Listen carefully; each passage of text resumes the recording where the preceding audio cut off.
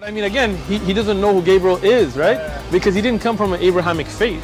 The people of Mecca were pagan. Quran is mentioned, if this book was from other than God, they would have found in it many contradictions. If a book is without contradictions, that has no bearing on whether it comes from God or not. I've had phone books that are inerrant, but I certainly don't think God gave them.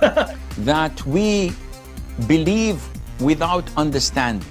The brother asked a very important question, that most of the scholars say that listening to music, watching movies, and most of the television programs, they're haram. So how can we have fun?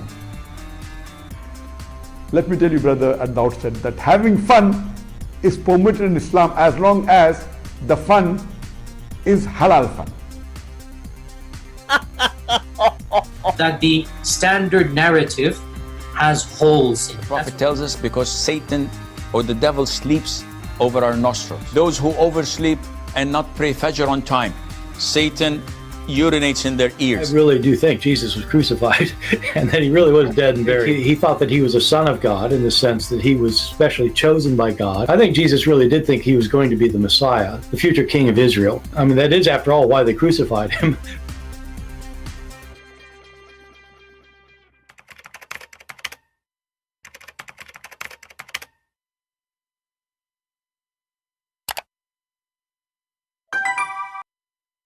Hello everyone, and peace of Christ to all of you. As you notice in our intro, we have a collection of idiots.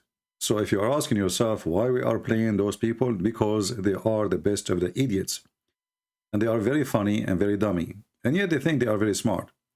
So each one of them here in this intro is there for a reason.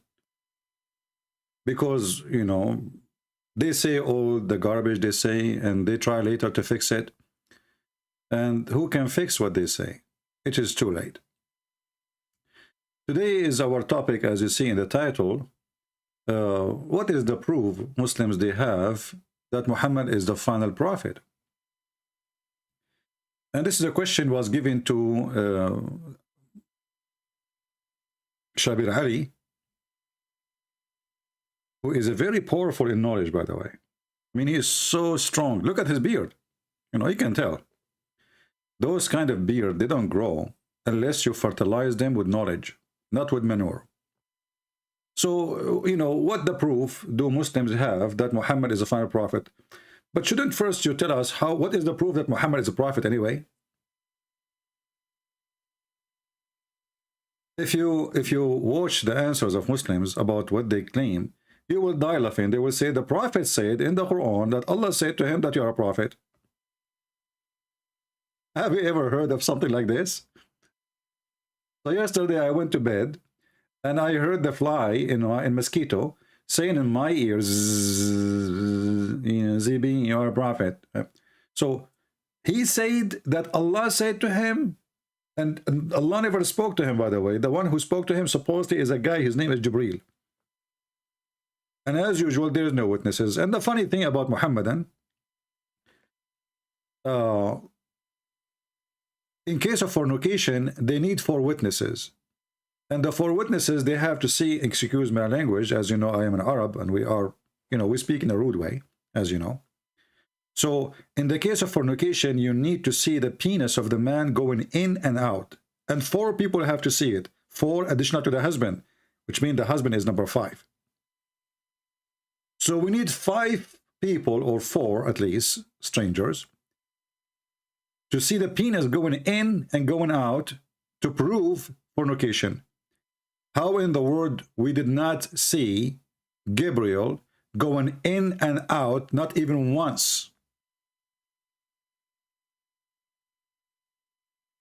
Are we listening? How come in the case of fornication you need 4 witnesses and they have to see the penis going in as it goes inside the inkwell, as a pin going inside the inkwell? And not to mention that this is impossible. Imagine you go to the bedroom, you find your wife with the neighbor, you know, and now you like, hey, let me, hold on, don't move, okay? I'm going to call 4 friends. Please don't move, okay? Keep going, keep going, keep going. And, okay, hello, alhamdulillah, Sheikh Uthman, can you, brother, come over? What, you are doing child molestation now? Okay, let me call someone else. How in the world you can do that? So for a person who millions follow his religion, there's no witnesses. And for fornication, we need 4 witnesses, and they have to see the penis in and out. This is why the easiest one to cheat with is a Muslim woman, because it's impossible for the husband to prove that she is cheating, because simply he cannot prove it. He have to have 4 witnesses. There's a story, we posted the link before, if you remember. I don't know if the admins, they have it. When witnesses, they came to the caliphate and they saw, the first one, he asked him, did you see the penis going in and out? He said yes. Okay. The second one, did you see the penis in and out? He said yes. The third one, he said, no, I did not see the penis going in and out, but I saw her legs around his neck and they were shaking like the ears of a donkey. I mean, the guy in the top of her, and her legs is around his neck, and they are naked. And then the caliphate, he started beating the hell of them because they were not able to prove or provide 4 witnesses who saw the penis going in and out.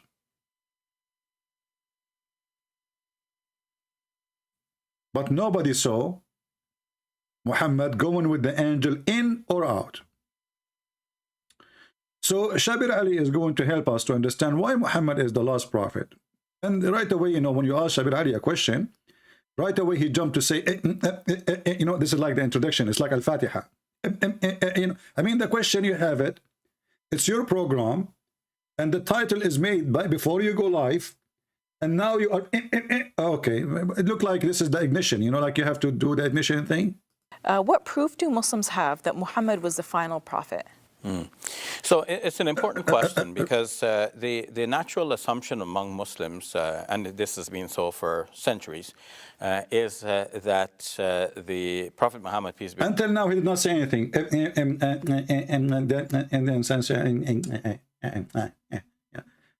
This is how you go, you know, this is how you squeeze a liar. I mean, what is the answer?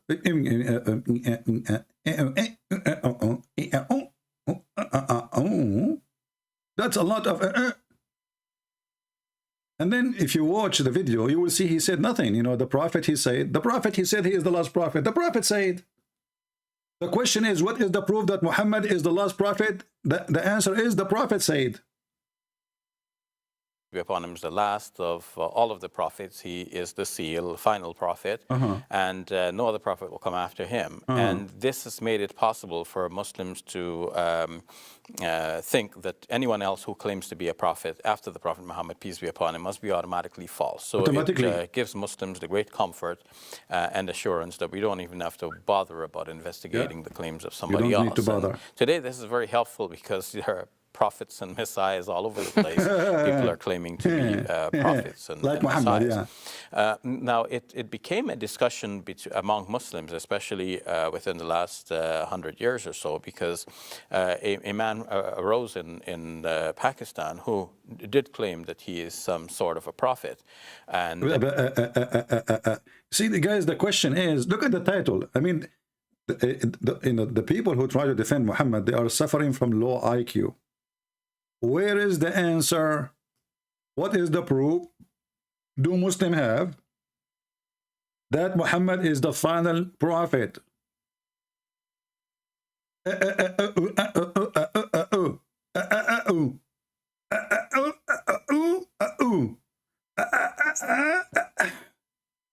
is what you do when you go in the bathroom. You know, if you're a Middle Eastern, you have a child, you have a son or a daughter, you want to teach them how to do poo-poo, you say to them, I mean, the title is so long, and we are waiting for the answer. And after he speaks for, you know, the whole video, he never say anything. Where's the answer? And then we don't want to skip anything because he said nothing anyway. So let us move like a minute in advance. You missed nothing, by the way. You can watch the video later. Be upon him is the last of all of the prophets. And hence the question arises, well, how do you know that he's the last of all of the prophets? How do you know? Well, the proof from the Quran is... Have you ever heard the proof? Oh, the proof come from where? From the Quran. Where the proof coming from? from the Quran.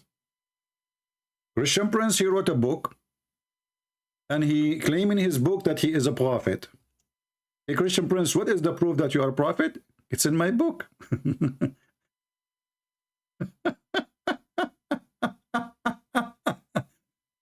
So the guy, he brought them a book, which is not even a book, saying that he is a lost prophet, and that is the proof that he is the lost prophet. I mean, do you see how deep is that? Who can beat this?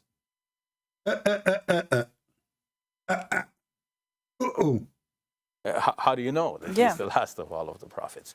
Well, the proof from the Quran is not absolutely certain, though for Muslim. And look at this, it's not even certain.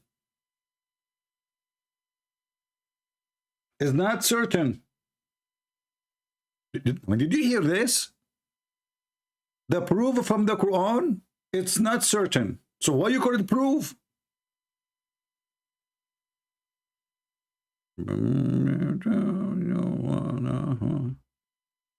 That is called Islamic science. Like when the Muslim, they say, you know, you remember Harun Yahya, the guy who have a lot of girls dancing around him, not like me. I mean, look who attend my program, a bunch of dudes, you know, and the women who attend my program, they have guns. You know, just to refresh your memory, Harun Yahya is the one I mentioned his name in my book. He is the first one who started making those claims about Quran and science, in case you do not know. And actually, I wanted to join his show, but I wasn't lucky, you know.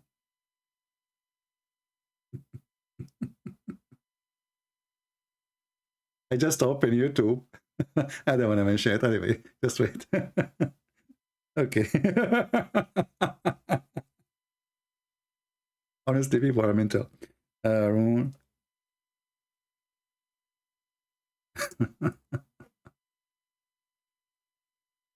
Okay, this is our friend, the only one who was able to bring a real proof that Muhammad is a prophet of God. The only one.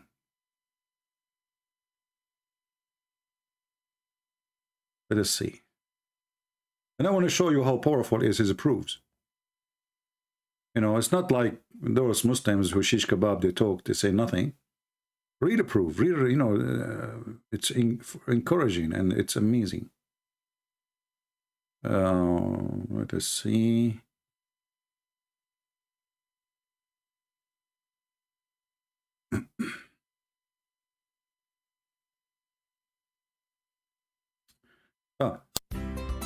This is the guy. His name is Yusuf Estate. He said, once I was going to do a lecturer, and I saw the book of this guy Harun Yahya. Encountered the works of Harun Yahya. It was by a strange coincidence. A very strange thing had happened. Someone had given me this book that had the head or skeleton, a skull, on this book. And I thought, this is a strange looking book. Strange. And I opened it and I began to read and I thought, oh my gosh, this is finally what we're getting, high class quality material for dawah. Something I've been dreaming about ever since I made Shahada. And now I'm going to show you the high class quality to do dawah, which you will love, and many of you might convert to Islam immediately.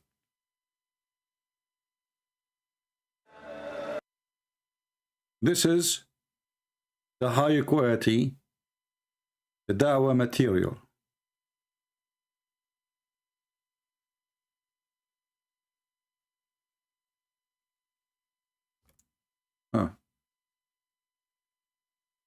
This one is too much. That will destroy your morality, so I'm not going to play it.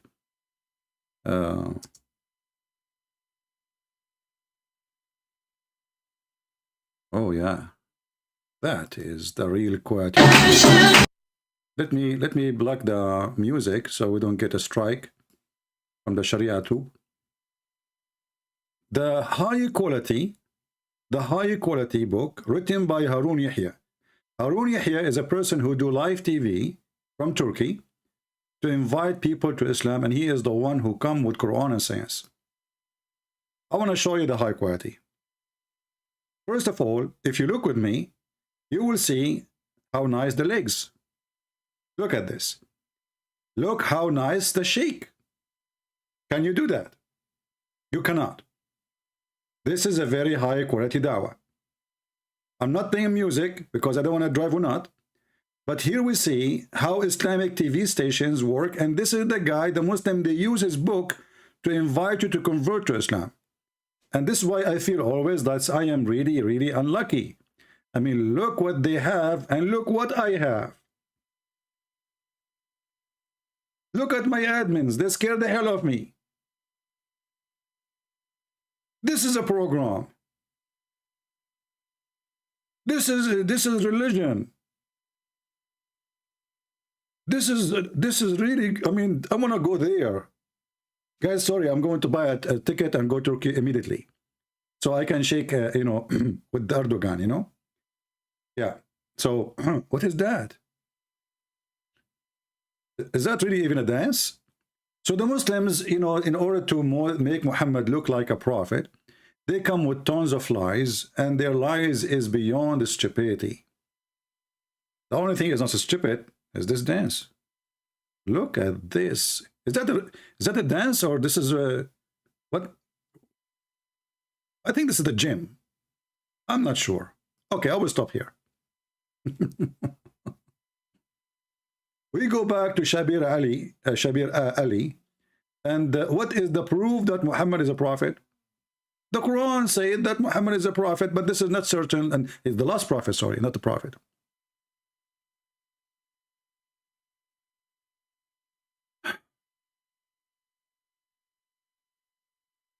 Do we have any Muslim have any proof for us that Muhammad is a prophet?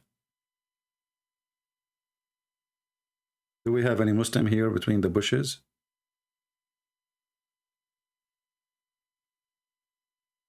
I mean, Islamic TV stations is really weird. One, you will see his TV, you know, his program is about killing hamster and killing, you know, lizard, and killing dogs. And if a woman, she can put lipstick, you know, around their nipples. And the other one is doing different. Every one of them have different way to invite you to Islam. Every one of them. And, you know, like killing the lizard as an example is a must, because lizard is an insect first, according to Islam. And lizard is the enemy of Allah who was trying to burn Abraham. And, you know, look at this lizard. I mean, this guy, you find him everywhere. And this is telling you, like, Allah is not everywhere, but the lizard is everywhere. Which means lizard is more powerful than Allah. You ask the Muslim, is Allah in the bathroom? They will say, no. No. What would happen to Allah if he's he would get dirty? So the lizard, this is a different dawah show. Shabir Ali have a dawah show. This one here is a dawah show. Adnan Oktar, Billy Bensin, you know, Hishik, is all of them is dawah show. Dawah, which means to invite you to Islam. Is justifiable, and it's a legitimate thing to do. Likewise with the house lizards. And there is a hadith in Sahih al-Bukhari where the Prophet told us, alayhi salatu wasalam, that when Prophet Ibrahim, peace be upon him, was thrown by his people in the blazing fire, all the creatures of Allah used to try and put off the fire. Did he say all the creatures? Is that including pigs? And dogs? Cockroaches? Flies? Mosquitoes? Hummingbird? Mice? All the creatures of Allah, all the creatures of Allah, they want to put the fire down. Look like all the creatures of Allah used to be firefighters, and they work in the fire department. They have good training. Except who?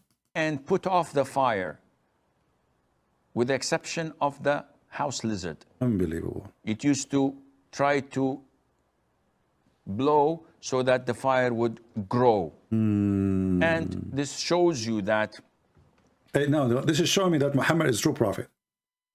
I mean, as long as the story is coming from Muhammad about the lizard trying to burn Abraham by blowing air at Abraham, I mean, that's it. I'm truly, truly, truly convinced that Muhammad is a prophet now, and he is not only the prophet, he is the last prophet.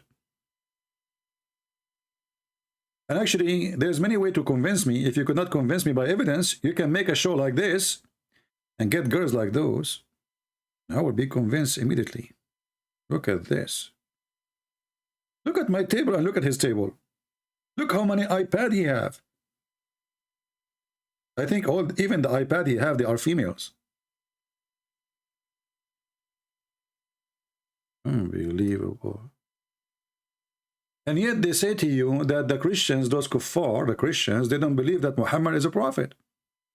I mean, if Muhammad isn't a prophet, how in the world he knew that in the time of Abraham, his people, they try to kill him by fire, and all creatures, they try to put the fire down, except Mr. Lizard.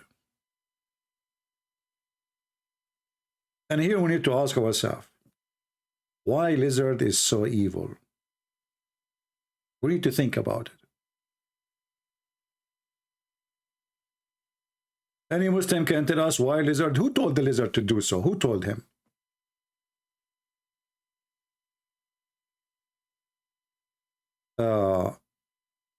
Spin, his name is Spin. He is saying Christian is a lie. My friend, Spin is, as long Christian is a lie. Why you're a stupid prophet saying you are not? I mean, what's wrong with you Muslims? You oppose your prophet. You are so good in breakdancing, but your words is very silly and not convincing. Do you want to call me?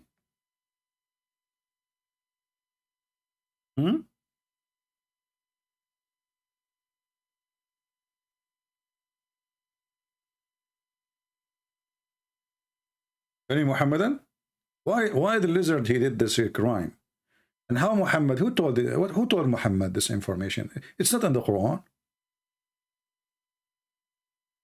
How Muhammad received his knowledge? Muslim, they will say Allah sent him Quran. Okay, well, there's nowhere in the Quran speaking about Mr. Lizard. Peace be upon him. So where this information coming from? Anyone? I don't know if there is anyone.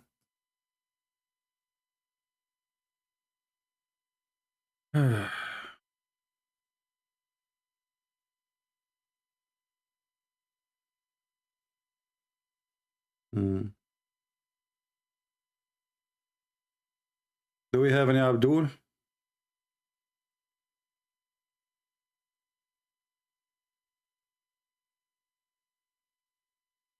Any Muslim would like to help us?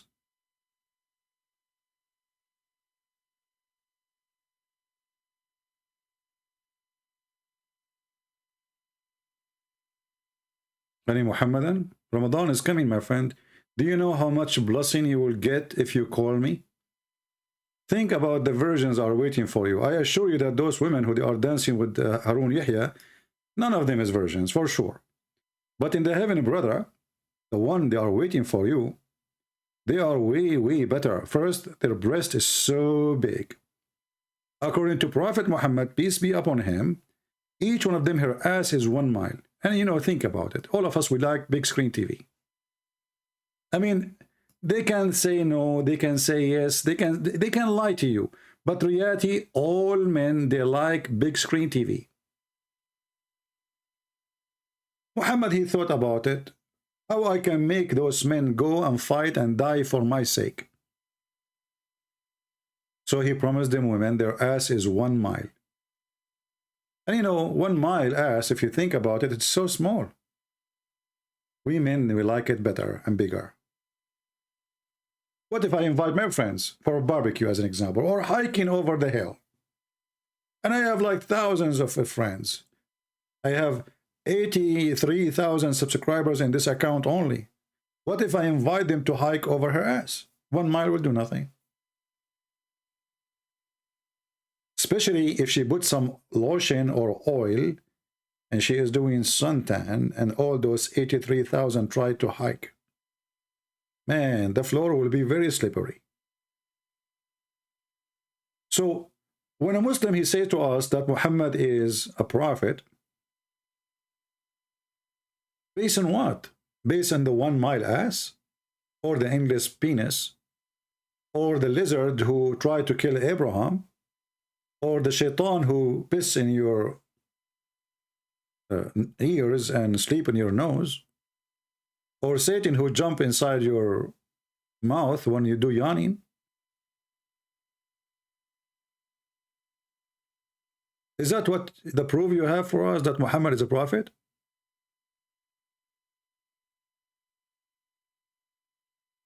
Anyone? People of Indonesia, wake up, wake up. You see, it's morning for you, right? Wake up, Malaysia, Indonesia, whatever, Shisha. What's wrong with you? Drink coffee, so come on. I thought if I mentioned the 1 mile ass, all of you will wake up. I will scare the hell of you. Still they are sleeping. Do we have any Muhammadan would like to call us?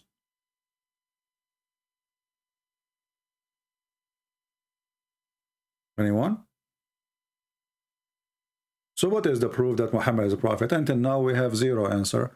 All what the Muslims they do, funny, silly speeches, meaningless talk, and the title is more strange than the answer. It is. It says that the Prophet Muhammad is Khatam al-Nabiyyin. He is the seal of the prophets. And for Muslims, that means that, okay, that's it. He's the seal. It's like the last thing that goes on the envelope. The last thing goes in the envelope. Who said that? The Quran. And who brought the Quran? Muhammad.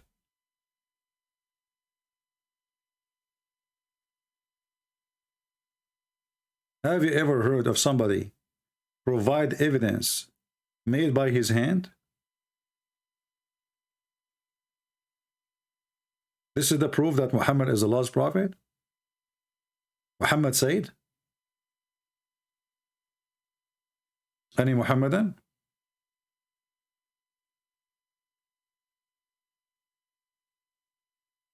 Anyone? Who is a Muhammadan? We heard nothing, we saw nothing.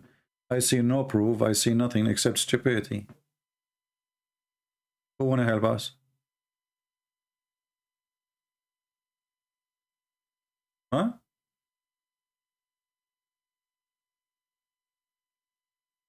We can help you to convert to Islam if you wish. Look at this. Actually, if you look in this video, you will notice many things. Here you see how much they love their country.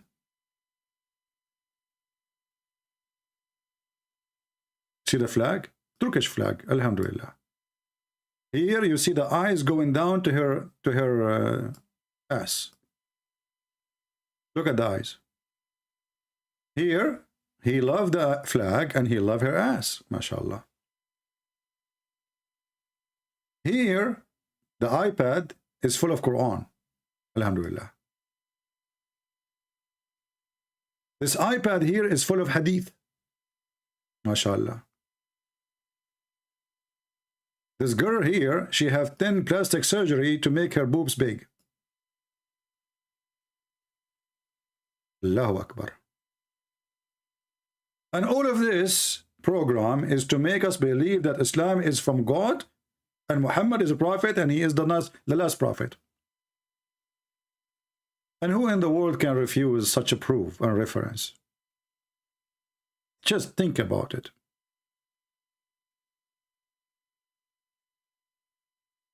Any Muhammadan?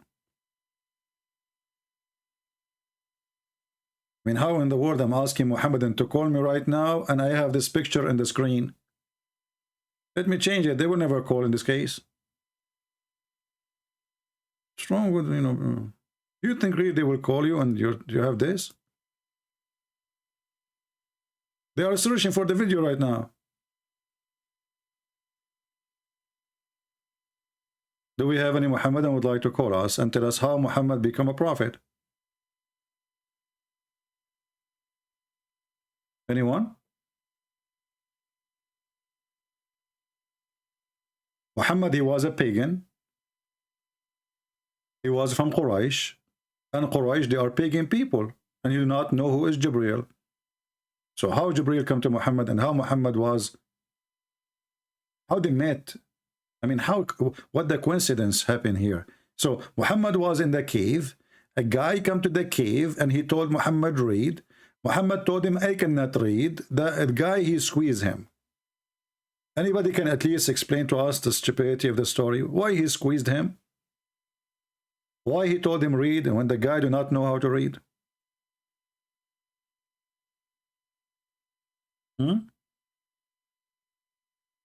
Anyone?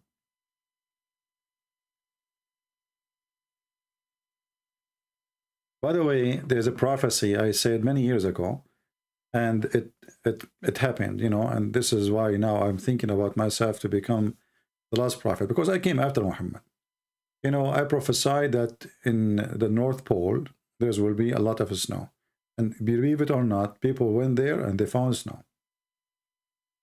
And I prophesied that at that day I was talking, I said, this month a lot of women, they will have their period, and you will never believe it.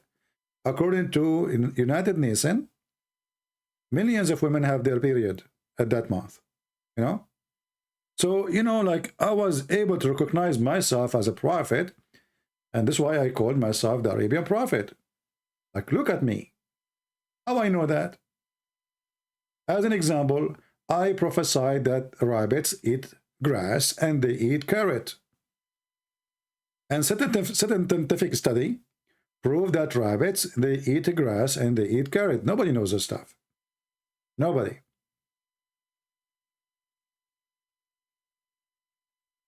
Here we notice there's a lot of similarity between me and the Prophet Muhammad. The difference is Muhammad's imagination is so big that the penis is 1 mile. For me, I will make it 6 foot. I mean, come on, 1 mile is too much. But 1 mile, hey, come on. You know, aren't you afraid of the ants of the Amazon? Aren't you afraid of this Bariana fish in Amazon? They will eat it. They will think it's a sausages. What if your penis go inside this murky water there? By accident. So Prophet Muhammad, he did beat everybody. He is the only one. You know, he discovered that women have testicles in their ribs. We cannot beat that. Oh, do we have any Muhammadan would like to call us?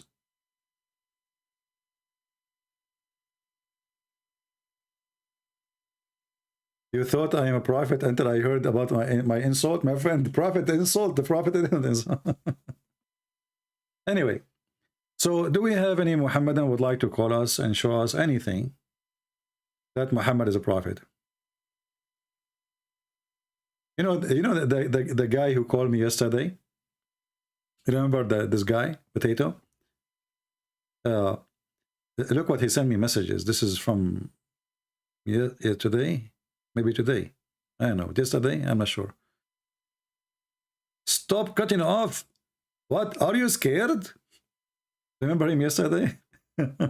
I'm scared.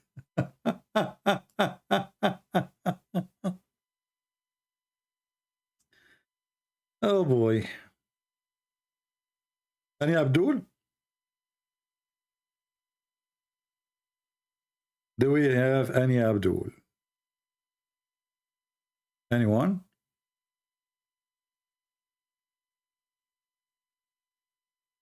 So you Muslims, you have zero proof. What you have actually is just a stupid story made by a stupid man, proving to us that Muhammad can't be a prophet. As an example, if we go in the Quran, we will find that the God of Islam, Aka Muhammad, claiming that Allah, he sent hail from mountains in heaven.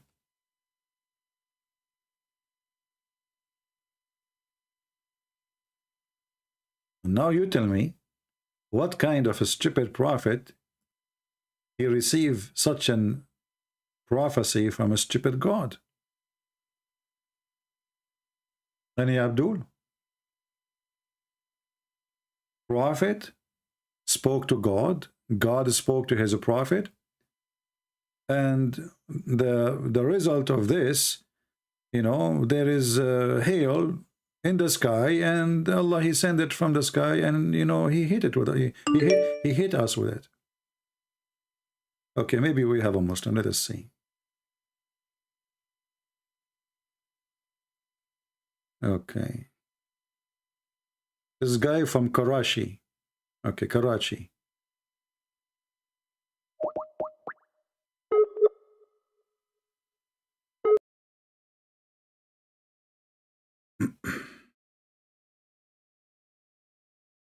Let us see. Hey, don't call me the guy from Karachi. I will call you. Don't call, I will call you. If you try to call me, it doesn't work.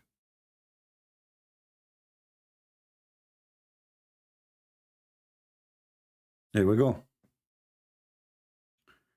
We have a customer from Karachi, Pakistan.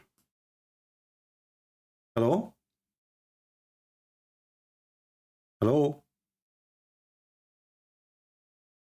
Hello? Are you there?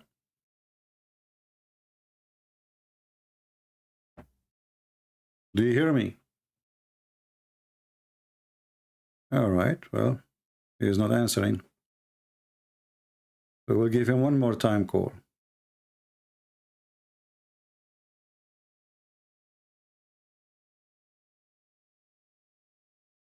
Let us see.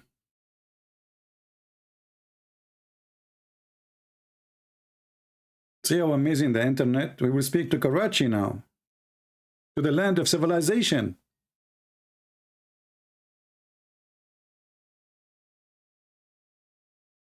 He's not answering.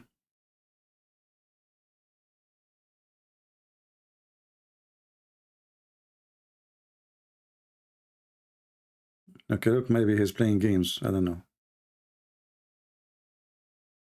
Do we have any Abdul from Karachi, from Bakachi? Who care? Any Abdul can provide us with anything to prove that Muhammad have anything to do with the prophethood. Allah, he sent hail from mountains, and the Muslims, they try to cover it up, try to fix their lies and the lie of Muhammad. They say he sent down from the sky hail, and they put a bracket like mountains. The fact the Arabic says there's mountains in heaven where Allah, he sent hail from it.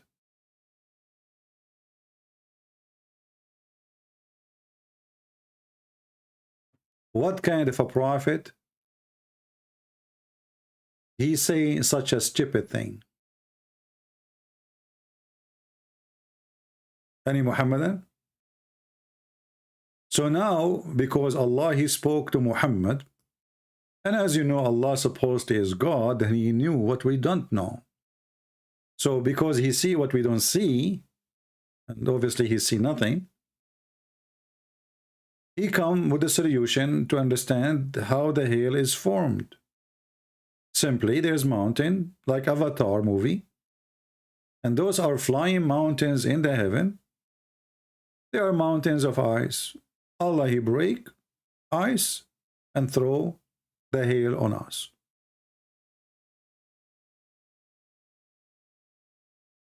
Any Muhammadan have a comment? So I am surprised really why Shabir Ali was like, I mean, come on, just quote this verse for us and we'll prove to us that Muhammad is a false prophet. I mean, the last prophet. If Muhammad is not the last prophet, how he knew this? You tell me. Anyone?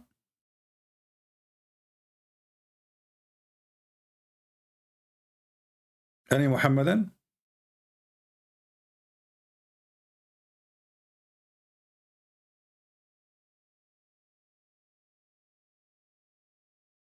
Anybody?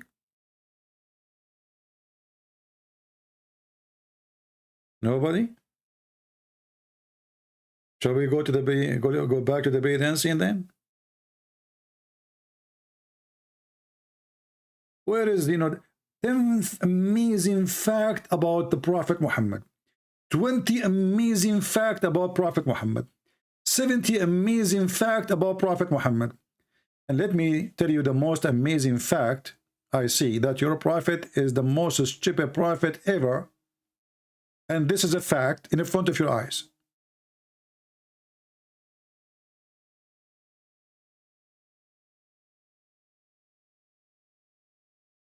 Rob X saying to the Muslim in Arabic, hey, defend by science and understanding, not by weapon and violence. My friend, even in weapon and violence, they do not know how to use it.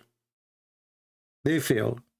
They decide to create an Islamic state and became a fart state.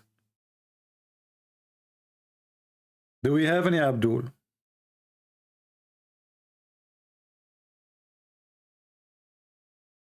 If you call me and you convince people that Muhammad really is a prophet, or even if you defend, just defend. Do you know what kind of beautiful versions Allah will give you? I mean, did you think about it? Don't you want to have some females like this? They do the turkey dance. Look at this. Don't you want to go to heaven and those females are waiting for you? And they're blonde.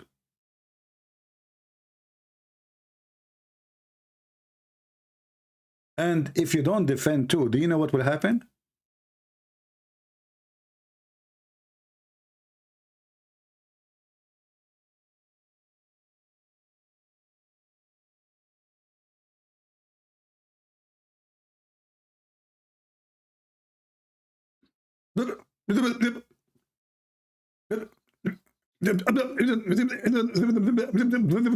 They get excited. Your child is going to become apostate. My friend, your child is apostate already because of your stupidity. He will become. What do you think about the Chechenian Muslim soldiers? First of all, those are Chechenian. They are chicken of Putin. They are not men. If they are men, they will fight for their country. They became his puppies, I mean, this guy just in 1999 he destroyed their city, Putin, Grozny. Coward, they have no dignity. Potatoes. Those Chechenian people, whoever, like what his name, Kadyrov, this is the kind of a man, whoever marry my mom, he is my daddy. So do we have any Muhammadan, your son will become apostate? Anyone? If you don't call and you defend the stupidity of your prophet, your son will become apostate. I'm not the one saying that. Look, this, the guy who stripped in the front of the Chinese embassy. And by the way, I heard that after he took off his t-shirt and he showed his nipples, and I saw how he shaved his chest. I mean, have you ever heard of a man he shaved? Why you are shaving your chest, buddy? It's personal. It's personal. It's a short time.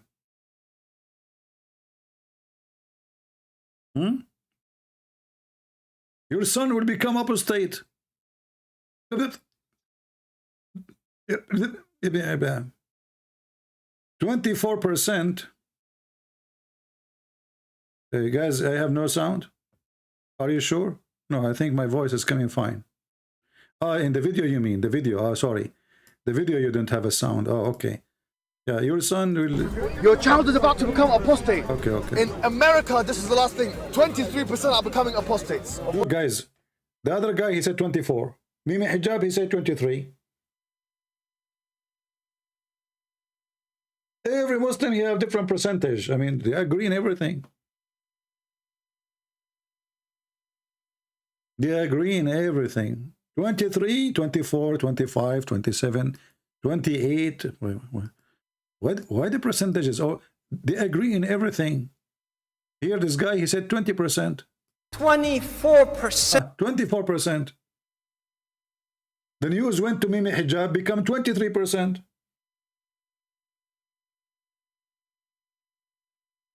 The news will go to the other guy, will become how many? 13 to 18, who have openly declared their apostasy to me. Do you know how many Muslims became atheists today? How many? Polls conducted in the Muslim world reveal that up to 5% of 5%. One he said 24, one he said 23%, and one he said 5%. I mean, Muslims are truthful people. Their numbers is always accurate. I mean, do you see how we even close the numbers? 24, 23, 5%. Yeah, I don't know what this guy he said. Did he say any percentage, this guy?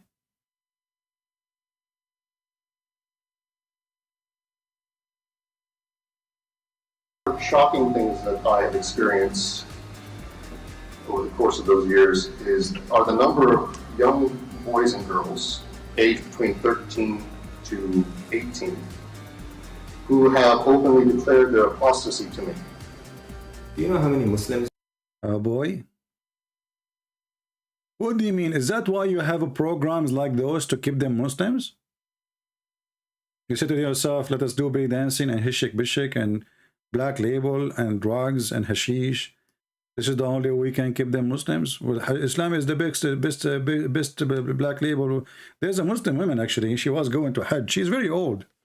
So, you know, when she arrived to the airport in Jeddah, the police there, the customs, they check her bag and they found a big ball of black label.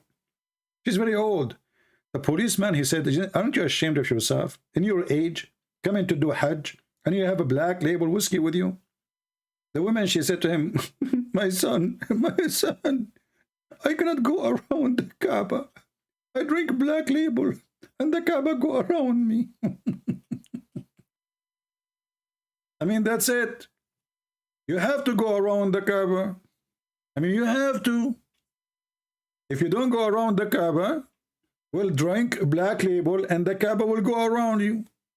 Hey, by the way, Muslim, why you have to go around the Kaaba 7 times? Why? What will happen when you do it 6 times? 5 times?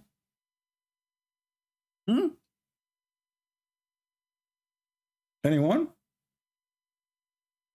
Like, do you have any answer? I mean, what this religion is about? Yeah. And there's a black stone. If you kiss it, it erases your sin.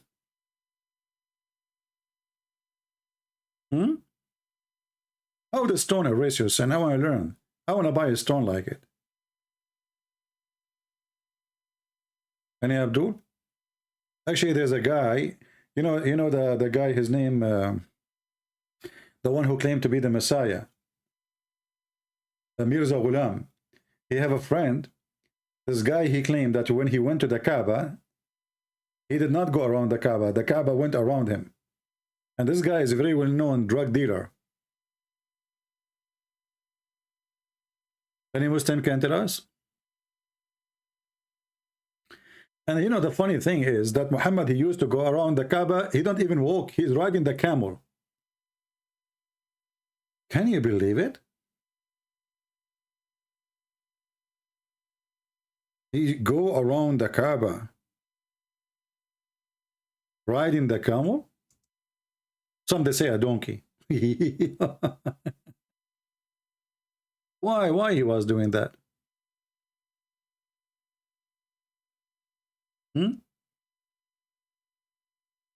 Any Muslim can tell us?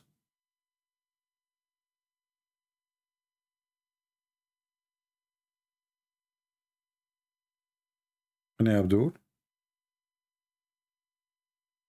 And what make it more funny that the Muslims, they claim that the Hindus are pagan, the Christians are pagans, everybody is a pagan, and they are not pagans.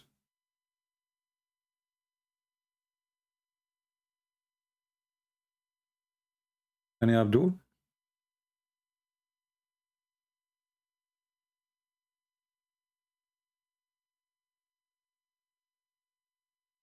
Nobody? What happened to the guy from Karachi?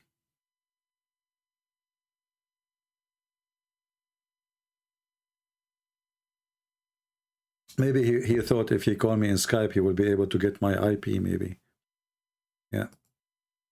God bless you, brother. May Allah help you on your mission.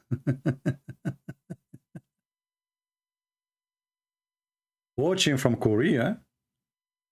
You are from Korea and you are watching. As I know, Korean people now busy eating rice. Korean people, I love them by the way. They make rice juice, rice cake, rice bread, rice. I mean, everything is rice. This is why when the American, they used to have a foreign minister, her name is Condoleezza Rice, they loved her to death. They don't want her to let go back. They want to eat her alive, you know? Yeah, rice and kimchi, rice and kimchi, rice and kimchi, you know? And then Condoleezza Rice, she went there, and everybody want to take a hug. I want to go to Korea and change my name. I will call myself Christian Rice. Hijab. Abdullah. Alhamdulillah. Any Muslim have an idea what's happening here? Why nobody want to call?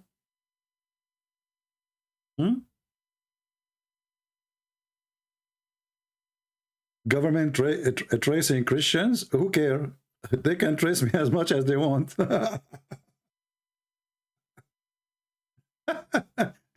My friend, I'm the last one to worry about it. No, tell you, this is a true story, by the way. One, the mafia, alhamdulillah, brother, they kidnapped me, brother. And they called my father and they told him we wanted $3 million. My father, he responded to them. And he said, I will give you $3 million under one condition.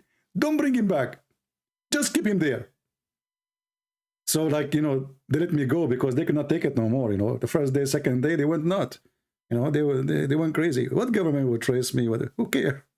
Trace me. You trace me, I trace you. What you can do about it? My videos is all over the internet and people would die laughing at you anyway. Do we have any Abdul here? Anyone? What is the customers? What you did to the customers? You made them run? Okay, forget about the, you know, I mean, this guy, he said 20%, the other guy said 24, this guy said 23, this guy, he said 5%. I mean, come on, who cares? It's okay. I don't believe that Muhammad sallallahu alaihi wasallam was a messenger of Allah. I mean, look at this stupid idiot. Muhammad sallallahu alaihi wasallam. I mean, the guy is dead. And the Muslim, they cannot say the name of Muhammad without saying Allah, pray on him and salute him. Have you ever heard of a God salute the dead man? I mean, who is the God in Islam, Muhammad or Allah? Shouldn't it be the opposite, that Muhammad is praying to Allah and he salute Allah? No, in Islam is the opposite. Allah, he prayed to Muhammad and salute Muhammad. For sure, Muhammad is more important. Muhammad, you have a wife, she is 6 years old. Do Allah have a wife 6 years old? There's no way she will like you. You have to be, you know, in order to make a girl, she is 6 years old, like you, you know, because, by the way, Aisha was in love. According to Muslims, Aisha was crazy about Muhammad. She used to ride him all the time. You know? I can show you the hadith. She used to ride him in the top of his shoulders so that he can watch the kids playing in the yard. Have you ever heard of a wife sitting in the top of the shoulder of the husband? Because she's a kid. The wife is a kid.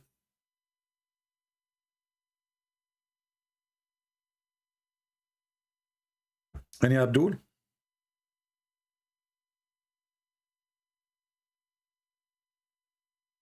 Julius is dying, guys. Somebody called the Federal Center. Here we go. Julius is dying. And later his wife, she will call me and she will curse me. She say, may Allah kill you. You killed my husband from laughing. You are dying. Just leave, man, before you die. You know, take a hike. He's dying. Anyway, do we have any Muhammadan here? I'm really, really convinced that Muhammad is a prophet. I mean, you see those Christians, They try to lie about Prophet of Allah, but Prophet of Allah is the smartest. As an example here, the hadith in front of us, Muhammad, he was watching a bunch of rats. And he noticed that rats are not drinking the she camel milk. Muhammad is a person of deep thinking. He's a deep thinker, you know. He's not like those generation today, you know, genes and, you know. No, he's a deep thinker. So he hold his pen, he put his pen, he have a pencil, by the way. He put it behind his ear. Yeah, the right ear, because this is where the Jibreel piss, you know. So he put the pencil behind his ear and start thinking, the rat is not eating, drinking the camel milk. Why? So Prophet Muhammad, the first thing he did, because he always does things in scientific way. So he put a question mark. Okay? Like boing, you know? Like, what? Boing, boing. So he was looking like, you know, he's observing. You know, not all of us, we can observe. He observed differently, you know. He observed like there was a woman once was walking in front of him and he was observing her ass. And then he left his friends and he jumped to his wife in the kitchen. She was tanning leather and boom, boom. He observed a lot. You know, Prophet Muhammad is very well known in observation. So Prophet of Allah, he was looking at the rats, you know, and he said, look what he said. A group of Israeli. Who? Israeli. We have to put the Israeli everywhere. We're lost. Jews, and they are lost? You must be kidding me. I mean, if you lost him, you will find him in the bank. Anyway, so an Israeli were lost. Nobody knows what they did. Look at this. He do not know what they did. Prophet, how come you do not know? I thought you know everything. Isn't you Muslim? You keep saying Allah knows best, and Allah and the Prophet knows best. So Muhammad, you know, he's being humble. Now he do not know what they did. So, but I do not see them except they were cursed and changed into rats. Look at this genius. Okay, how Muhammad he come to this conclusion? I mean, think about it. This is a very deep thought conclusion. They become rats. They become rats. Why Muhammad is thinking this way? Ah, look at this. 4. Look at the 4. This is the 4, not like Mimi Hijab 4. Mimi Hijab says this is why the hadith says 4, not 2. Translator, he said that. 4, here you connect the dot together, brother. Okay? Here, the deep thought. 4, if you put the milk of a she camel in front of a rat, it will not drink it. But if a milk of a sheep in front of it, it will drink it.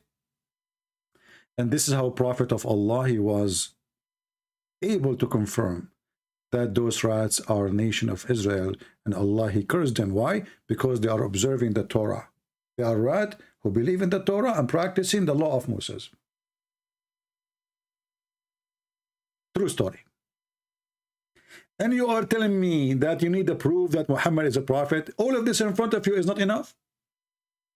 Look at this genius. Imagine if we have Muhammad. You see, yesterday there was a movie in YouTube, like, you know, those for free. And it's a garbage movie. They try to make, you know, Islam is a nice religion. There's a guy from Turkey. They want to arrest him. And he was a good guy. And the Prophet don't teach violence. And the terrorists don't present, you know, this garbage. But true story. The movies of Hollywood who try to make Islam look nice, they are full of shame. What do you think about the 10 commandments were never mentioned in the Quran? Well, you know, the Muslim, they will say to you, no, they are mentioned.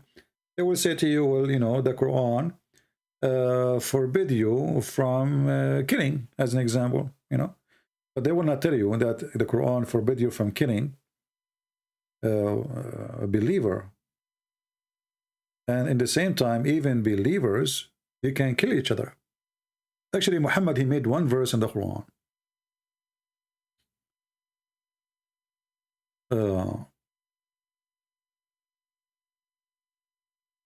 Destroy all of Islam. You see all the problem now Muslims they are suffering from, additional to the stupidity of Muhammad.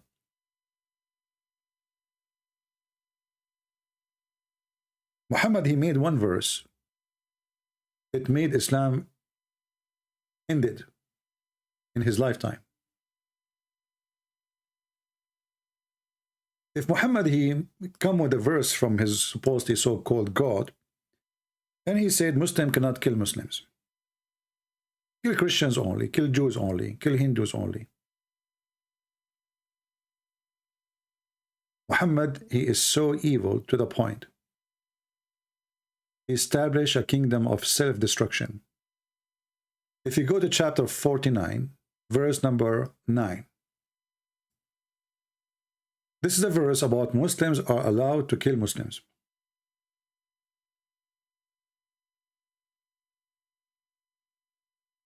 If two parties or a group among the believers, so the verse is so clear, among the believers, fail to fighting, then make peace between them.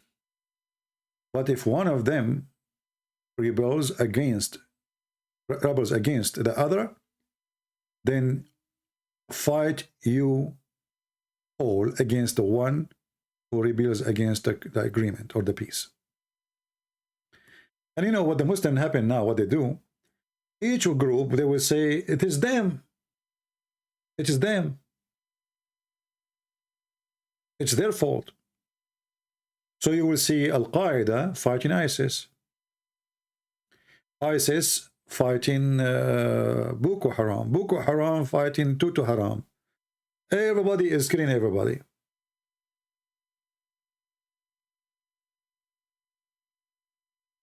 And by the way, translation here, it's not really accurate, as usual.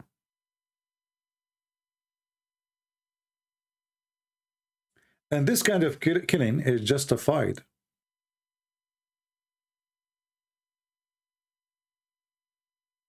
And this verse actually made the end of Islam from a long time ago. This is why from the time of Muhammad until now, Muslims killing Muslims. If you go check right now, who killed the caliphate after Muhammad? Muslims. Who killed Uthman? Muslims. Who killed Ali? Muslims. Who killed the grandsons of Muhammad? Muslims.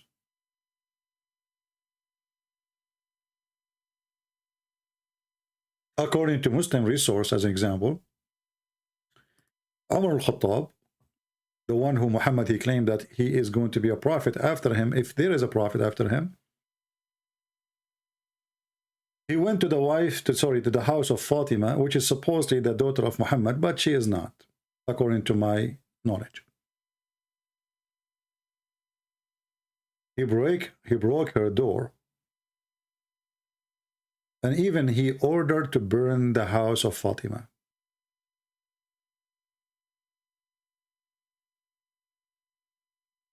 Actually, I can find the reference, you know. Let me find it, hold on.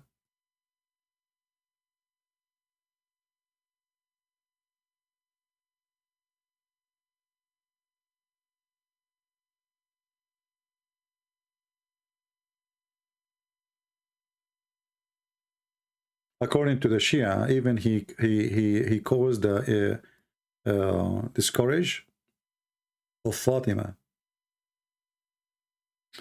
This is the book, it's called Al-Asrar al-Fatimiyya. This is one of many books.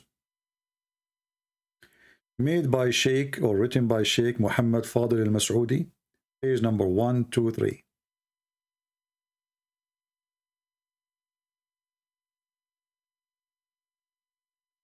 Here it says, and he is quoting from the book, it's called Al-Milal wal-Nahl.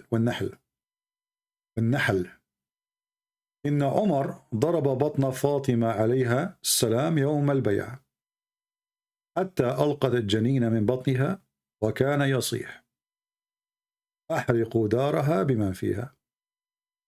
Umar, he hit the stomach or the belly of Fatima, so she'd have this courage of the child she was carrying. And he was screaming, burn her house and whoever is inside the house. Who did that? Umar ibn al-Khattab.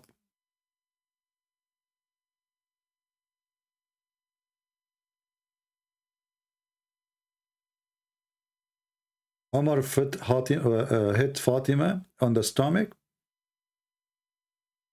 The translation is not really, you know. So the fetus came out of her womb, you know, she had this courage.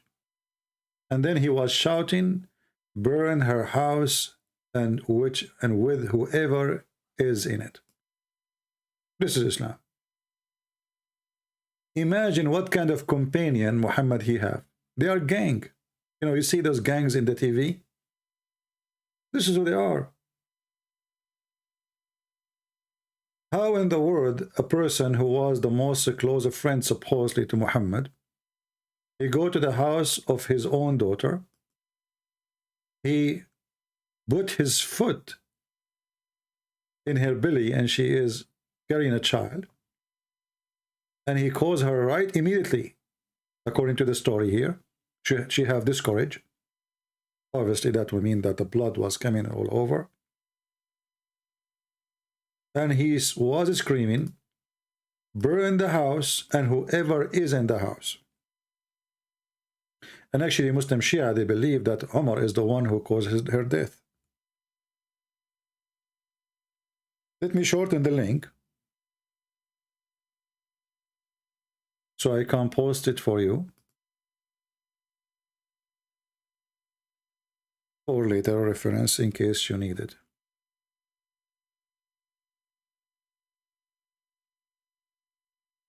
All right.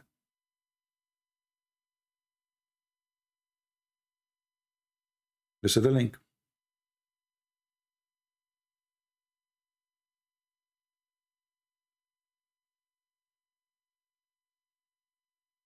Any Abdul?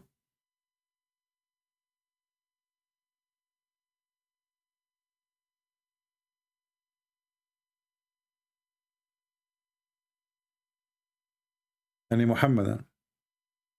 This is telling you the quality of Muhammad and his friends. You know, tell me who is your friends, I will tell you who you are. Sorry, miscourage, sorry, it's my, I apologize, I used the wrong word. Yeah, miscourage, not discourage. As you know, my English is so good, by the way. Do you know I used to teach in the University of Taliban? You know, I used to teach English. Erdogan is the coming caliphate. My friend, I can tell, and the proof in front of my eyes. Turkey is the #1 nightclub and belly dancing and drugs in the world. Look, Erdogan, look what Erdogan doing. Erdogan is the coming caliphate. I can tell, I can tell. Yeah. Did you go to Turkey? Go to Turkey and see what is there, you idiot.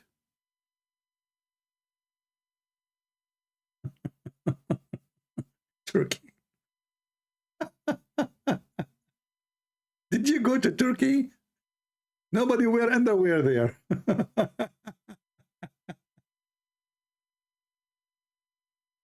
Oh boy. Yeah, Abdul, focus with me, focus. How, Harun, you always here, always you come here, but you never give us any proof that Muhammad is a prophet. Why you don't help us?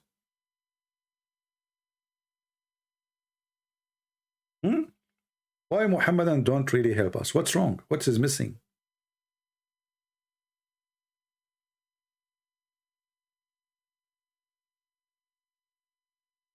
Anyone? Who is a Muslim who would like to debate me in Turkey?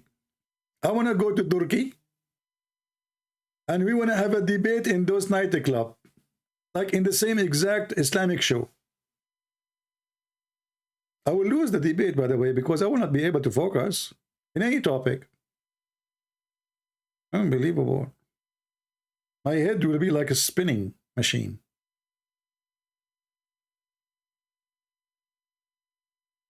Any Muhammadan?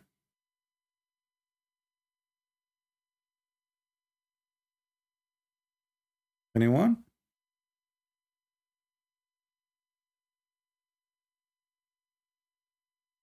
Do you know, by the way, what Harun is? Harun is a cat. I mean, this guy, he called himself Harun. He didn't know that he's a cat. You know, one of the funny thing about those Muslims who they are not Arab, they have names for themselves. They don't know what those names mean, but those names are really disgusting. Like Muhammad last name is dogs. His wife, her last name is donkeys. Can you believe it?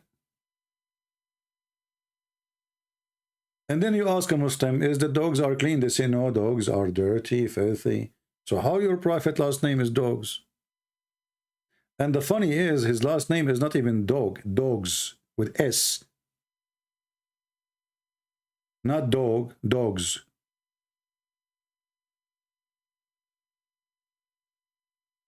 And you have to, and look at this chapter in front of us.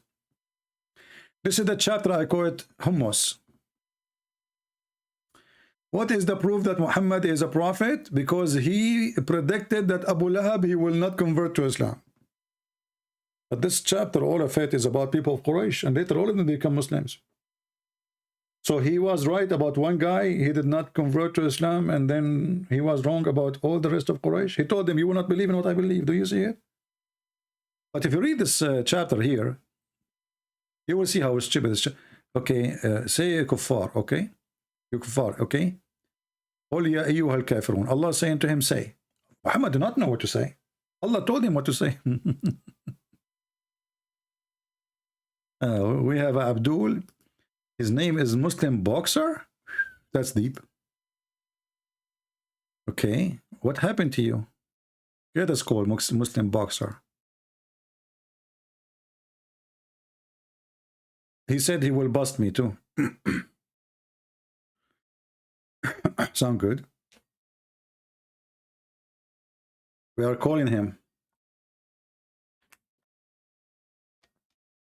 And he is not answering.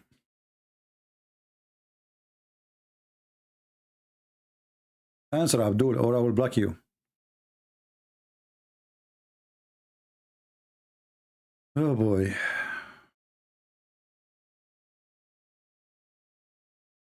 Okay, you don't want to answer, I will block you. So I will call you one more time. If you don't answer, I will block you. Okay, Potato? Be a man. Let us see.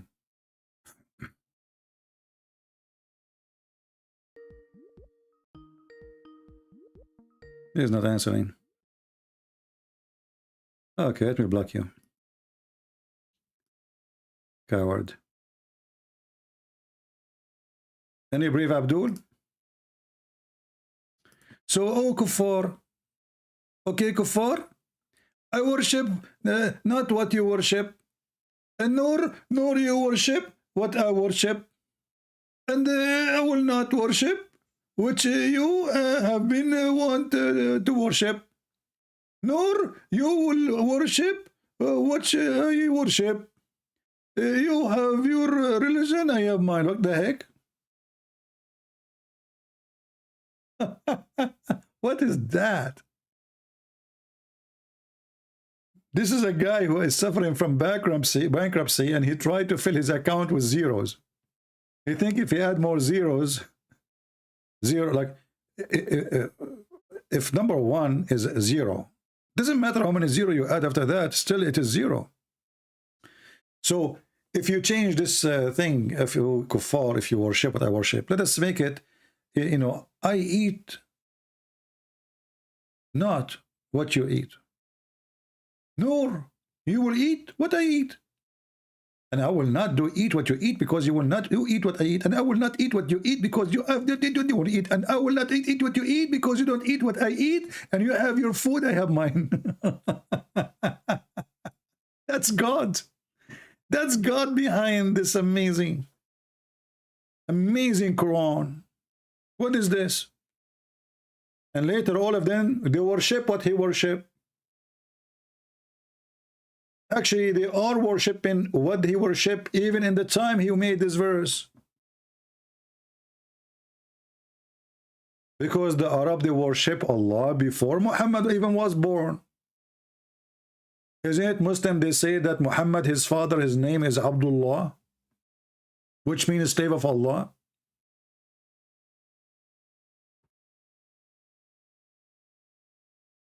تنبأ محمد بسقوط القسطنطينية. Hey, Harun, why you don't type that in English so people can see it, so we can laugh at you? So guys, Harun saying that Muhammad, he predict that the Constantinople is going to occupied. Hey, Abdul, that hadith proved Muhammad to be false. Do you know why? Because Muhammad, he said that the Turk are people of Gog and Magog. Never fight them if they don't fight you. He never said they will become Muslims. And Muhammad, he said to the Arab, who they are in front of him, you will open the Constantinople. But that will happen in the hour. In the judgment day. Do you see it? Do you see how stupid your prophet is? So your prophet, he predict that when the judgment day is coming, you will take the Constantinople.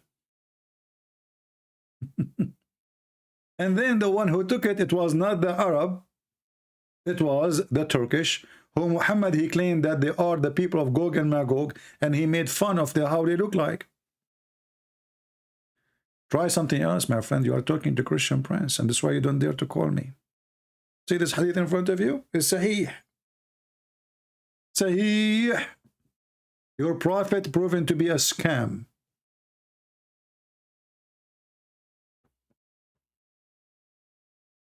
People, Turkish, according to Muhammad, they are people of Gog and Magog.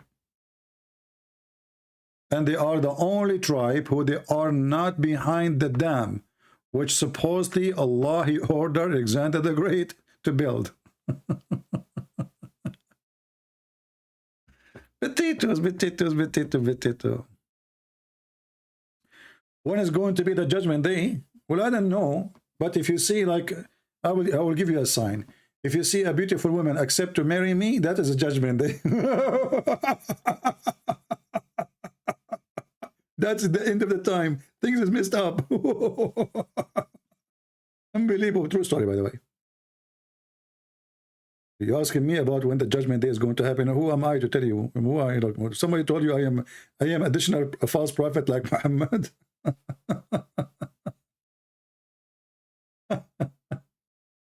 Oh boy. Any Abdul?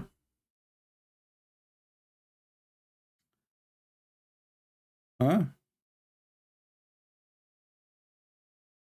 Anyone? Why people are laughing? Why people, you know, when somebody share with you the truth, you laugh, huh? Crazy people. I'm sorry, you people speak to the mirror when you go in the bathroom, don't you? Like you are the kind who goes in the bathroom and you look at the mirror and you start talking to yourself. Hold on, I got a phone call. You will lose debate. I mean, Muslim keep texting me, I will bust you. You will lose a debate. And when we call them, they don't answer. Okay, let's call this Abdul.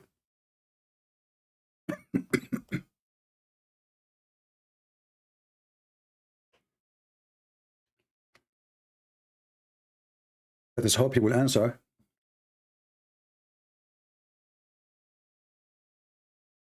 He is not answering.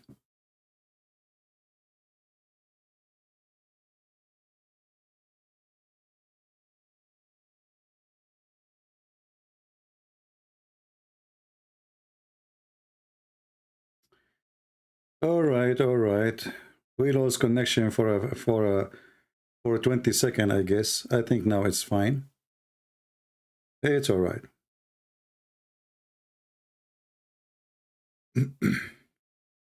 We are calling this guy.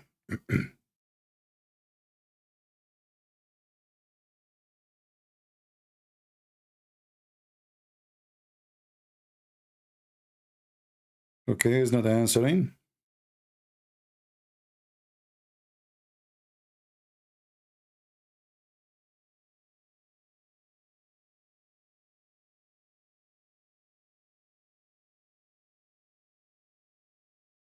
Okay.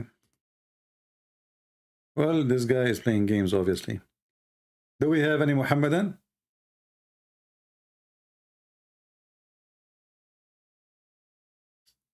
Do we have any Muhammadan?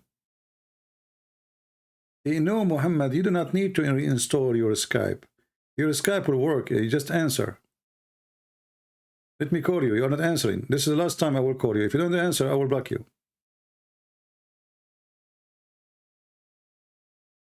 Let us see.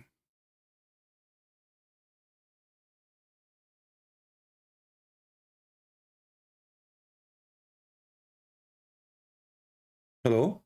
Yes. Are you there? Yeah, Ultimate Fort?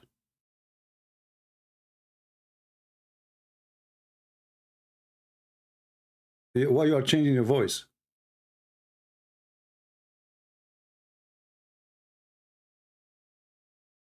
Why you are changing your voice?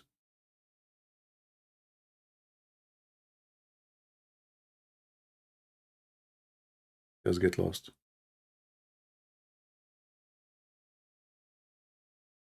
All right. Ultimate Fort.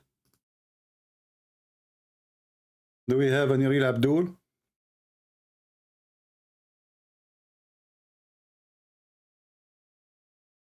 Anyone?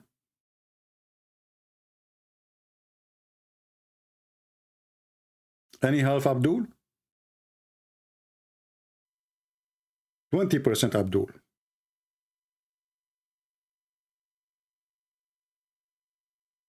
Hello? Hello, hello. Hello, hello.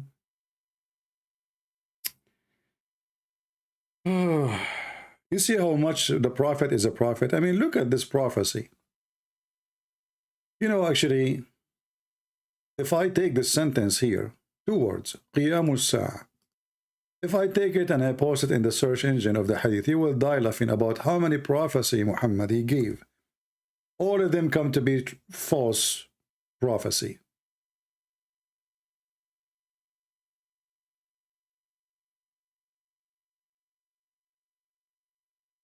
Look.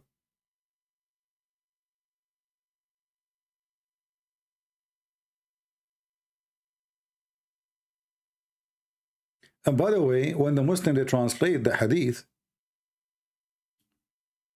they fabricate. They lie. You see, in Arabic, look how long in Arabic it is, and look how short it is in English. Here it says, القسطنطينية تفتح عند خروج الدجال.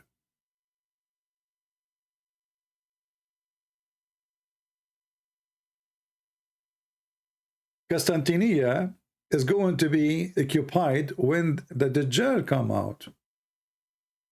But the Dajjal is the one who come at the end of the time, and then the Christ, the real Christ, will come and will kill him. A cowboy fight, you know.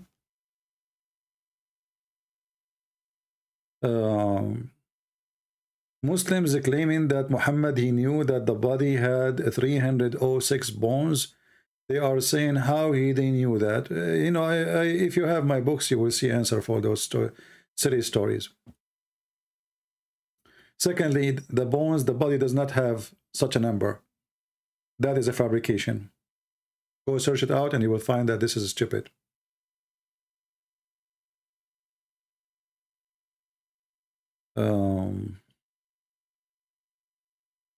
Never take what Muslim they say to you. Let us say the Muslim they say something. Go check it out. And you will find it's false. Any Muhammadan?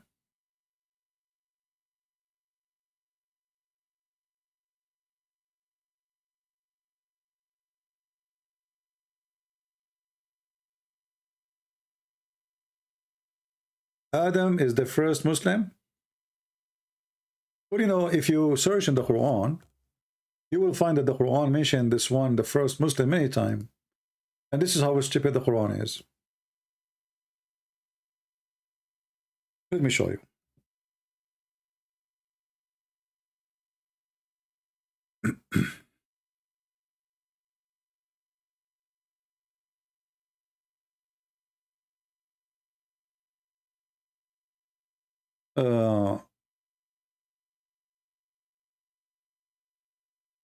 if you go here,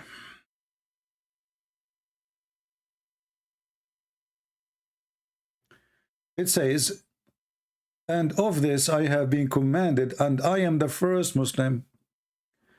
This is a chapter 6, verse number 163. Who is talking, Muslims? Any Muslim can help us? Who is talking? Islam, my friend, Islam, stupid religion. So, is Adam the first Muslim? Is Muhammad is the first Muslim? Is Abraham the first Muslim? Who is the first Muslim? This is what happened when you have an idiot. He claimed to be a prophet.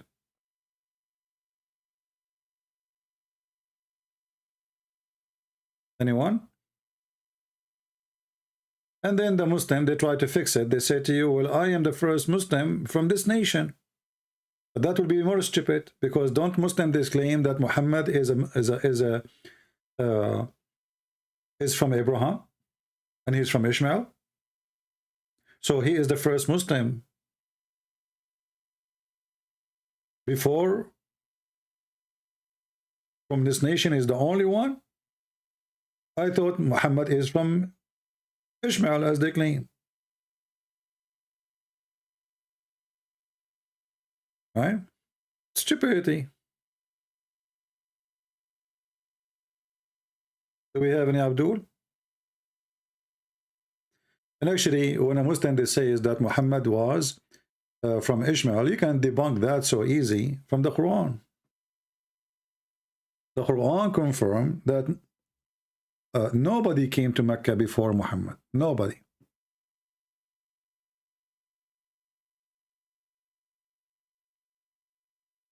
Let us see. Somebody try.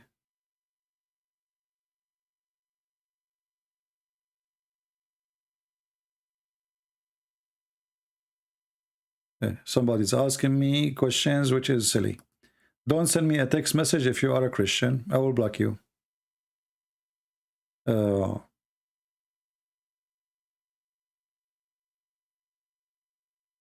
Was Muhammad the only prophet sent to Mecca Muslims?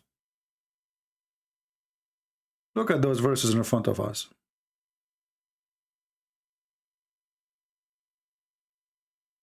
Chapter 34, verse number 44. And we had not given them scriptures which they could study, nor send them before you, Muhammad, a warner or a messenger. Do you see it? So how the Muslim they claim that Abraham was there, Ishmael, he is the father of the Arab, all the garbage, when they never have those Arab, they never have neither a warner, neither scriptures. This is why we say always use the Quran. The Quran will show you that Muhammad is a stupid idiot. You know, in the Middle East, when somebody is naive or stupid or uneducated, and you know, like they have tradition, like when you want to get married, your parents will go and they will, your father, if he's alive, he is the one who will ask for the hand of the girl. You don't talk, you know. And if you are stupid specifically, your parents will warn you not to open your mouth when you go there. Muhammad is the person who cannot stop talking. Hey Harun, when you answer this stupid thing in front of me, we can go to the universe expanding. Secondly, I challenge you to show me where in the Quran says the universe expanding. This is only expanding in your head. You Muslims are a bunch of liars. When you say things, it's not in the Quran. In front of everybody, we have 1,000 people watching. Harun, can you show me the verse in the Quran saying that the universe is expanding? Can you? If you don't know where is this verse, I can show you where it is, because I know what the Muslim they say, but the verse doesn't say what you Muslim claim. Secondly, you idiot, this is mentioned in the Bible thousands of years before Muhammad, where it says that God, he spread the heaven like a curtain. But it doesn't say even that in your Quran. And you know what? I know you are a donkey. It's going to take you forever to search in Google to find the verse. So I'm going to find it by myself.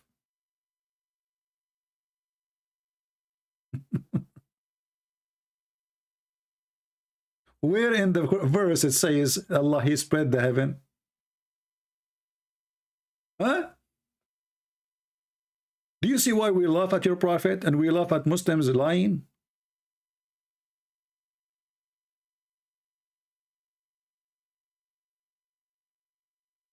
Where in the Quran it says Allah, He spread the heaven? This is your fast translation. It says we are able with more power.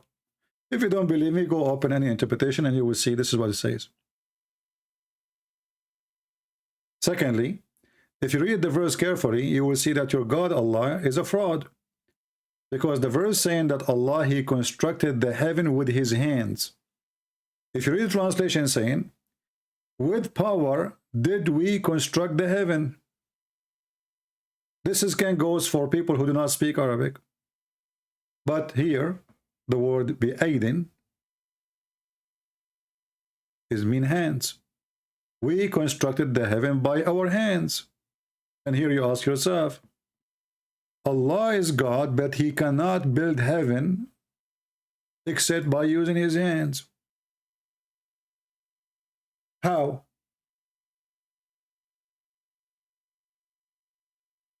It took him an hour to find it, guys. I have it in the screen from 5 minutes ago.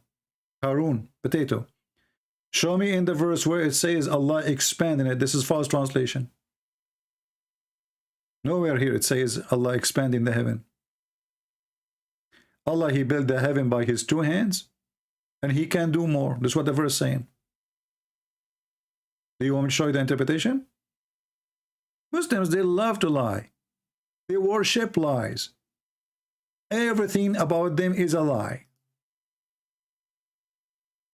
When you see the Muslims saying that in their translation, ask them where is the word expanding it. Here is not about expanding, it's about making more, and we are capable of more. Do you want to see? Okay. Chapter 51, verse number 47.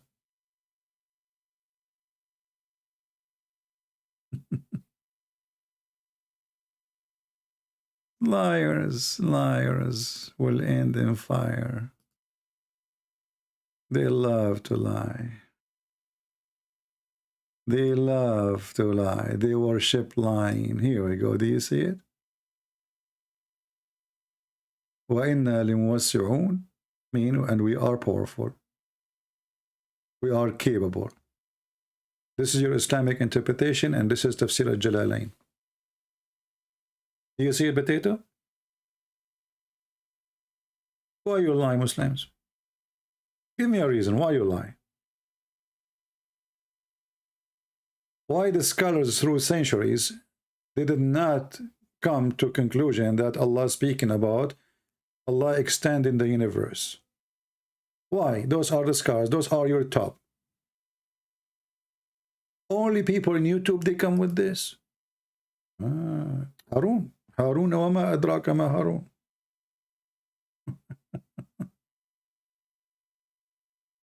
Harun wa ma adraka ma Harun.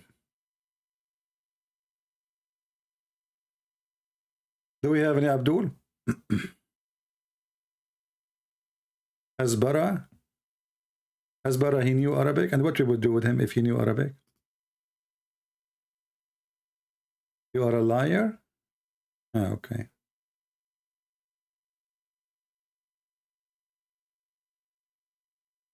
You lie so many things, the Dajjal is coming too.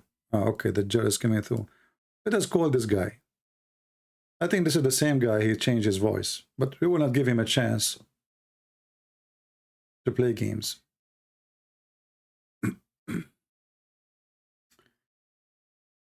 If you are a smart Abdul and you think you can make it and survive calling me, text me and I will call you immediately. Hello? Hello? Yes, you are a Muslim, my friend? Yes. Okay, you are saying I'm a liar. Why I'm a liar? You lie about many things. Like what? Like the hadith about Jannah. Which one? A lot about Dahman. It's not a true hadith. Oh, but it is hadith.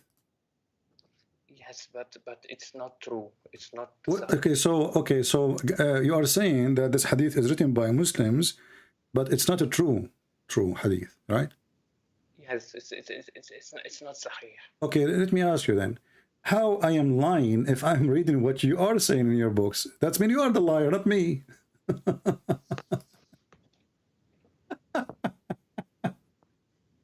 Are you there? Yes, I'm there. Okay, no, you are not there. I'm here. You are there. Listen. So how I am lying if this is a hadith written by you Muslims? You just agreed that the hadiths exist. But in Skype you said to me you are lying, and I call you and I ask you how I'm lying. You said the hadith about Dahman, which means you F her so hard, you push so hard. So how I'm lying, and you Muslims are the one who wrote the hadith, you are the one who preserved the hadith, and you are the one who put it in a book. Because it's a weak hadith. It's okay, hold on. But you are accusing me of lying, but it is you who wrote it. And if it's weak, what weak mean? A weak, it's accepted. It's accepted in limited circumstances. Like so I'm not lying and you are lying then, because weak is accepted. So weak is fine. So you're a prophet. He said the hadith that when you see a woman in the heaven, you will push so hard, and he, he gave you the sound, Dahman, which means you will be effing, excuse my language, extremely hard non-stop. So what kind of a prophet he speak and say such a language? No, it can be used to help people, encourage to join heaven. It's not used, but it's not sahih. Okay, so you encourage people to join heaven because you are going to F the women there so hard. No, but there will be virgins in heaven. Okay, but you are the one who said this hadith exists, and you are the one who mentioned that this is da'if, correct? Yes. Okay, but according to At-Tabarani, he said this is sahih. What? No, I don't think he said so, because all scholars say it's not sahih. Okay, it says here أخرجه الطبراني في المعجم الكبير, etc. And so okay, but anyway, so you Muslims are very confused about what is very authentic and what is so authentic. But this is not my problem. Here, look what it says. If we ask the Muslims what the word nikah mean, what you will say? What nikah mean? Nikah means marriage, because look what it says here. This is your Islamic website, and this is Lisan al-Arab, which means the dictionary of the tongue of the Arab. وَدَحَمَ الْمَرْأَ يَدْحَمُهَا دَحْمًا أي نَكَحَهَا. So when he F the women, he pushed so hard, that mean nakaha. So why you lie to Muslim to lie to us and you say the word nakaha mean marriage? CP, if we commit zina, that there would be so much zina in our countries. But so if nikah means zina, then why zina is not popular in our countries? As I know that your zina is very popular in your country. Which country is yours? Like in Saudi Arabia. Well, this is here in front of me. This is Islamic TV station in Turkey. And in Saudi Arabia, I don't know if you've been in Saudi Arabia or not, drugs and prostitution is #1 flourishing business there. Just order a limousine and you will see what will happen. This is your Islamic TV station from Turkey, my friend. So what do you mean zina is not, just go right now, search in YouTube, if I go now right now and type just 2 words in Arabic in YouTube, you will go crazy. You want me to show you? We will go. Let me show you on the screen. Look on the screen with me. But you know that my friend, I don't care. I don't care what people do. People do crazy stuff everywhere. So don't claim that in your country you don't have zina Islamic countries are, go to Morocco. What is #1 business, in Morocco? Drugs, prostitution. Go to all those countries. Go into Europe. Who is the one who in charge of prostitution? So don't tell me we don't do those things. But we don't judge religion by what people do. People, they do things. Religion can teach the opposite. But your prophet taught you to do adultery. And not only that, your prophet, he taught you that adultery is a destiny, correct? No, adultery is not a destiny. Okay, so can you read for me the hadith I'm going to show you on the screen? If it's sahih, I will. No, it's not sahih. It is very da'if. Read it.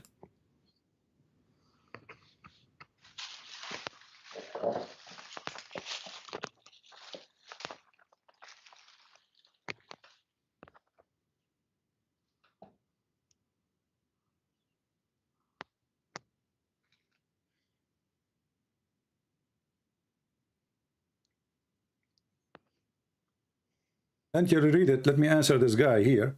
It's saying there is a Christian expert opinion, proof part di Rahman. You see how stupid you are, Mr. Rain? First of all, part Rahman is not a Christian and you are a donkey. Secondly, how come your stupid Quran approve our Bible, you idiot? And not only that, your prophet, he put his hand on it and he took an oath in it. This is how Muslims, they lie. Is Muslim without lies, they die. Suddenly, part Rahman is a Christian now.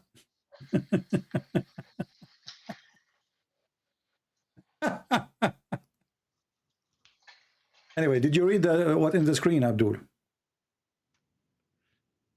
Yeah, okay. I can see. Okay, read it. Okay. Okay, read it.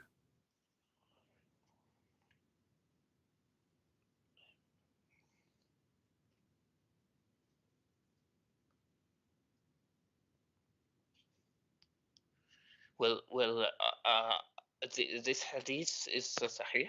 My friend, why you are terrified to read it? Read it. We will see if it is sahih or not. You are the scholar. You will tell me. Okay.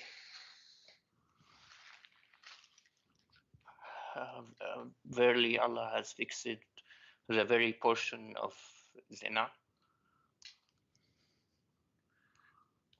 So it basically means that we have sins that are destined to us to commit, because. But a second ago, I asked you. You said no. I said to you, adultery in Islam is a destiny. You said no. I mean that Allah does not want us to commit adultery. How he don't want you to commit adultery, and you just told me that means destiny. A second ago you said that. What's wrong with you? You just said, after reading this, you said, well, adultery is a destiny. You said that. You forgot? Okay, I mean, I didn't mean that. I meant it's not correct. It's not. What you mean you don't meant, I meant, you meant, you don't mean. I did not mean what you meant, I meant. Listen carefully, it says, verily Allah has fixed the very portion of adultery which a man will indulge in. So you like it, you don't like it, you want to do it, you don't want to do it. Allah wants you to do it, and Allah forces you to do it, actually. It's not a choice. It says the fixed portion of adultery which a man will indulge in, which of necessity he must commit. It's not up to you. So when Abdul, he says to us, Islam is against adultery, I laugh, because Allah is the one is forcing you to commit adultery. Allah is the adulteress, and the one who make you, force you to adultery is a pimp. Your God is a pimp, my friend. Okay. Let me explain. Adultery does not mean that you look, that you commit adultery. Adultery by looks. So no, everyone. No, adultery. Your prophet, he count for you how you do adultery. He said adultery by look, adultery by touch, adultery by effing. Read it. Yes, all of them is a destiny.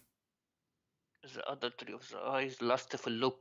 It says. It says here, my friend, he count for you adultery of an eye, which mean by look, adultery of a lustful, and this is what Muhammad did when a woman she walked by looking at her ass, adultery of a tongue, adultery of a speech, adultery in the heart, and then adultery of the private part.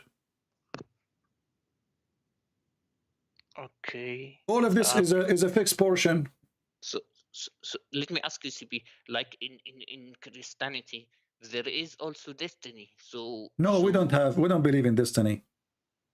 Destiny, the only destiny we can talk about in Christianity, it's a penalty as an example, or like you are born to die. That is something you cannot change, and you don't have a choice to reject. But we don't believe that God, he made me commit adultery, and he decided for me I'm going to sleep with somebody. As an example, a Muslim woman, she called the sheikh in the TV, and she said to him, I am over 30 years old, and I'm afraid that I'm getting old, nobody will marry me. So the sheikh, he said to her, don't worry. The prophet, he said in his hadith, it's written in every vagina the name of the one who will if it. So he is telling the woman, it's a destiny. If somebody written in your vagina to if you, his name is written there. It's your religion. This is not my belief.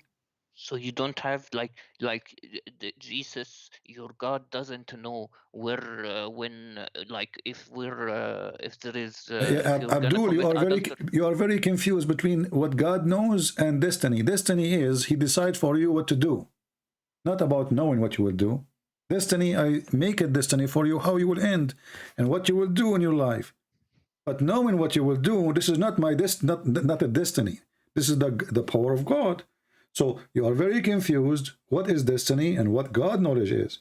Destiny, I decide for you before I created you what you will do. Is it true that your God decide for you before he created you what you will be, what you will do? Yes or no? Well, this is the same in our religion, like the same, like Allah destined, like he knows in the Lawh. No, this is not about he knows. You know, focus with me, Abdul. This is not about knowing. I'm showing you in front of you. Allah, he made a destiny, fixed portion of how much adultery you must do. It's not about he knew. You must do. Well, I think you understood incorrectly, but okay. But the thing is, like Islam, if you see, you'll see Islam spoke of the future.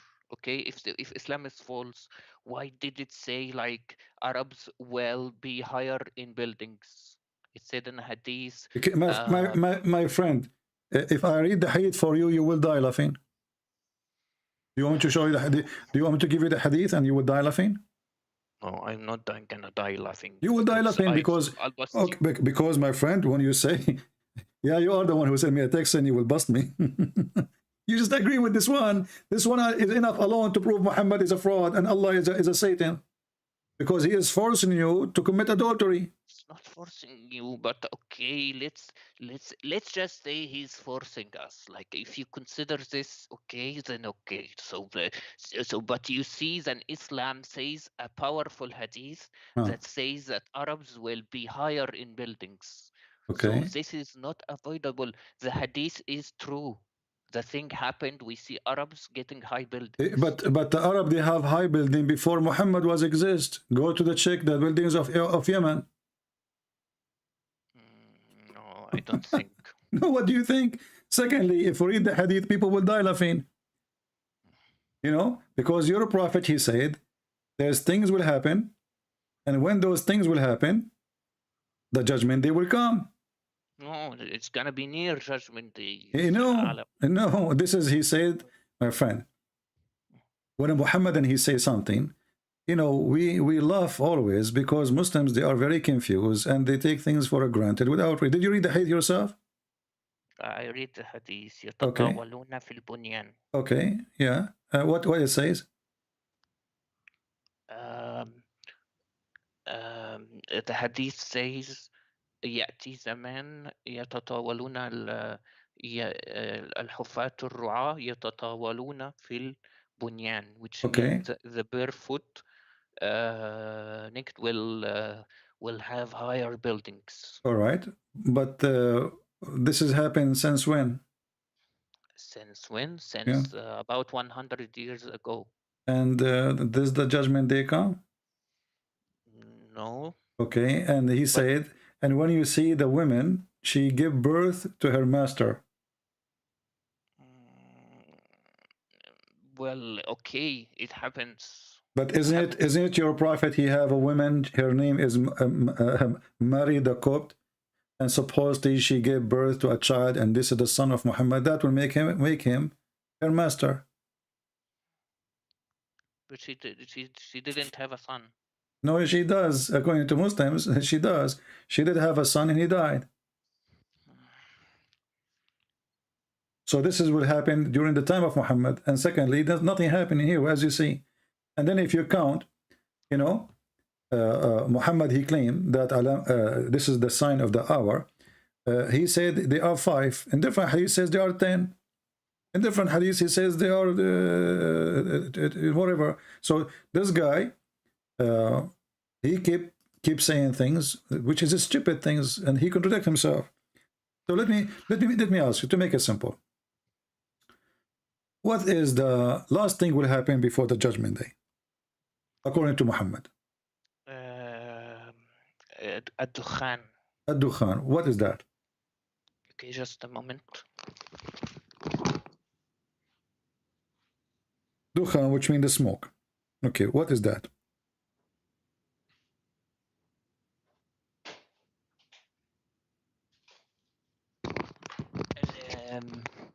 The Dukhan means that there will be a smoke that will take every kafir, every non-Muslim soul.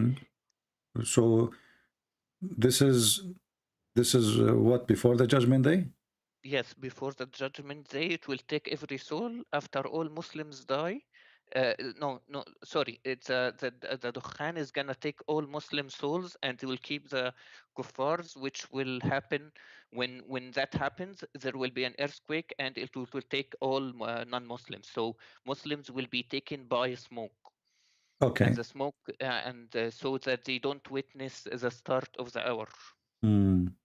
Okay, let us see how Muhammad is truthful. I will take what you said. You said to me that the last thing will happen is the smoke, correct? The Dukhan. Okay, what is the before it? Do you have like do you have like order for things? Before it, Yeah. okay, the order of things, the Dajjal, the Antichrist will come.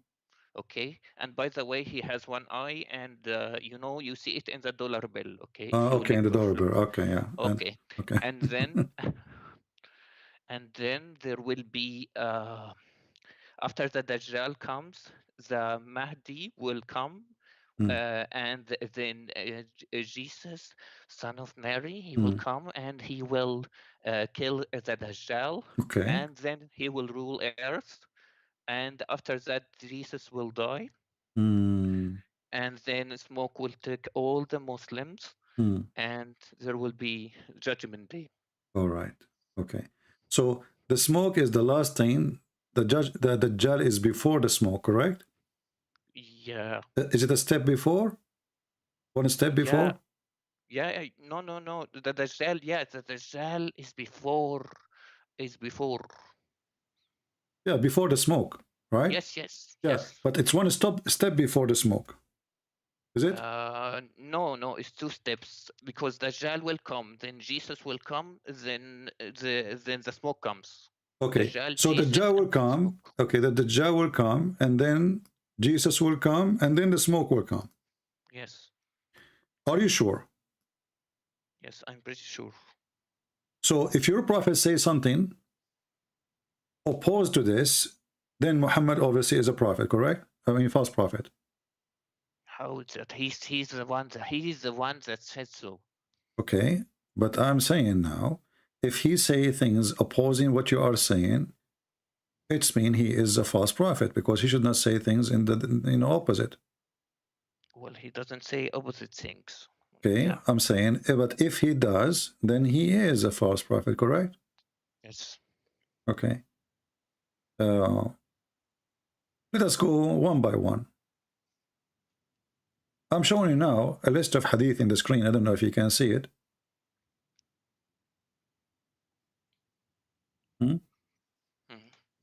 I'm checking, okay? And this is one of them.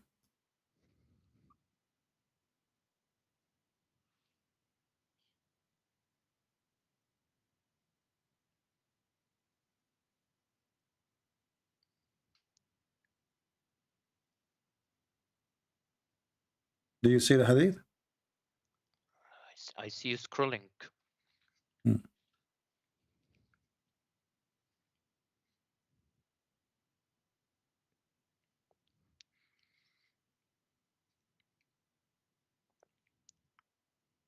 What about now? Still you don't see it? I see. Okay. It says the last hour would not come until Muslims fight with the Turks, people whose face would be like hammered shield, wearing clothes of hair, Okay. and walking shoes of Okay. hair. So Okay. what do you understand from this? What I understand from this is one of the signs of the hour. Okay. So when the first time the Muslim they fought with the Turkish? It was a long time ago, so From the but time of about Genghis Khan? yeah, yeah. And where is the judgment day? And isn't it the Turkish now are Muslims? Yes. Okay. So how he considered them that this is from the end of the time sign, and those are your enemies. And not only that, in different hadith, Muhammad, he claimed that they are from the people of Gog and Magog, which means they are pure evil. And he's making fun of their look because they are Asian, as you see. He claimed that their face, as if it's hit by a hammer, they have a flat faces, and they are wearing hair, and they are wearing shoes from hair too. So the Muslims will fight the Turks, the Muslims. Did you see the Muslim word? Yes, I see. Okay. So this is a sign of the judgment day. And this has happened long time ago. And the Turkish now are Muslims. So Muhammad, he predict a lie about the judgment day. And then he predict another lie that the Turkish are the enemy of the Muslims. And they are from the people of Gog and Magog. And when you fight them, this is Gog and Magog fighting you. Okay, you need to understand that this doesn't mean they are Gog and Magog. This means like we already fought them and we Okay, battled them. I heard you speaking about This is one of the early signs. my friend, I heard you like saying like Arabic word. Do you know how to read Arabic? Yeah. So if I show you that your prophet, he said they are Gog or Magog, what you would do? I don't think he said so. Okay, What if I show you? What if I show you what you would do?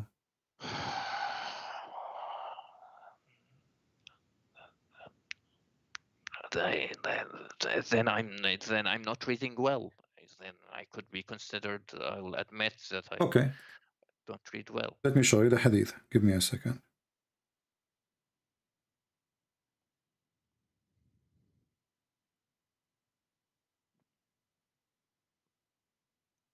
But make sure it's Sahih. You will see.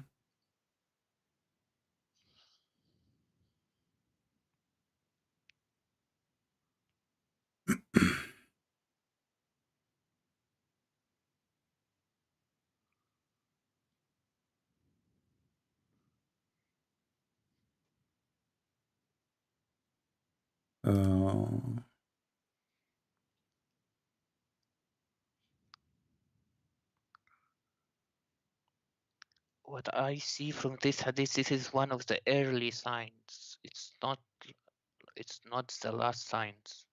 We will see. I mean, my friend, all of them, they are going to connect each other. And then people will see that Muhammad is really a fraud. Because Muhammad, he made it so clear. Okay, let's see.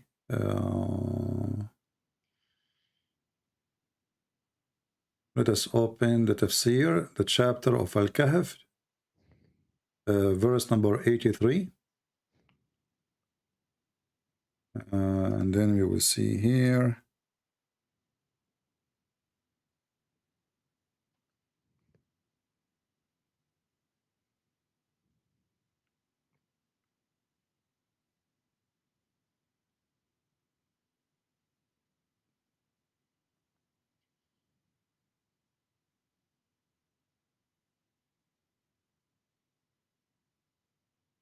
Okay, I'll wait for you on the screen. And then we will see what you read for us.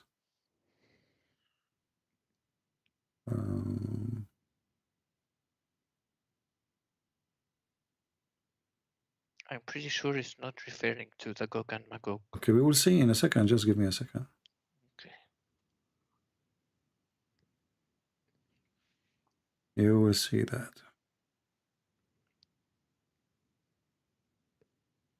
You know, we don't say things unless we can prove it. And we can provide reference for it. Otherwise, there is no meaning of speaking of something. I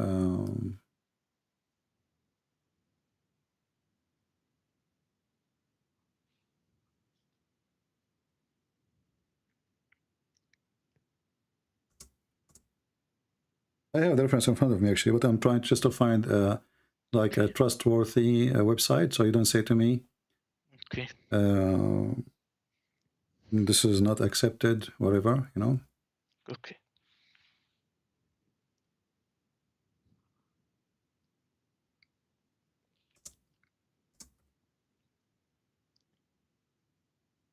All right.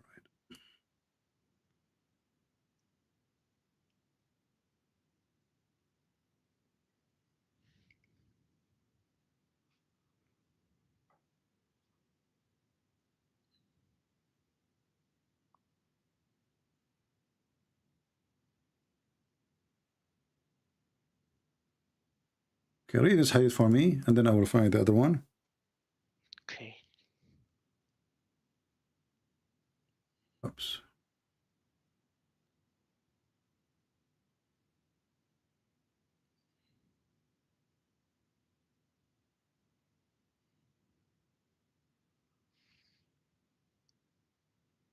Read. It's, which hadith? I don't see anything on the screen, but Okay, it's going to come to you now.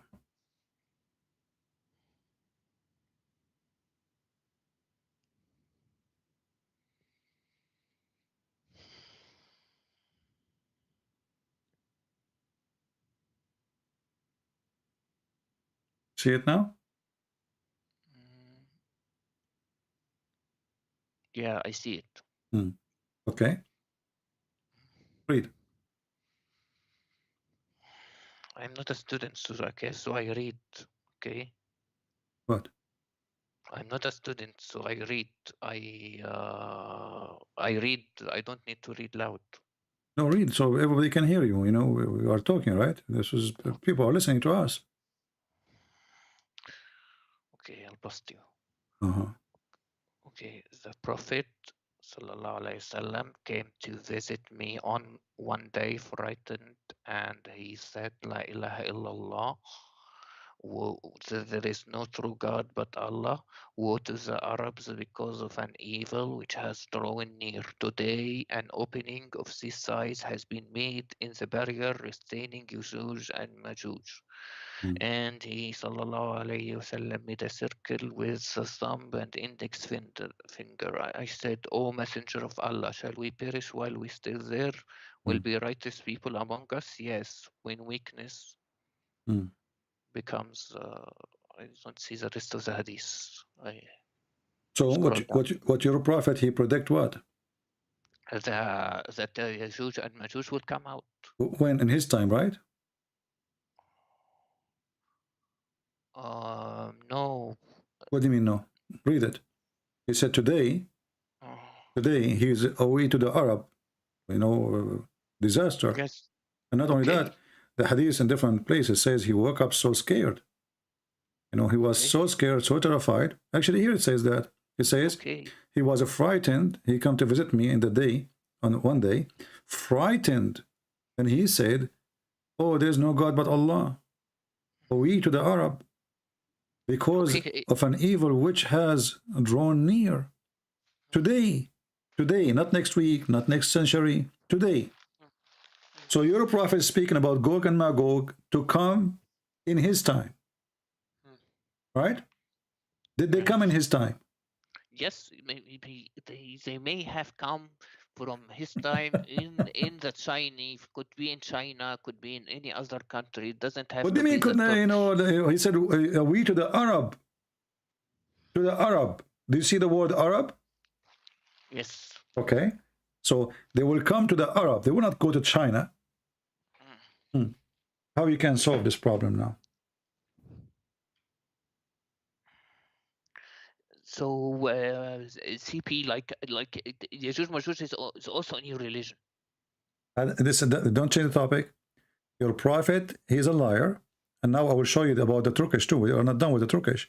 So your prophet, he predict in his time, the people of Gog and Magog, which is not even a human according to him, they will come and they are the one who will destroy this earth. And not only that, your prophet, he claimed that Gog and Magog, they will use arrows when they fight Muslims too. Is that correct? Okay. Okay. Yes, correct. And then the Muslim will use the arrows to make fire for 7 years. Is that correct? I'm not sure about the 7 years. Yeah, but I can show you the hadith. But I can tell you that Einstein said that World War IV will be fought with swords and arrows. What? Yeah. So they will. Okay. So they have to be. Arrows is not. Arrow is an arrow. Is not a nuke of Putin. So arrows is arrows, and he make it clear they are made of wood. Even the Muslim, they will use it for fire. So this will happen to the Arab when the Muslims, they were only the Arab in his time, and that happened supposed to happen in his time, because as you see, he just woke up. He is so frightened. He is so scared, and he is warning about something happening now. Did Gog and Magog come yet or no?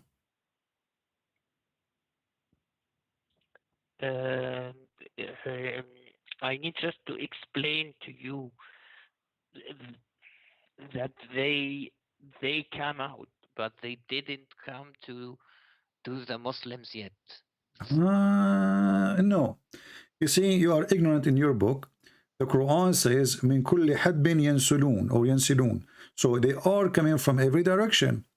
So they will come everywhere. They will spread the whole earth. And they are coming in one direction, which is coming to the Medina and to Mecca. So when you say something, you are the one who texts me, says you will get me busted. What's wrong with you? The thing is, that's the thing. You did not. Yeah. So when the Quran says that those Gog and Magog, they are going to come from every direction, coming to Mecca and Al-Medina. They are not going to go to China. They are coming from every direction. And they will rush to where? Okay. To the city of Muhammad, the city of Allah. Okay? So now, Muhammad, he predicted that they are coming in his time. And he is the one who made the signs of the judgment day. And he made the people of Gog and Magog, and they are one of the signs of the judgment day. Is that correct? Yes, they are one of the signs. Okay, but this is supposedly one of the judgment day sign is in his time. And until now, we are waiting for Gog and Magog. So they will eventually come out, basically. But how they come out and they did not come out? They didn't come out to us, to Muslims yet. The thing is. Okay, listen, just to make it simple for you. You remember when I asked you the order of things? Yeah. Okay. And you said to me the last thing is the smoke? Yeah. Okay. And I confirmed to you, I said, are you sure the last thing is the smoke? You said yes. I said, if I showed you that it is not the last thing, the smoke, that means Muhammad is a false prophet? Correct? No. Okay. Okay. So now let's focus in the Gog and Magog and the smoke. This is a hadith in the front of your eyes. Allah Messenger came to us. All of a sudden, we were busy. Okay. He said, what do you discuss about? The companion, they said, we are discussing about the last hour. Thereupon he said, it will not come until you see 10 signs. Remember, you count for me few, but now we are 10. Okay, what is the 10th thing? He mentioned the smoke. This is number 1. Then the Dajjal. Then the beast. Where is this hadith? I don't see this hadith. This is the Da'if hadith. Yeah, I saw it. I said, what do you...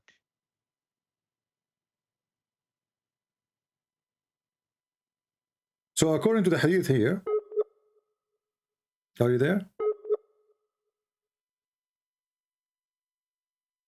Hello? I hope we did not lose him. Are you there?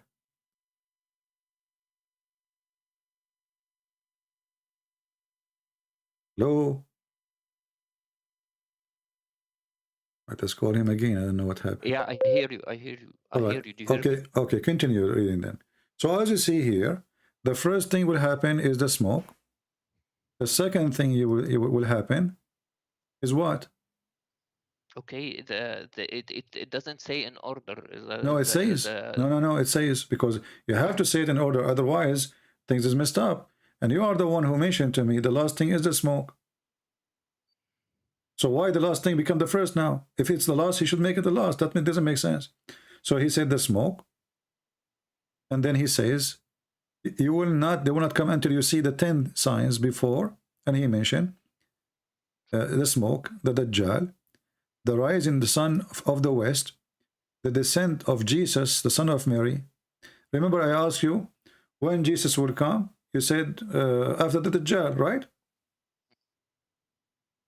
Yeah. Okay, read it with me. So the Dajjal come, he will go before Jesus, and then here's Jesus is coming. But this is after rising sun from the west. And then Jesus will come down, all right? And then Gog and Magog. So the last thing will happen is Gog and Magog. And then the landslide in 3 places, one in the east, one in the west, and one in Arabia. And at the end, which is the fire, would burn forth from Yemen and would drive the people to the place of from the place of their assembly. So your prophet in every hadith, he give different signs and the order is different, and it's funny. But focus with me here with the Gog and Magog. Muhammad in his time, he claimed that Gog and Magog are coming out from the behind the wall. And Muhammad, he in different hadith, he mentioned at Dajjal. When the Dajjal is going to come? The Dajjal will come before all the signs. Like, he will come first. Was the Dajjal exist in the time of your prophet? He exists even before the prophet. Okay, but he was coming out soon. No, he didn't come out in that time. Okay, where did Dajjal live?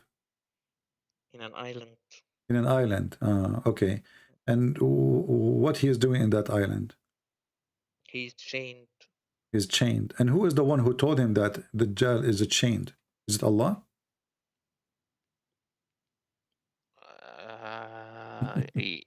Yeah. What? Yeah. Who told him that?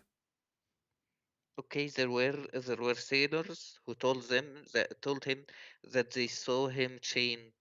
So a guy, he came and he told Muhammad he saw Dajjal, and when Muhammad he told the people that the Dajjal is an island, didn't Muhammad confirm that from his God? Yeah, he confirmed him with him. With who? With Allah. Where? He just heard the story from this guy. He said to him, he saw him with a woman. Her name is a Jassasa. She is a beast. And then he saw at Dajjal, and Dajjal, he said to him that he's going to come out when the lake of Tabaraya is dry. Is that correct? Lake of Tabaraya, yeah, the one in Palestine is dried. Okay. It's dried now? Yeah. Where is the Dajjal then? It's near drying. What so is he's coming soon. So that's what we. Okay. But look what see. happened now. As long as the Dajjal will come after Gog and Magog. When did the Dajjal will come, you said? You said after Gog and Magog, correct? Or before? Before. Before Gog and Magog, correct? But Gog and Magog, they are coming in the time of Muhammad. That's why Muhammad was saying, "We to the Arab." He was frightened, correct? No, we will fight them after the Dajjal. My friend, did I show you just 5 minutes ago, your prophet, he woke up from his sleep. He was terrified. He says, "Are we to the Arab?" The Gog and Magog, they open a hole in the wall. Yes or no? Yes. Okay. If Muhammad is terrified from something will happen 2,000 years after, that will make Muhammad stupid. Do you agree? I refuse to say that my prophet is stupid. Okay? I don't care what you're saying, but why is he afraid because something will happen 2,000-3,000 years after, or something will happen tomorrow? He's worried about us. Okay, but he was frightened.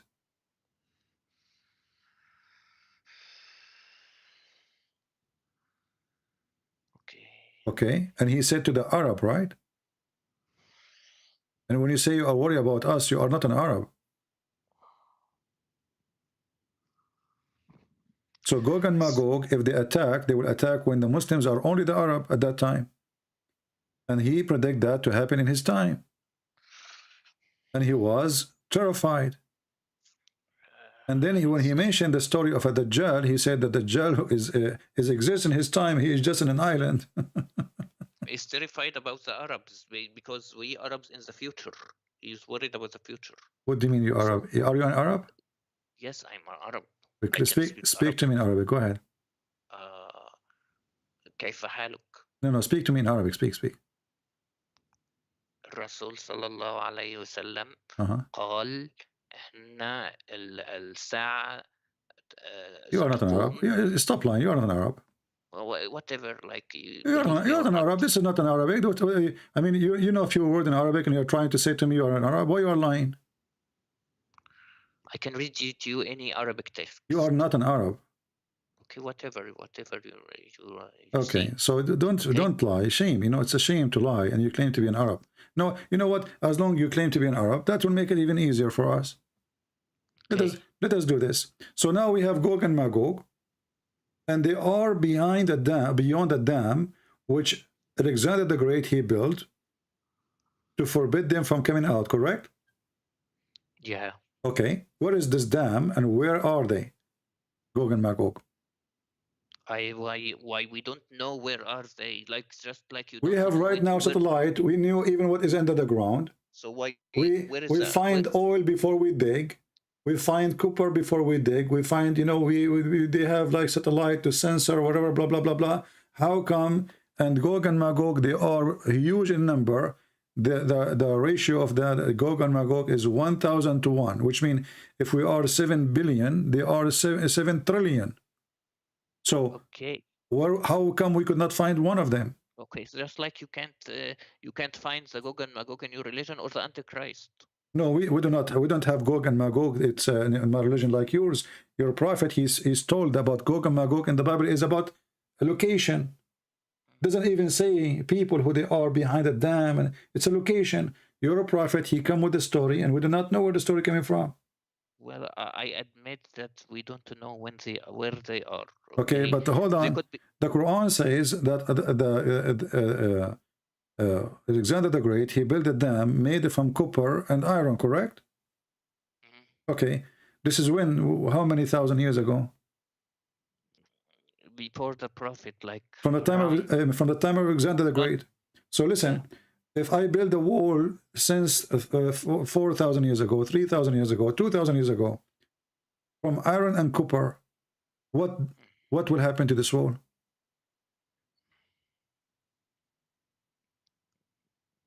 Okay, I admit we don't know where the location. No, forget about the location now. We have a wall somewhere. Let's say there's a wall. There was a wall. But don't you know that the iron will rust? Yes. Okay.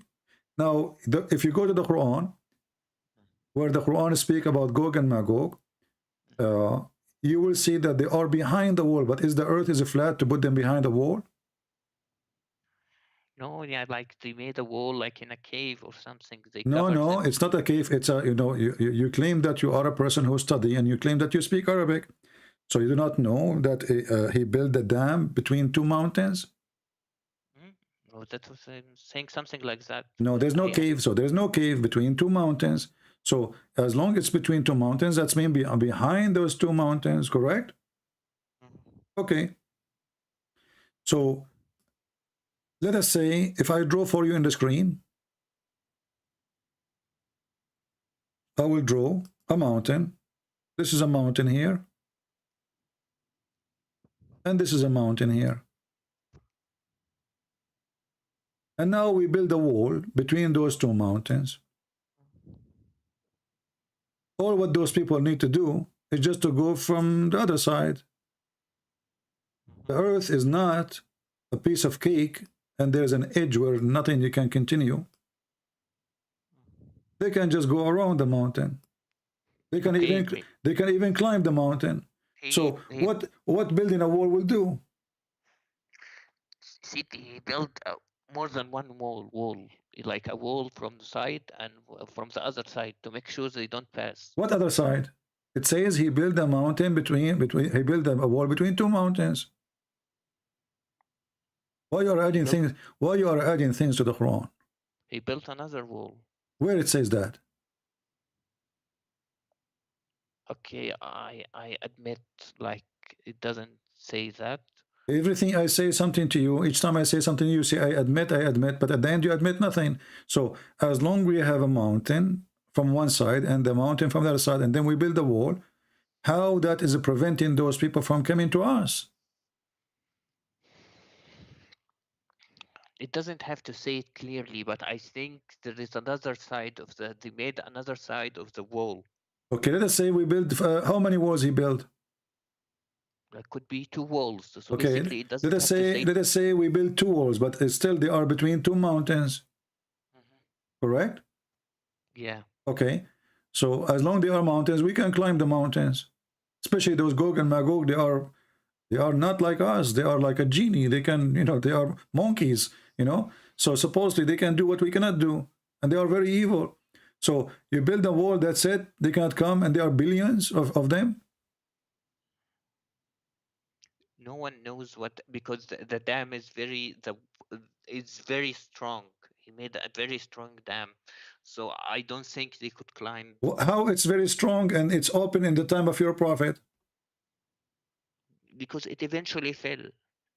So it's not strong then.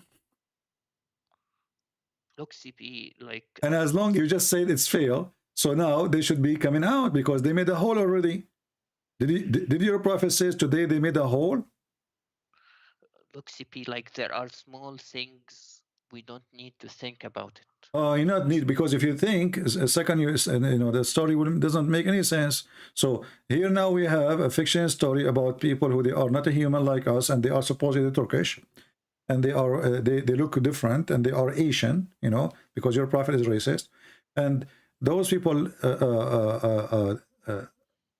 Allah, he sent Alexander the Great in a mission, and Alexander the Great is a bisexual. And then he arrived to an area where he found the sunset. And then next to it, he found people. And those people, they told, after he changed the direction, those people didn't understand anything, correct? Those people didn't understand anything. I think they are maybe the Chinese.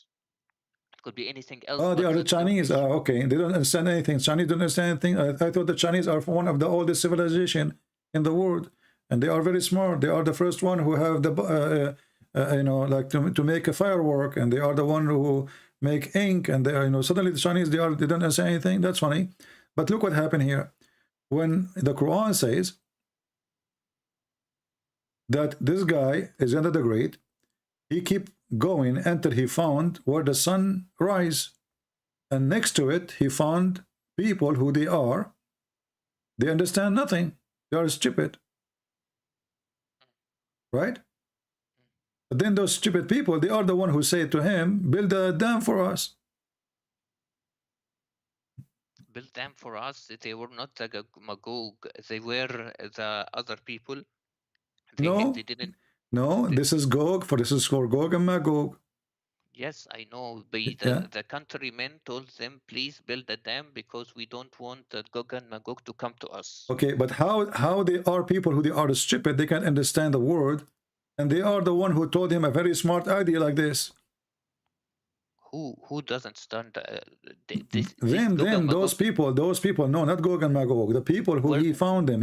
He found the sitting place of the sun, which is stupid. Where does it say they don't understand the things? Those countrymen. Chapter 18, verse number 93. Show me, I'll bust you. Bust me, it's in front of you.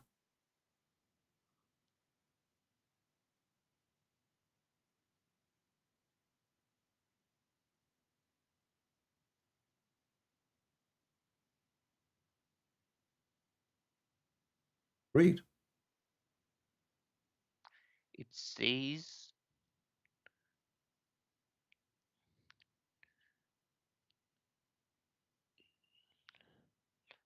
لا يكادون يفقهون قولا, which means they barely understand the word. Exactly. You just said where it says that. You said to me, I will bust you. So I did bust you. So as you see, they didn't understand the word. So how did they understand the word? And then they are the one who told him what to do. How the stupid one is the one who advised me what to do. They barely understood the word. It's very different. Like you may talk to another foreigner person, but if he doesn't, he can understand some words and he doesn't understand other words. Like he could just point. He doesn't. My friend, it says barely they understand the word, which means they are stupid. And let us say, let us go for the sake of argument, they don't understand the language he speak. But how they don't understand the language, and they told him, even they said his name, and they said to him, look what he said. They said, they said, O Zulqarnain, Gog and Magog, people of a great mischief in the earth, shall we then render thee tribute in order? They are even paying him to build a barrier, correct? So how they are stupid people, and now they are convincing the one who come to occupy them, we will pay you, but didn't he occupy them anyway? And which means he have their money. Who care? I mean, if I am the king who came to your town and I took all the town, so what you will pay me? I took you all of you together. This is a stupid story. And they are the one who don't understand the word, saying all those things to him. And then on the top of that, he said, Zulqarnain, he responded to them. He said to them, okay, well, you know what? Bring me a block of iron and, you know, and copper, and let us build. Correct? All right. Does it say to build between us and them a dam? Between us and them a dam? Yeah. Okay. Where is the dam located? First of all, he built a dam, okay? He could have pointed it by, it doesn't have to say, he doesn't have to say it by word. They don't understand his language. They may not understand his language, but they may have pointed like by words, like before language existed. So the Quran lying when the Quran says they say this because they were using their fingers.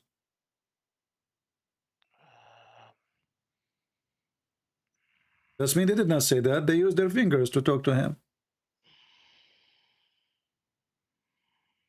You don't have to point at the small stuff. You don't need to. No, we have to show how stupid Muhammad is. Remember. You're causing people to doubt, like. So do you doubt now?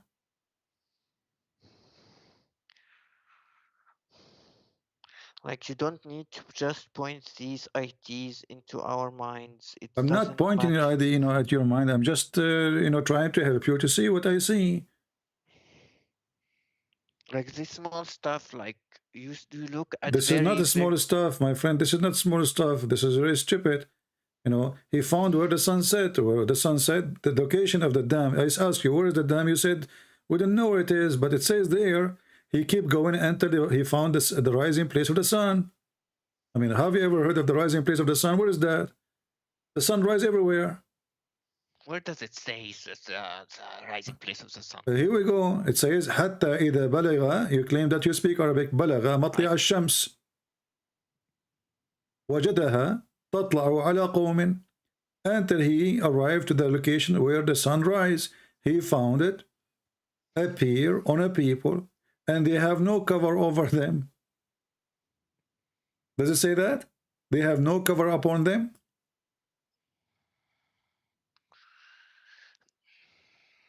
Like it says that it doesn't, like the sun came to them because he lived far away from them. What do you mean the sun came to them? The sun come to them? The sun come to them? Rises to them. No. What rises to them? حتى إذا بلغ balagha, until he arrived to matli' ash-shams. He arrived where the sun rise. If you go a few verses before, you will see until he reached the sitting place of the sun. So your stupid Quran is saying clearly that there is a sitting place for the sun and there is a rising place for the sun. Who in the world want to believe in such a garbage? Do you?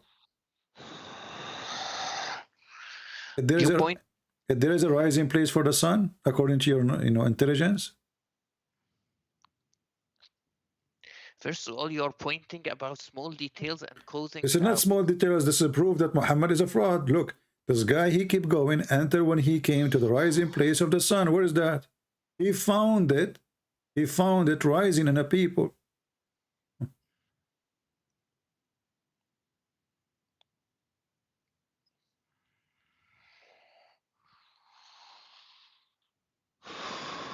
So according to your prophet, there is a rising place where the sun rises, and there is a place where the sun set.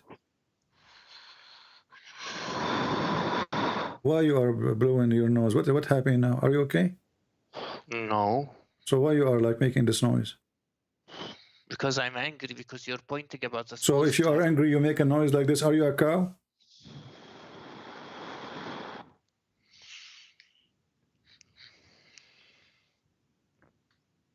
We found he came to the rising place of the sun. Rising on, not in. Okay, so does it make it different? The pray for, not to. It's rising in a place. The sun, he keep walking until he came where? The rising place of the sun. He found it rising on, not in, for sure. It's not rising in their ass. It's rising on them. So what kind of God he think that the sun rise in a place, a certain place, the rising place of the sun? Where is that? The sun rise everywhere, even in the North Pole it rise.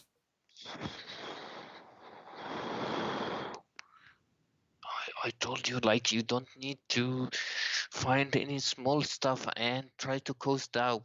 That was not the small stuff. This is stupid, my friend. And not only that, your prophet, he found where the sun set. He found it that sitting in some murky water.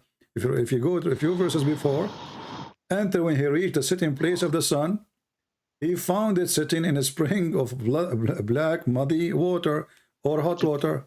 In a place of the rising of the sun, which means the place that is rising.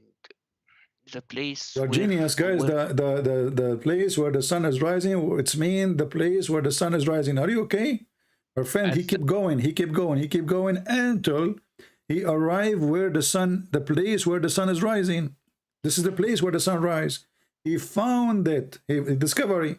He found it rising in that place on people whom they have no cover over them. What is that? The thing is like this is a bit about like nitpicking. You're looking for mistakes. I'm not looking for a mistake. The whole Quran is a mistake. What are you talking? Look at this. This is a garbage. So a few verses before we just showed you that your God, he found where the sun set in a hot water. Does it say here he keep walking until? Who is talking? Allah. It's not even the guy talking. Until when he reached the sitting place of the sun. Until what? He reached the sitting place of the sun. So there's a place where the sun set. He reached to that place. But as you know, I can stay in my place here without moving. And then after 12 hours from now, the sun will set. He went to a place where the geographic location, the sun was rising. And he went to geographic location where it was setting. So okay, it's exactly. There is a geographic location. But this is where the sun place set. The setting place of the sun. Can you read? The setting place of the sun. Not just the sun was rising. He came where the sun place sitting is. And then he found it what? He found it sitting in a spring of a black hot water. And near to it, near to what? Near to that spring where the sun set, he found people. Black, muddy, hot water. He found it sitting like it's showing in a muddy black water, showing the sunrise. So it is showing, but it's not true. It's showing. This is appearance, right?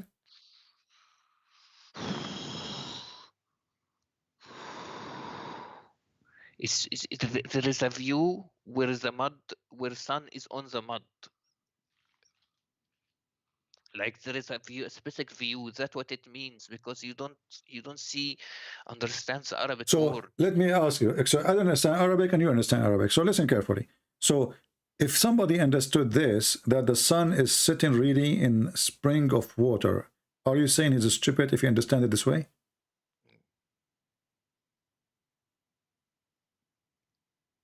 No, he's not saying that. Okay. No, I'm not saying he said that or not. I'm asking if somebody understood this verse, that the sun really set in a hot spring water. If he understand this, and they are saying the verse doesn't say that, so if you understand in such a way that the sun set in a muddy spring hot water, that person who understands this is stupid. Do you agree? Okay. Okay. Yeah, that's correct. And I need to tell you that this ayah does not mean it's sitting inside the muddy water. Okay, so now me and you, okay, no problem. So there is a view on this the view, one. okay, It says that but we the agree. sun is views on the muddy. All right, but we agree, me and you, that the one who understand it, as I said, that the sun set in a spring of muddy water, hot water, this person who understands this way, he's stupid. He do not know how to read, correct? Yeah. Okay. What if I show you that your prophet is the one who said that? Then I'm a donkey, okay? You will name a donkey? No. Okay. I'll be the donkey if that's true. No, then he have to be the donkey, because you are the one who said that the one who understands it such a way is stupid. Read it. Here we go. No. You said, everybody heard you. Everybody heard you. I asked you the question twice, 3 times. If somebody understands it in such a way, he is stupid. You said, I agree. I said, we agree, me and you now, that if somebody understands the verse that the sun really set in a black, muddy, hot water, this person who understands it in such a way is stupid. You said yes. Read the hadith.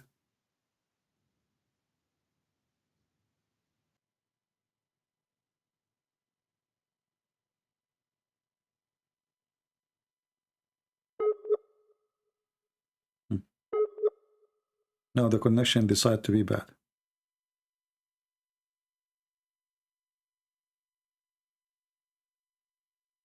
They are waiting for it. Do you hear me? This hadith. Yeah, I hear you. Okay, we lost you. So can you say again what you were saying? No, I think this hadith is not completely correct. So could you please check if it's authentic or not? Yeah, it says here. Read it. Where does it? It says it sets in a spring of water. Read. So the game of da'if and weak doesn't work. Where you scroll down, I don't see sahih or weak. It says sahih in chain. Al-Albani.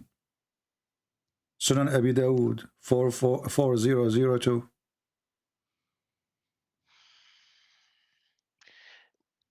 The ulama said this hadith is not completely correct. What ulama? You never heard of it. A second ago, you never heard of this. Otherwise, you would never say, yes, the one who understands this way is stupid. I'm not saying that I'm not saying he's incorrect, but this been answered by many people. You never heard this before. You just heard it from me. Where you got this from? That the ulama believe, the scholar, they believe it's not correct. And if the scholar don't believe it's not correct, isn't it this is the scholar saying it's correct? Okay, if you search in Islam QA... My friend, I do not need to search. You speak Arabic, right? Read carefully. You claim to speak Arabic. It says Sahih or Isnad. You'll find refutations for this. You are going to refute your prophet in your Quran then, because the Quran confirmed the hadith and the hadith confirmed the Quran. So how in the world the Muslim will come with a meaning against what your prophet said and what the Quran said?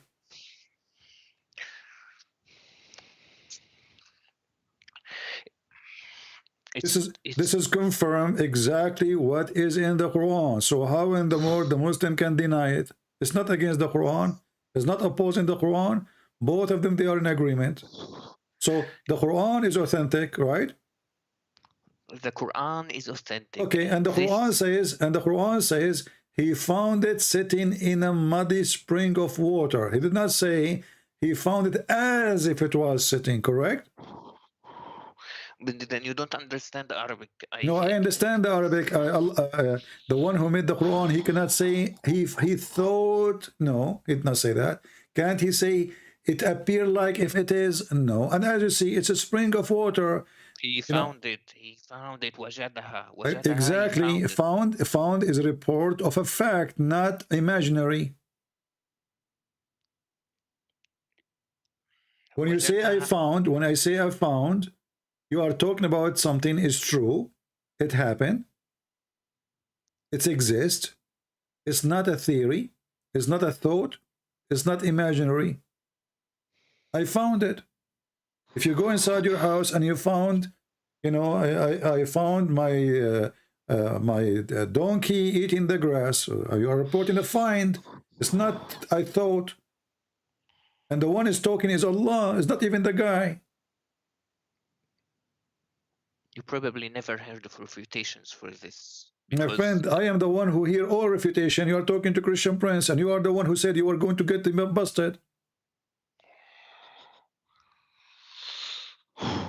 Okay, like quoting about small doubts is not the answer. It's not the answer. Like this is like it's complicated Arabic. Arabic is more complicated than this translation. I don't care how complicated Arabic is my first language, and this is stupid Arabic anyway. Because if Allah, what Allah trying to say to us here? Tell me. Here we go. Go ahead. I'm listening. Is what the word spring present. He found it in a spring. Spring. Do you know what spring is? Spring is not even a river. It's not even a lake. Okay. So how you explain to me the word spring? Like the Muslim, they lie, they say, like, don't you see the sun go in the ocean? This is not an ocean. This is a spring of water. And it's a hot water. Hamia.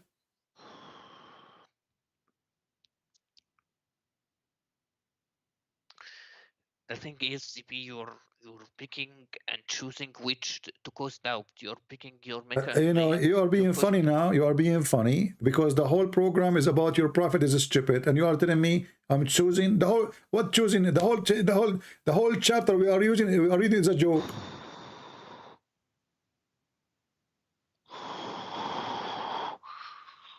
What, like you even like if you read your book, you will find errors. So Don't change the topic. Don't change the topic. And suddenly, you know, look. And when you read this stupid Quran, you see, you said to me, you know, remember I said to you, he built a dam between two mountains. Yeah. Okay, and you agreed. Yeah. Okay, what the word mountain in Arabic? Jabal. Jabal. Okay, read with me and laugh. What kind of God he says this? حتى إذا بلغ بين السدين. Where is the mountain? Until he arrived between two dams. So did he build a dam or he arrived between two dams?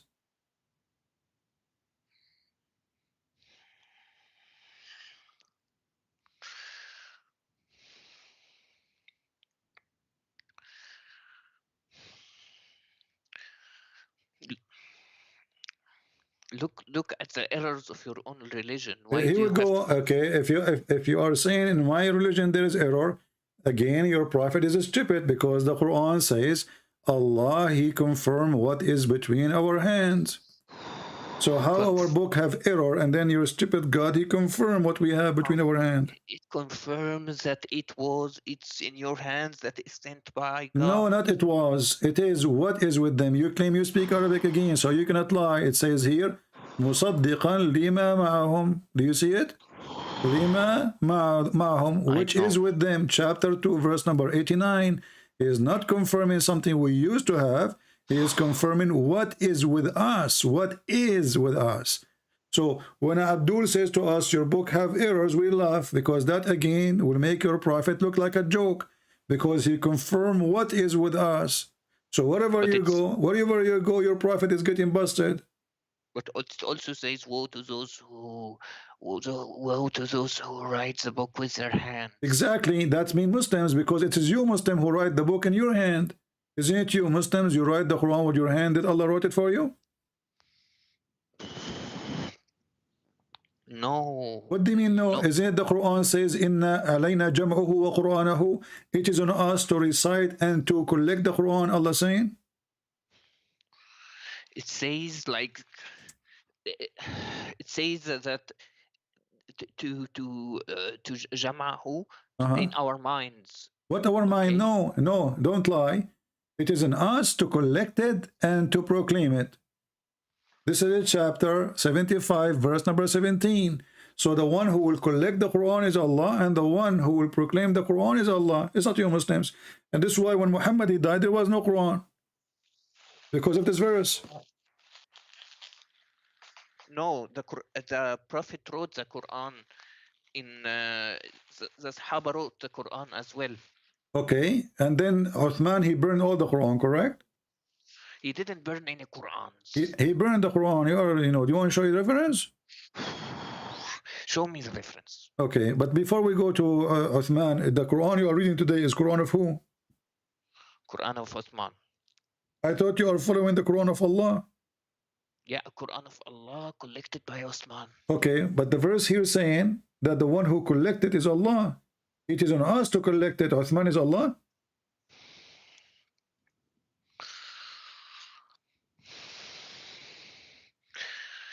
So you're saying your Bible was not it was not joined by men, by I'm not talking about my Bible now, my friend. You're really confused. Allah, He promised that He will collect the Quran, and now you Muslim, you don't have even the Quran of Uthman. The Quran you have today is called according to, starting from Hafs end with Uthman, but you don't have the book of Uthman. So, and not only that, you said to me that your prophet, he wrote the Quran, correct? Yeah, he wrote the Quran. Okay, is that the one which the goat ate? The goat ate nothing. This hadith is weak. Is weak? No, it says Hassan. Is it Hassan is the name of your prophet grandson? What Hassan mean? Hassan mean good. Mean good. So how it is good and you say it is weak? Who said it was Hassan? A lot of this is you Muslim. This is you Muslim. Here we go. This is your Muslim website. It says Hassan.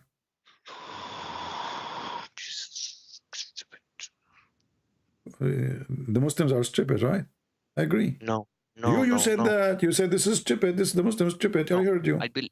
I believe everything that in the hadith and okay, Quran, listen. It says here the verse of stoning to death and breastfeeding for adult 10 times revealed. Can you recite for me the breastfeeding for adult 10 times? I'm listening. That's abrogated but not enrolling. No problem. It says abrogated, but do you know the verse? How you abrogate something you do not know? The verse of stoning abrogated. I'm asking about the breastfeeding for adult. I like breastfeeding for adult. It's my favorite. What kind of God he order his followers to do breastfeeding for adult?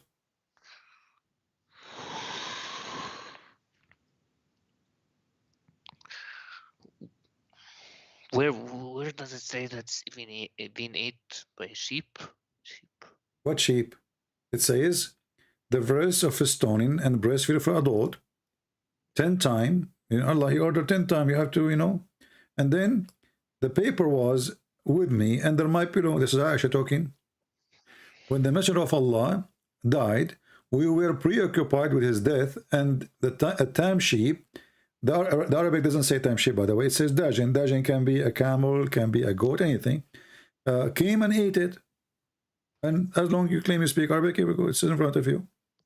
Okay, but it says it's abrogated anyway. So if the goat ate it, it's abrogated. My friend, how it's abrogated and the Prophet is dead already?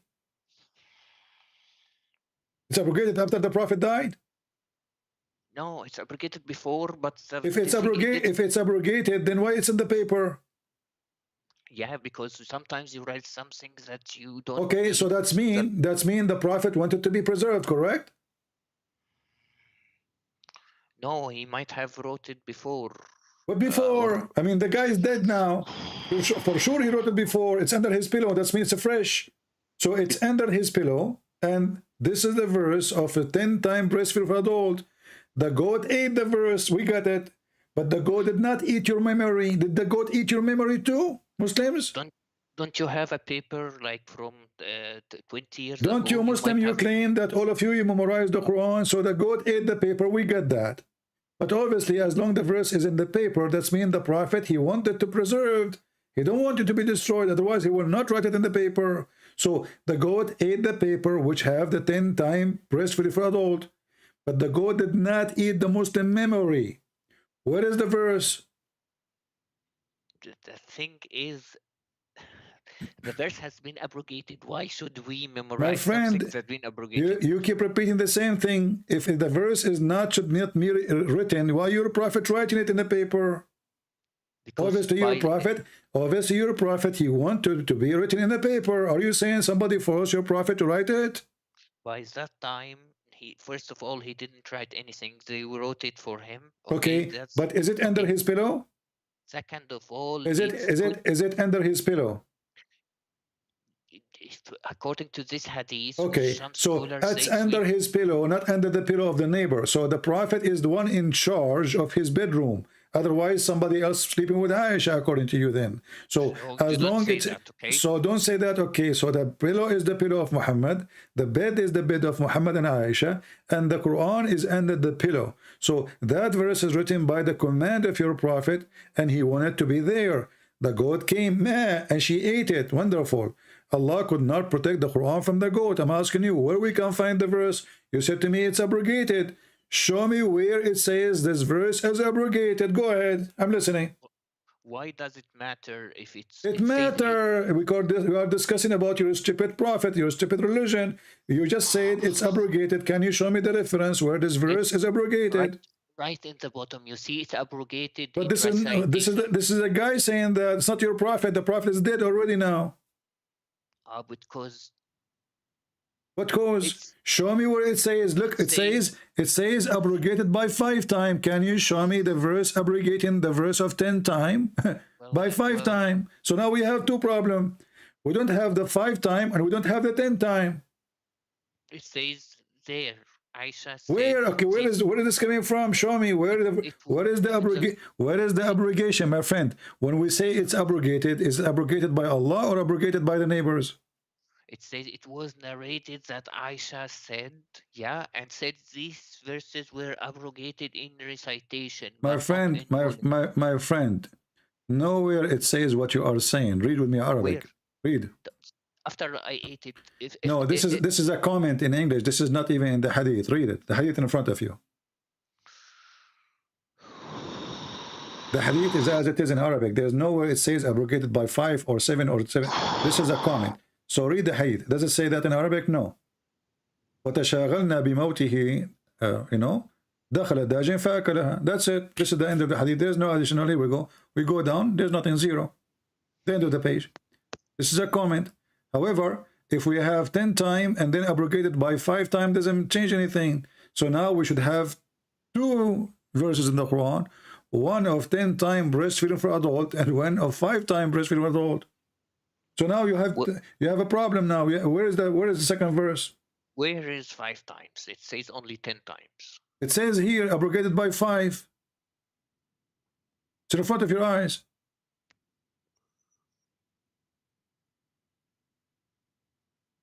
It doesn't say where's the number 5. Here, it's in front of you. Can you highlight?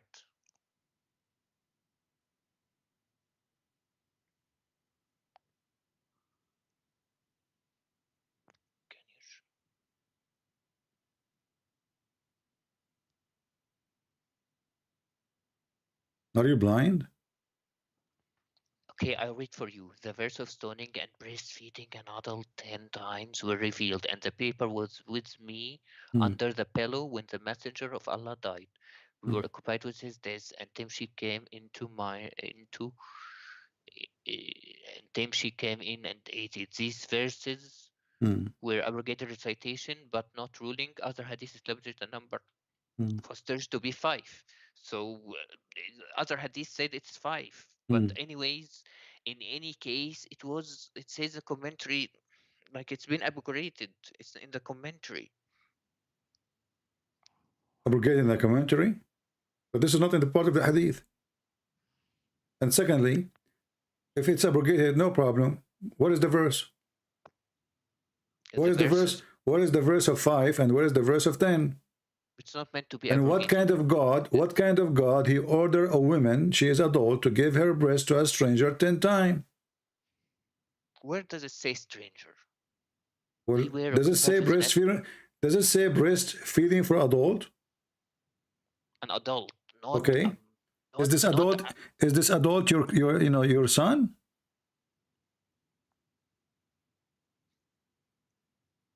Does it say you're breastfeeding for your son?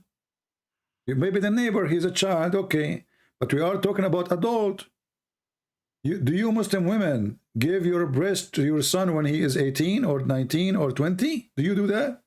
Okay, that thing is, this hadith is, a lot of scholars say it's not sahih, first of all. Second of all, even if second of all, first of all, and third of all, did Aisha, she practice breastfeeding for adult 10 times? CP, you are getting on my nerves. I'm getting wherever I want to get, my friend. You are in trouble. Is it true that Aisha, she ordered her nieces to do breastfeeding to anyone when to enter upon her? Yes or no? No, no, no. Read the hadith. It's in front of you.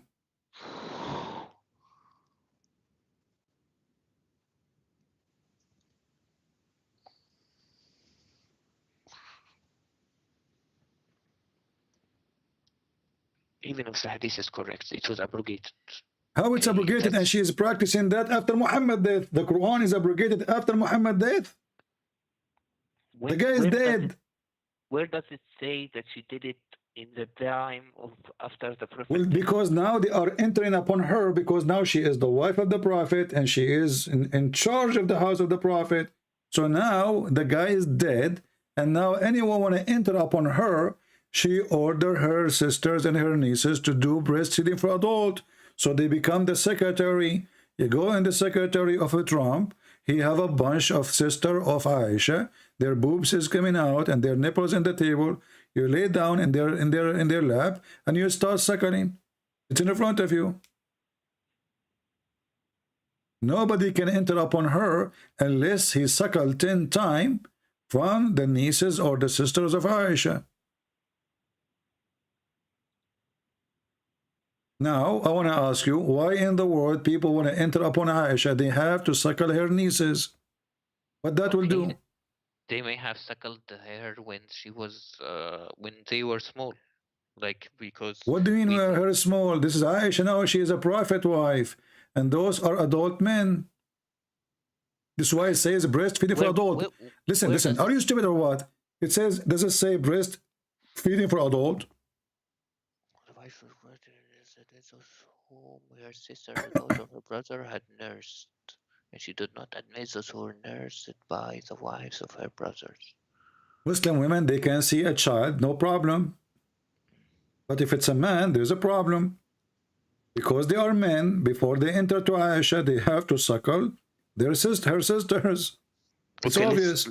Let's read the hadith, okay? Read the hadith, read it. Here related to me from Malik, from Abdul Rahman ibn al-Qasim, that his father told him that Aisha, the wife of the Prophet, may Allah bless him and grant him peace, admitted those whom her sister and the daughters of her brothers had nursed, and she did not admit those who were nursed by their wives of her brother. Can you give me the Arabic translation in the Arabic words? Read it. The Arabic part.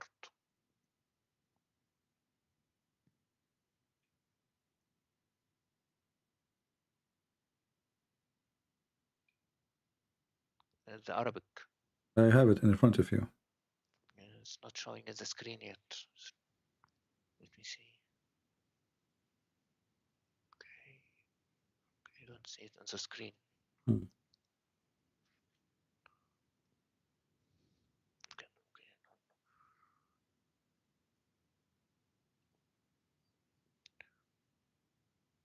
Okay.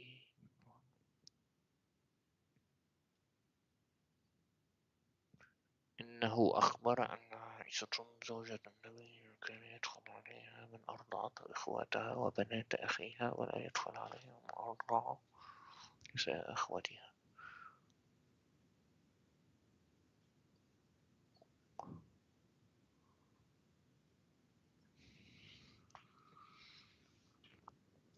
It says like they enter her home. They enter her home, like they don't go and get breastfeed by her. They enter her home because she breastfeeds them when she was big, because we consider, because you know, CP, when you adopt someone, when a mother adopts someone, she breastfeed her. First of all, adoption is forbidden before the death of Muhammad, when he did decide to sleep with his own son. So don't play that game. This is not adoption. And according to Islam, a woman, she do breastfeeding for adult, still she can have sex with the man, still she can marry him. I can show you the fatwa. إرضاع الكبير لا يحرم. So don't play this game with me. You cannot.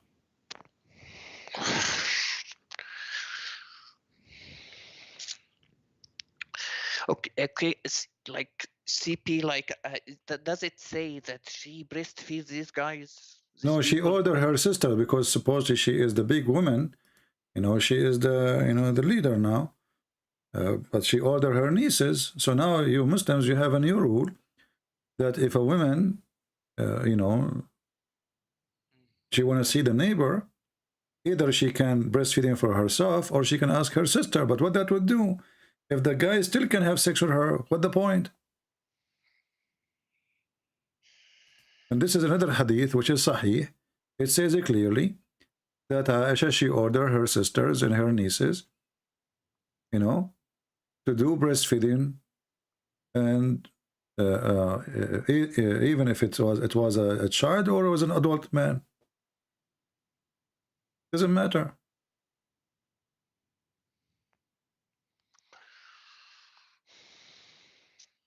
When you speak Arabic, it says here, وَإِن كَانَ كَبِيرًا. Does it say that? Even if he's old? She were called, their names are father, when his father became like a foster son. She gave 5 years. His social, but Allah later built what you know, what you first did give you a priest, she gave him 5 years and become like Salim was. Do you see? It says وَإِن كَانَ كَبِيرًا. Well, in I don't see like it. I move it to you in Arabic. تأمر بنات أخوتها وبنات أخواتها أن يرضعن من أحبت عائشة أن يراها ويدخل عليها وإن كان كبيرا. 5 رضعات. Does it say that? So she ordered her, you said to me where it says adult. So she ordered her sisters, her nieces. Nobody can enter upon her unless they suckle them. Here it says 5 times. Even if he's old, grown man. Correct?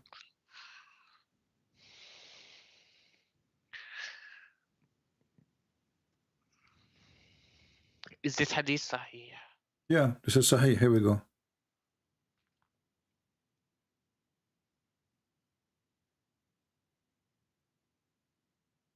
Would you prove it? It's in front of you. It says sahih.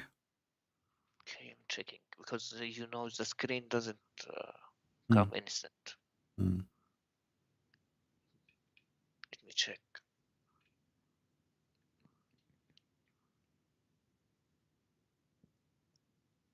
Because I don't see it in the screen. If you okay, okay, okay.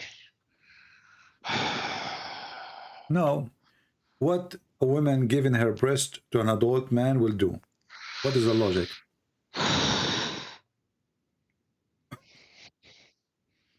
You have 1,400 people listening to you, and I want you to convince them. What is the logic that adult women, she gave her boobs to a man? What that will do exactly? That will make him excited. That will make him horny. I never heard of a religion, in order to see a woman, legally, you have to suckle her boobs first. So in Islam, we cannot shake hands with Muslim women, but we can suck their nipples, hold their breast, and put our hands around their waist. What kind of religion this religion is? You do realize a lot of scholars. What's sakrurar? What's sakrurar? Who cares sakrurar? My sakrurar, my friend. This is your religion, and this is your prophet, and this is. And listen, the one who revealed this verse is Allah. I don't care what the sakrurar are saying. And as you see, all reference saying that Aisha, she practiced that, and even she ordered her nieces. So you Muslims at the time of Aisha, you have suckling club.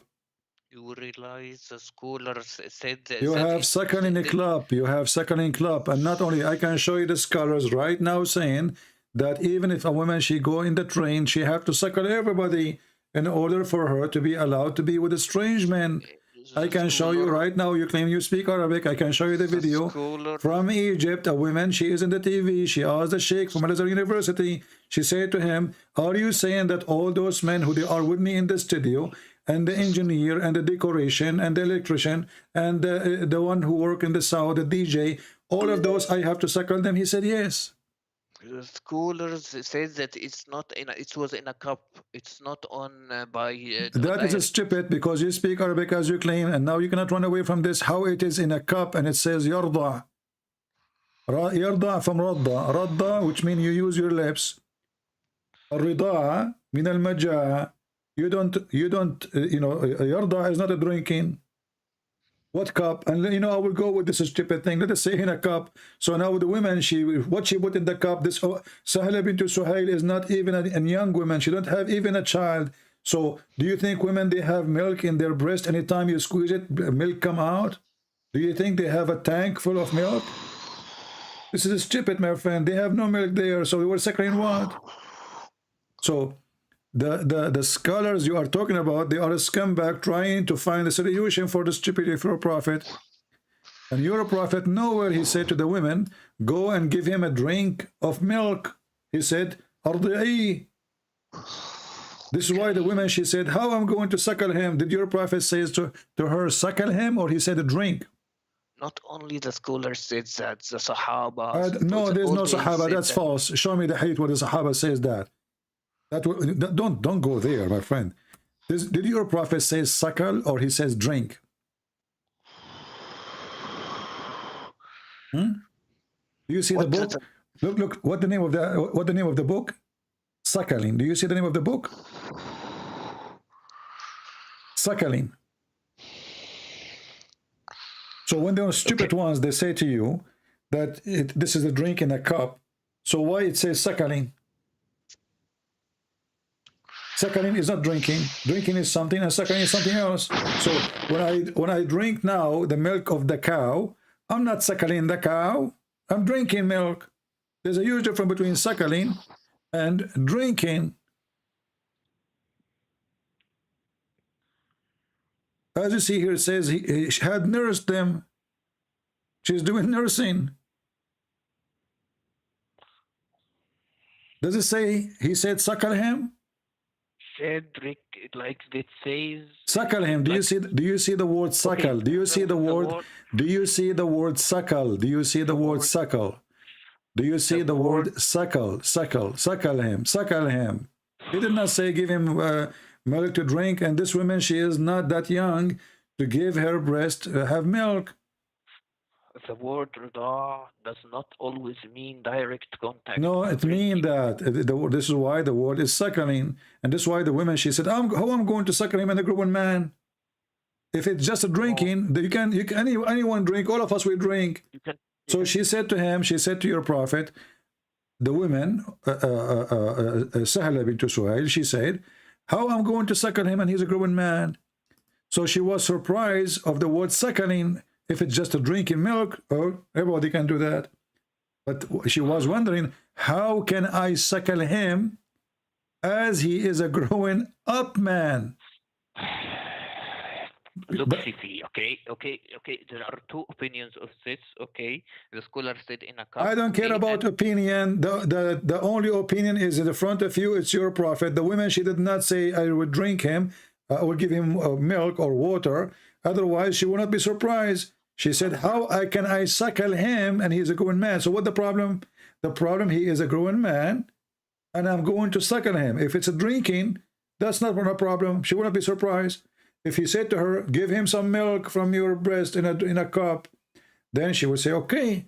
But here, because he's saying suckle, then the Muhammad, he says, well, I know he's a grown man, and he was laughing.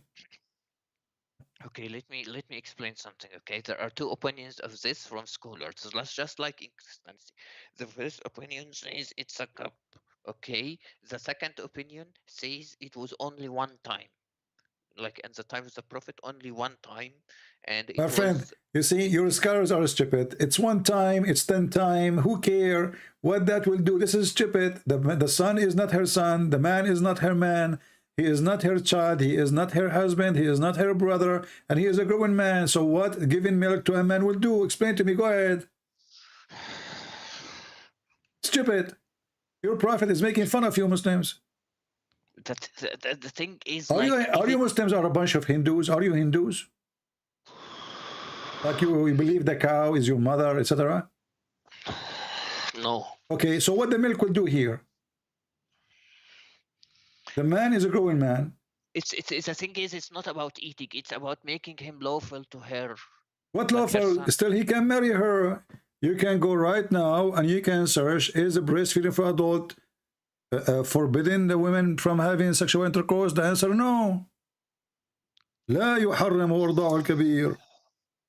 Do you want to show you the fatwa? show me several scholars' opinions on that. Several requests, several scholars. Here we go. Let me show you this fatwa. It says, رضاع الكبير لا يحرم.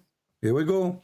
Fatwa number 3901, and this is islamweb.net, and this is your sheikhs. Question: رضاع الكبير. The answer is رضاع الكبير لا يحرم. So what the point? Question is, هل يحرم الرجل الكبير إذا رضع من امرأة؟ أي هل تصبح أمه في الرضاع؟ How about ما صحة? Listen to the question. So what is the correct that the wife of the prophet, she did that? Here he says, look at the answer. All the four sects of Islam, the four imams of this four sect of Islam agree that the adult breastfeeding for adult does not make anything unlawful, which means the man still, he can have sex with her.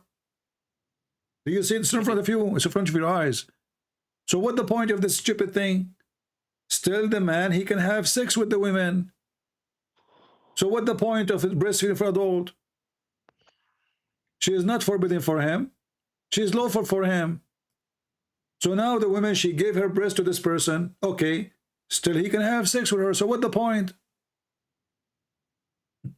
Okay, there's several opinions. Like what's several opinion? It says here does not forbid you from having the women. So you can marry her, you can have sex with her, you can have kids from her. So what the point of this stupid breastfeeding for adult? Nothing. It says here وذهبت عائشة وابن حزم إلى أن الرضاع يحرم مستدلة بأن النبي صلى الله عليه وسلم. So Aisha opinion says. Thank you. Are you stupid or what? So Aisha, she said that this is what the prophet he did, and she insists. She's against anyone who says like you. She said that this is the right thing. The prophet he ordered it. And you are avoiding one question I'm asking. What a woman giving her breast to an adult will do? Making her lawful to her. I just showed you the fatwa. I just showed you the fatwa. He can have sex with her. All the four scholars of Islam agree that this kind of a breastfeeding for adult does not make the person unlawful for her to have sex with her. I put the fatwa in front of you, in front of your eyes in Arabic. فمذهب الجمهور والأئمة الأربعة وغيرهم أن إرضاع الكبير لا يحرم. Do you see it? So what the point? Still you can have sex with the women. Why your prophet saying such a thing? Stupid. He's making fun of you Muslims. He's Satan.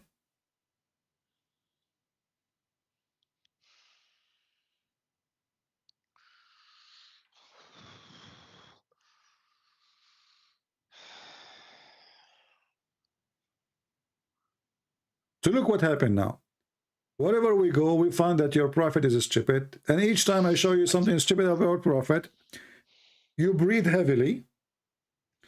And you are angry, but you cannot answer me. And you are the one who texts me saying, I'm going to get you busted. Isn't it your text said to me, I will get you busted? Okay, but you know, it says Ibn Hazm and Aisha, okay, because several scholars like Aisha and Ibn Hazm said you haram. That's the point. That's the point of breastfeeding, to make it lawful for her. Okay, so why the four scholars of Islam didn't agree with Aisha if this is the case?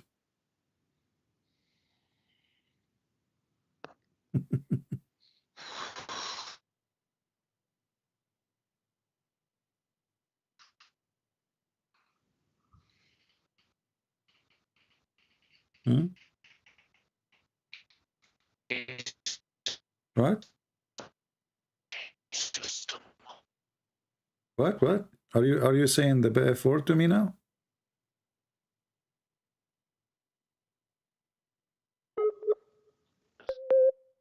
Scroll down in the fatwa. It says in the fatwa, it's for وهذا هو إرضاء عامة الناس، وأما الأول فيجوز إذا احتيج إلى جعله ذا محرم، وقد يجوز للحاجة ما لا يجوز لغيرها. Which means in the fatwa, the imams that said it's lawful, they said it's lawful only on heavy circumstances like Okay, what is the heavy circumstance? Hold on. You see, this is more stupid even. So now Allah, He revealed a verse from heaven for heavy circumstances, but still the man, he can have sex with this woman after suckle her. So what the point? What heavy? Okay, you know, the scholars that said that it's halal, they said it's only allowed only on, it was only allowed under heavy circumstances like What is heavy circumstance? You know, my friend, the woman, she came to Muhammad, she said, my husband, he's jealous from this guy, he is in our house, he's a grown adult. The prophet, he right away, he said, just suckle him, that's it. He did not say this is only for you. Listen. Are you saying that your God, he sent a verse only for one person? Not for one person, but okay, it was allowed. So listen, no. So this is for everybody. And this is why Aisha, she was ordering her nieces and her sisters to practice it. How come none of the Sahaba, they waged war on her to do that? Why nobody complained? Why nobody stopped her? As you see, nobody questioned that. I mean, what about her brother of Aisha? What about her father, Abu Bakr? So nobody is saying to her, stop, don't do that. She is ordering his daughters. She's ordering his granddaughters to Abu Bakr, saying, you have to suckle any man who will enter upon me. How come Abu Bakr did not say, well, how in the world you do that? As you see, nobody complained. The other wives of Muhammad, they did not like to do so. But Aisha, she was doing so. And all of us, we knew that your prophet, he says, take your religion from this blondie. Did he say that? If adult breastfeeding was halal, why aren't we doing it today? Why aren't we Muslim doing it today? Who said they are not doing it? Isn't it the Sheikh of Al-Azhar? He says he is the one who come with the fatwa of breastfeeding for adult just a few weeks ago, and there's a few months ago, and there's another one a few years ago. I don't think he said that, but I don't think we do it. We don't do it. We don't. Because you are ashamed of it. Because you're ashamed of it. Because there's nobody want to do it. Not because it's not there, you know. And this is why when he said that, people in Egypt, they went so crazy. Because simply they are ignorant. He said, well, this is what the prophet said. It's not me. You know, a lot of things you say that are allowed in our religion, they are not committed in our Muslim countries. Like, it doesn't matter. You know, there's many things. Here we go. You know, this guy is, you know, sometimes you don't sound like, you know, you are an Arab, but sometimes you sound like an Egyptian. Here it says, Fatwa Irda'ul Kabir. Do you know who is the Sheikh? Look at the screen. Who is the Sheikh? Is that the Sheikh of Al-Azhar? The previous one? Ali Jum'ah?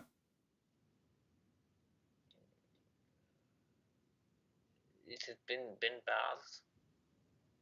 Is that the Sheikh of Al-Azhar? Bin Baz. No, this is Ali Juma. Don't know. Okay. Okay. Well, here we go. This is the fatwa here.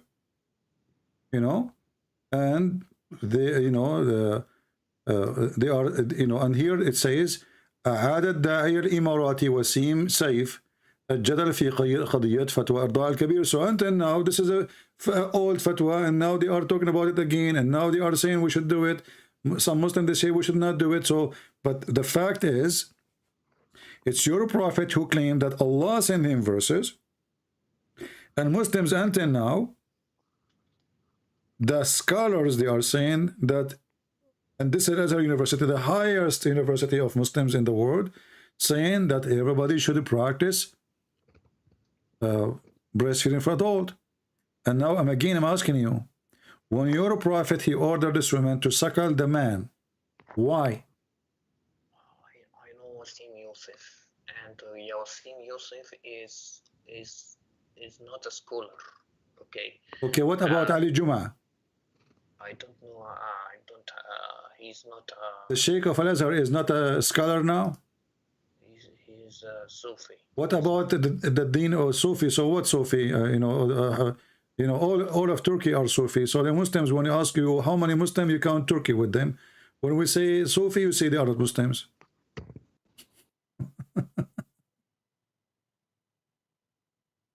So listen carefully. Did you find where the sun set finally or not?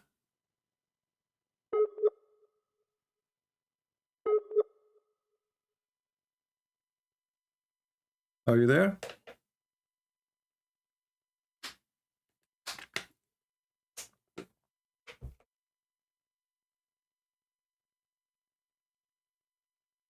Hello? Guys, should we hit in the head and finish it, or play more? Are you bored? You can't hear me now. You have lost connection. Should we play with him more, or just hit in the head and destroy it?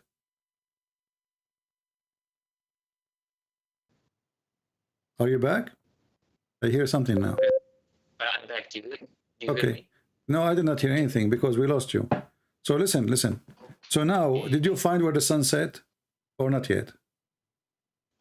Did you find where Gog and Magog, or not yet? I'm gonna go. Did you find that your God, he destined for you to commit adultery, or not yet? Did you find that Adam did not commit sin, or not yet? Is it true that Adam did not commit sin?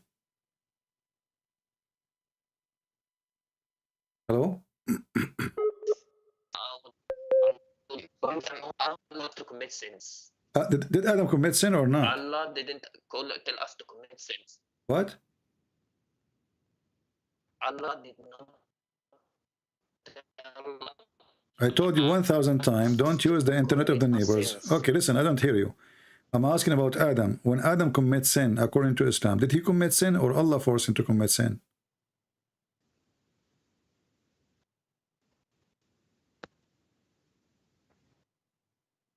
Hello? I did not. He committed sin. What if I show you that Allah is the one who forced him to commit sin? Do you promise me to leave Islam if I show you that? Because that if Adam did not commit sin by choice, that means all of Islam is a stupid religion. If all of us will commit sin, huh? I promise to call myself a donkey if that's correct. What about you call Muhammad a donkey? No, I won't call him a donkey because Why? he's Because it's not your fault. It's not your fault. The one who said that, it's Muhammad, not you. You need to understand that your religion has so many errors at Again, your prophet, here we go. I see your prophet again, that your prophet is a donkey. Because your prophet, he took the Bible, he put his hand on it, and he said, I believe in thee and the one who sent thee. So if my book have errors, then the stupid Quran keep confirming it, Muhammad keep confirming it, the Abdul in YouTube don't. Read with me. Read with me now. You're a prophet. You know, he said that Adam and Moses, they have a debate. By the way, how Adam and Moses met? In heaven. But they are not in heaven now. How they met? Isn't it your prophet, he said that he is the first one to be resurrected in the day of judgment? In Barzakh, No. in the heavens before, because there are 7 heavens. No, my friend, the first one to be resurrected is going to be in the day of judgment. So the barzakh you are talking about, this is after that day, not now. I understand sab'a samawat. This is not the question. You are first not going to heaven, 7 sanawat. What 7? The barzakh is not in the sky anyway. And the barzakh is not even an Arabic word. And Muhammad, his story. Listen carefully. Barzakh is a dry land. Is that correct? No. If I show you what you will call Muhammad? I won't call him anything wrong, okay? Okay. Why you will not call him wrong? You said barzakh is in heaven, but barzakh is a dry land. The thing is, barzakh, because the prophet saw our prophets in the sky. What in the sky? Your prophet did not go to the sky. Did your prophet go to the sky, or your prophet he went to Ethiopia? In Isra Mi'raj. Okay, in Isra and Mi'raj, did your prophet go to the sky, or he went to Ethiopia?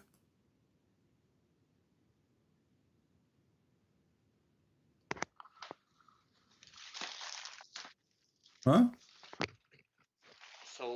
So Your prophet, he went to the sky or he went to Ethiopia?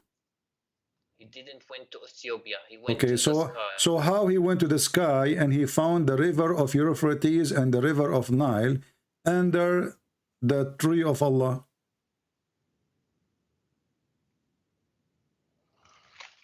Where does it say that, okay? Be a man and explain. Be a man? Here we go. Read it. Your prophet says that. Your prophet did not go to heaven in the sky. The Christian, the Jews, they believe that Adam and Eve, they were in garden on earth, and there's rivers belong to this garden, this heaven. Okay, that makes sense. This is earth. But your God, Muhammad, he claimed that he went to see his prophet Allah in the heaven under the tree of Lotus tree, and then under the tree he found the 4 rivers. One is Sihan, the other one is Jihan, which is in north of Syria, and Euphrates in north of Syria too. And he found the Nile River coming from there. So your prophet did not go to the sky. He went to Turkey and he went to Ethiopia. Where does it say? I don't see any rivers. It's in front of you. It says Abu Hurairah, the father of the cats, he said, Allah Messenger saying, Sihan wa Jihan and the Al-Furat, Euphrates, and the Nile are all among the rivers of paradise. Where they are coming from? They are coming from under the tree of Allah. There's 2. Huh? Because they will be part of paradise. They will be resurrected. What will be part? This is when he went there. What will be part? Resurrected? The river will be resurrected too. The river is dead. What's wrong with you? Focus with me, Abdul. He went up to the heaven and he found, my friend, and he found the Euphrates, Sihan, Jihan. They are coming from under the tree of Allah. The tree of Allah is in the 7th heaven. It says here that the prophet generally said that. He didn't say he saw them up there. Okay, what if I show you then he saw them up there? What you would do? You would call yourself a donkey? Go ahead. Call yourself a donkey. Read it.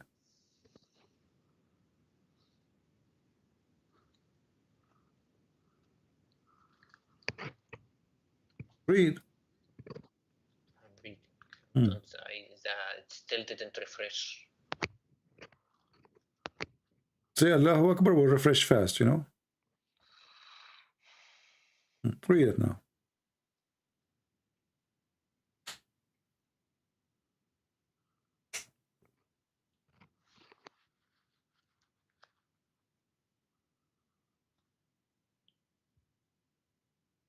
It says he didn't see that. He says that Sayhan, Shayhan, Furat. I don't hear you.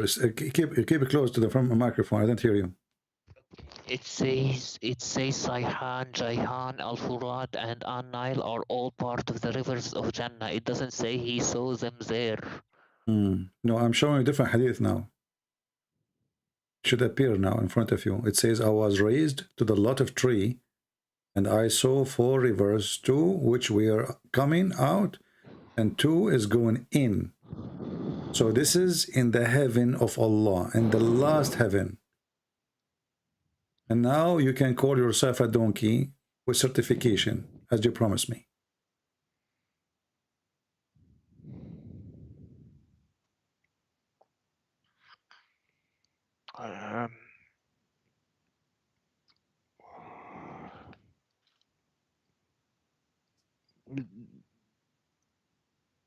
What? Come on. Does it say I was raised to the lotus tree? Where's the lotus tree? In the seventh heaven, right? This is the tree which is you walk underneath of it is 100 years, and the leaves of it is in the size of elephant ears, and they are made of gold and silver. Like, doesn't your Bible say? Don't change topic. You said it doesn't say that. As you see, it says that. So your prophet did lie. He claimed that he went to heaven. He claimed that he have knowledge, and now we find that where he claimed to go, it was the Nile River, which is in Ethiopia, Euphrates River, which is in the north of Syria, south of Turkey. So when I say to you, no, he did not go to heaven, you said, no, he went to heaven. I said, well, he went to he saw the Nile River. He says, where it says that? I show you the hadith. He said, oh, well, he did not say this is in the, like when he went there up, he raised up. No, he did not say that. And now I showed you this one, and now still you can making games. I was raised to lotus tree, and I saw forever. Where is the lotus tree located?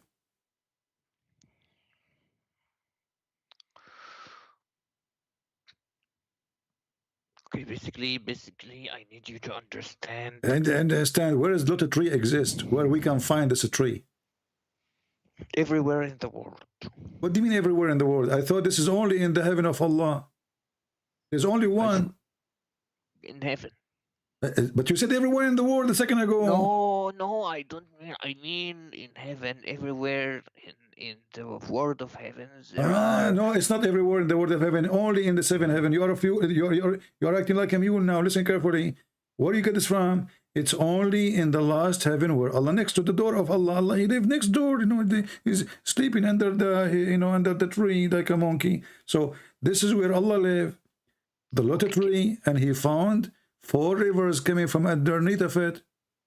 Like okay, when it says the New Jerusalem in your Bible, does it mean it is Jerusalem? Don't go there. Don't go there. You don't understand even your book. You don't even understand your book. Don't try. Figure of speech. Not figure of speech. No, he went there and he saw them. He said, "I saw them." This is not a new Jerusalem, and this is not a new river. He saw them there in his time when he was alive.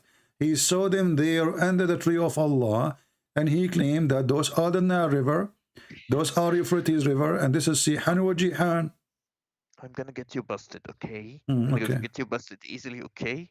And I'll show you, okay? Basically, Allah who created the 2 rivers, can't he create these rivers again in heaven? Can't he do that? But as you see, he says the Nile River.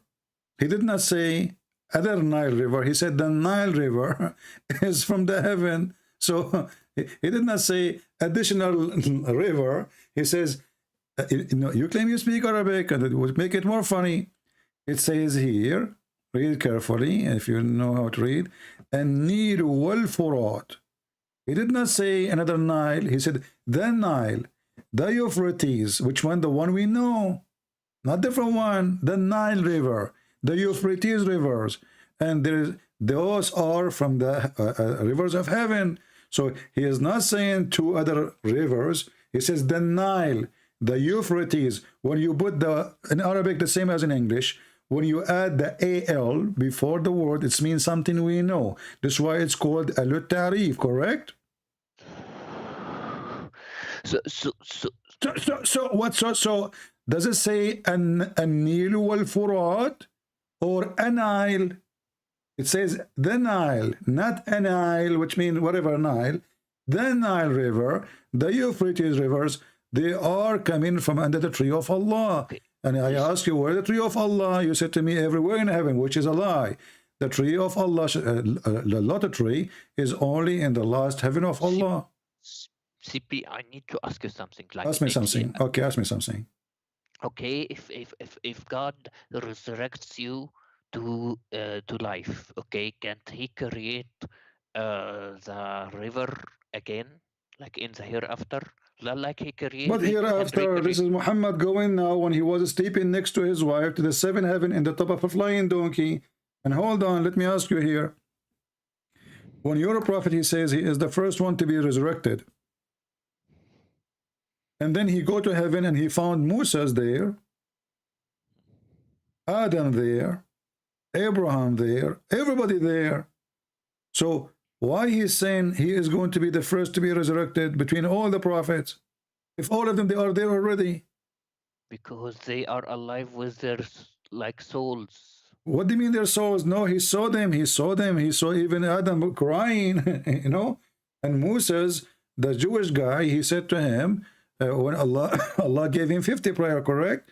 And then Moses came to him and he said to him, Habibi Muhammad, what Allah gave you, Muhammad?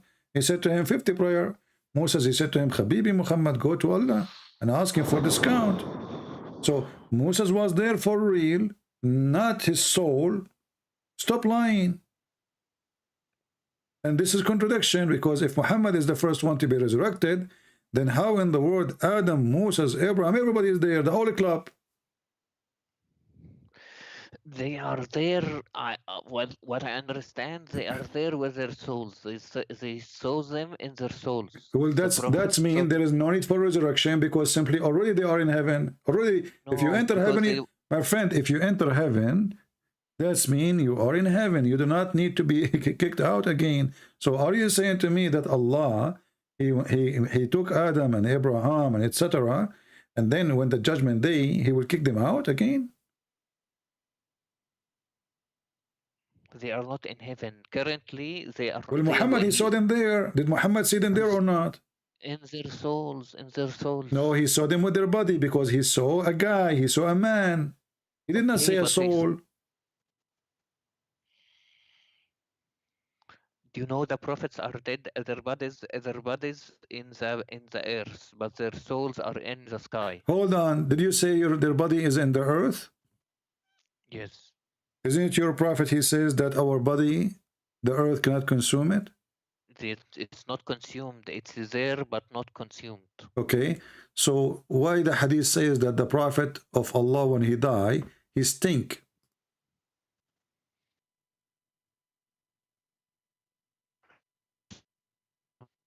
Not a sahih. Not a sahih. How you know? How you know?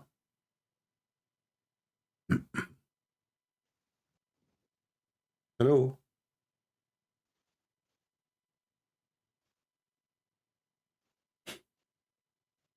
Not a sahih. Is it true that Al-Abbas, he said, bury your friend? He's losing connection. Not hear me? Yeah, I hear you now. Now I hear you. Go ahead. Hello? Hello?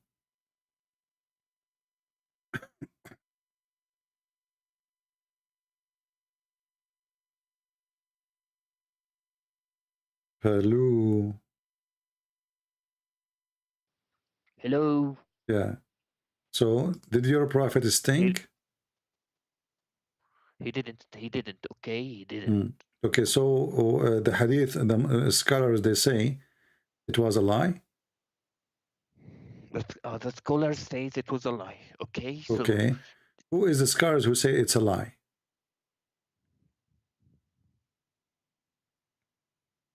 A lot of scholars. Okay, let me get you busted. Here we go. You see, we are showing on the screen Sunan al-Durrami. Durrami, you know the Durrami? Okay. So here it says in hadith number 83 that the prophet, he died in the day of Monday, and he was buried in Wednesday. And then here you will see Ibn Abbas, Al-Abbas, he said, Inna Rasulullah صلى الله عليه وسلم قد مات وإنه لبشر وإنه يأسن كما يأسن البشر أيا قوم فادفنوا صاحبكم فإنه أكرم على الله etc. Does it say that your prophet he stink like all human they stink and he's dead?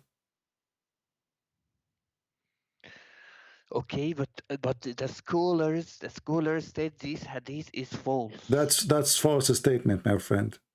Okay, if you search, you Is can find it. Is Sunan al-Durami is a false book?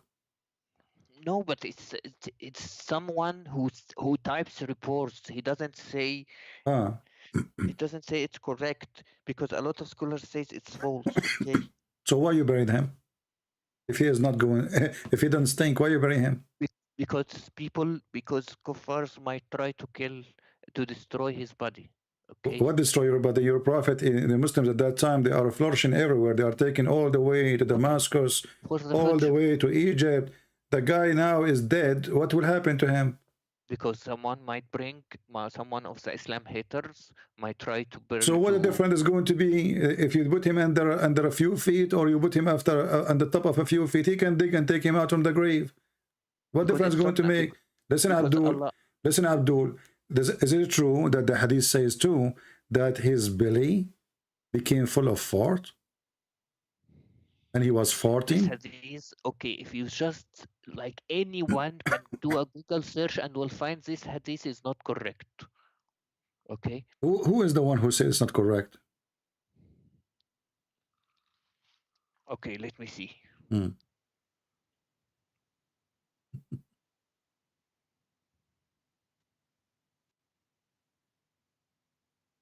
Okrama, you're saying someone called Okrama, right? Okrama, there's no Ikrama, you mean? It says. This is Imam Murrah. It's not munqata. It's not munqata.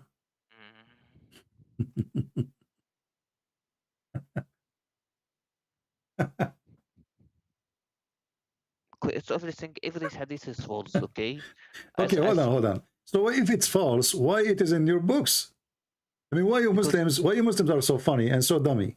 If those hadith is not true, why you Muslim you write them in your book and you put them in a book? It's called authentic. So the book is authentic book, and then the hadith is not authentic. And now who says that? Okay, let me explain. Like you have Gnostic Bibles, you have other Bibles. Why are they still? No, there? but you see, this is stupid of you to mention, because simply it is you Muslim who wrote those books, and you are the one who approve it. For us, those books are not our books. You can write a book if you want. They are put in a library. Al-Bukhari, who care about the library? In the library, there's my books too. My books is in the library too. You can go check it out. So, if my book's in the library, does not mean that you Muslims approve my book, correct? I'm Christian Prince, and you are a Muslim. So my books is against Islam. So you cannot use my books to be against me, against you, unless I'm showing you a proof from your book. So those are your books written by you Muslims, not different sect, not other religion, not the Jews, not the Hindus, not the Christians. So when the hadith says that your prophet قد ربى بطنه وإنه يأسن كما يأسن البشر, do you know what ربى بطنه mean? The fact is what ربى بطنه? It's not a true hadith. Okay. You are saying without even knowing what the word mean. What ربى بطنه mean? I don't want to say the word. Okay. No, you do not know what it says. You are saying it's not true hadith without knowing what the hadith is saying. What ربى بطنه mean?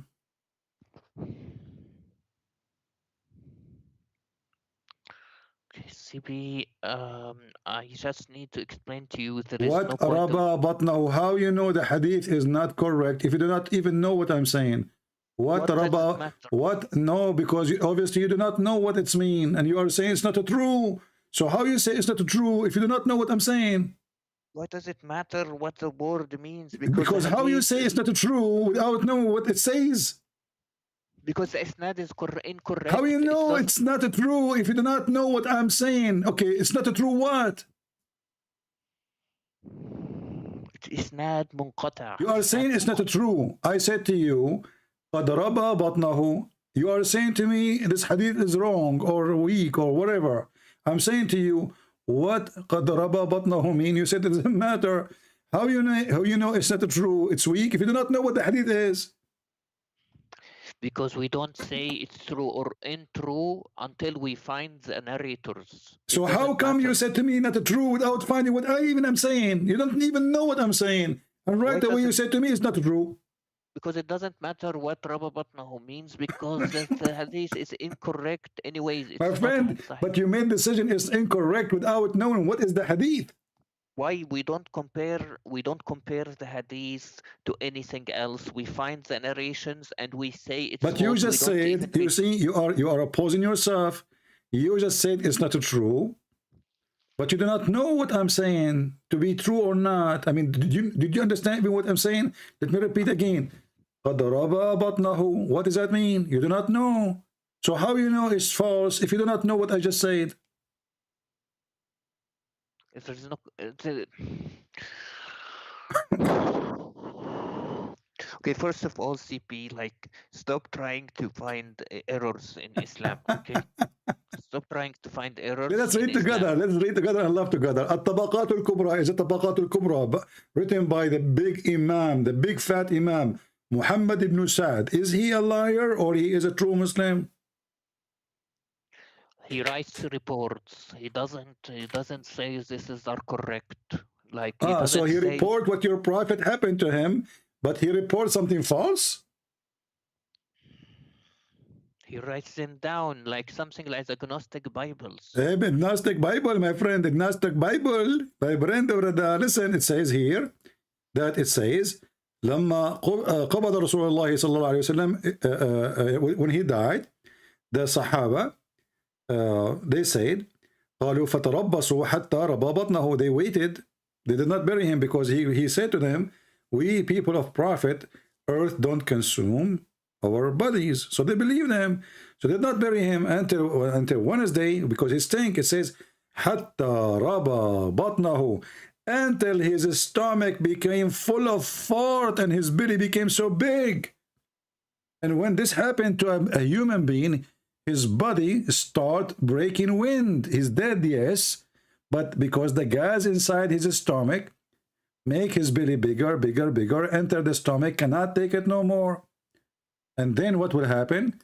The fart will come from the dead body. And this is what the hadith is saying. And you keep saying to me, it's not true, but your Muslim scholars are writing it, and you are the one who said to me, they are reporting it.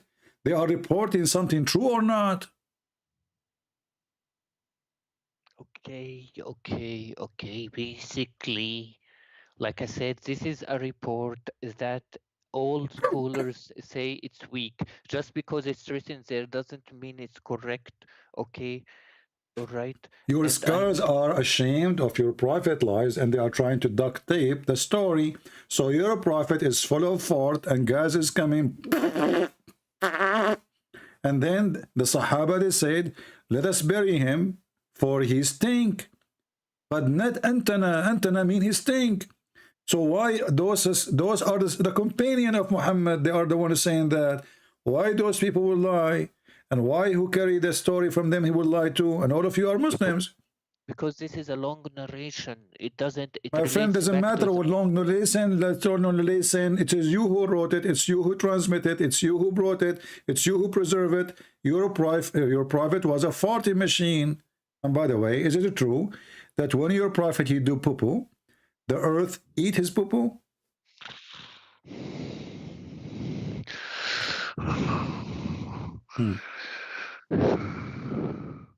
I need you to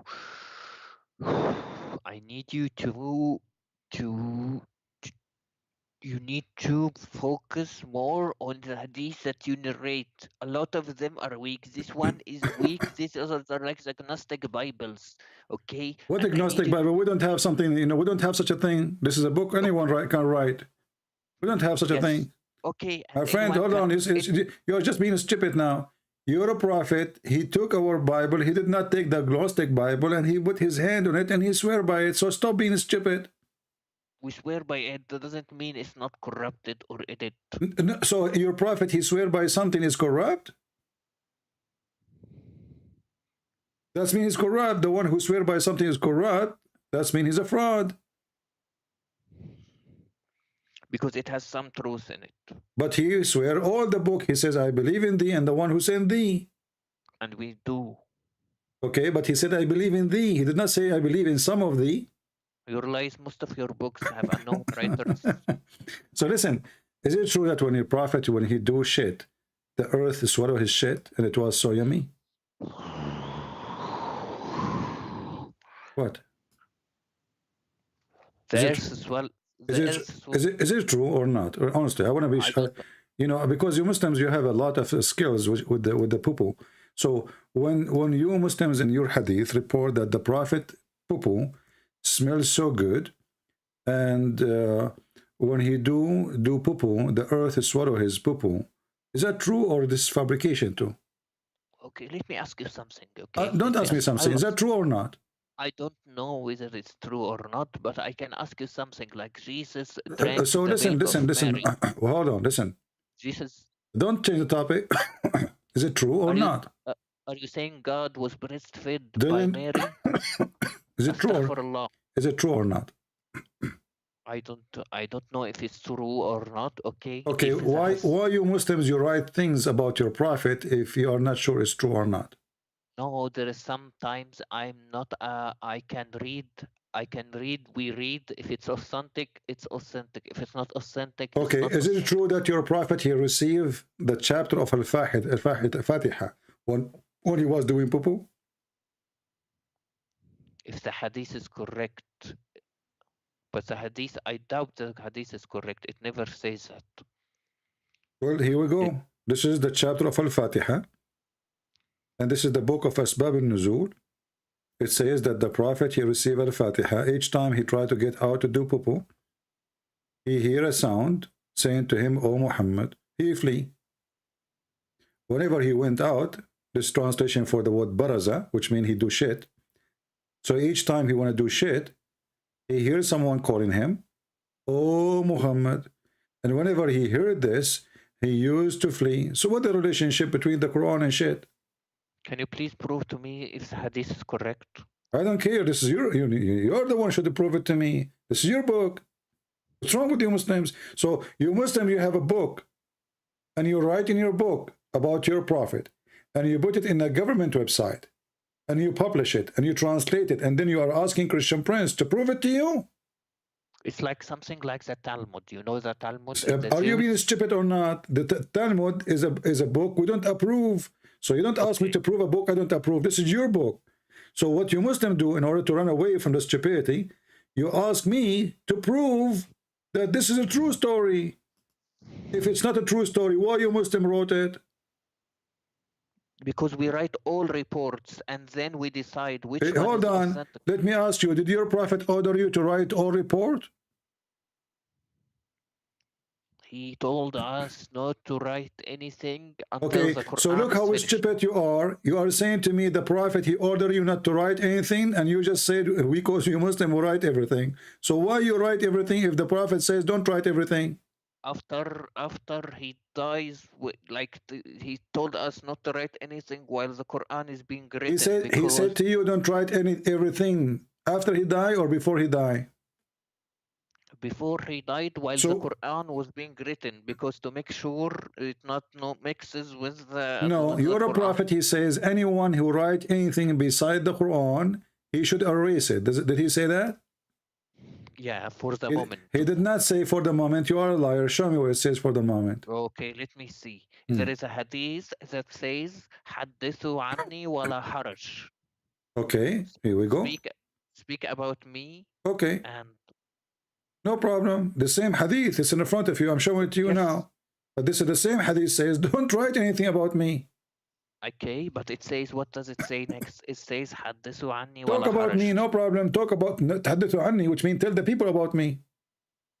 Yes. But he did not say to you to write anything about me. Correct? Yes. Okay. Yeah. As long as your prophet, he ordered you not to write anything about you. Why all those books written about him? I don't remember. There is another hadith that says that it's okay to write down. But anyways, he said that So because you are the saying to Quran. me now, your prophet was stupid. In different place, he said it's okay to write down about me. In different place, he said it's not okay to write about me. So your prophet is a mentally ill. Once he say, okay, listen. Is it true that your prophet he bring verse from Allah in the morning, bringing command, and second day he changed his mind? Is it true? He permitted it later because there is. Listen to the question carefully. He says something in the morning today or afternoon. Second day in the morning, he said the opposite. Is that true or I'm making things up? Okay, because there's something called abrogation. Okay, so you are saying to me that you have a prophet, he have a God, he gave him command at 12 o'clock, he gave him the opposite command at 6 o'clock, after 6 hours. How about you understand something, okay? This is normal. This is normal. Why? Because... How it's normal? If Allah, he said, as an example, in the case of murder, does the murder change? Murder is a murder. He said, the free for the free, slave for the slave, women for the women. What that? Why I need to change it second day?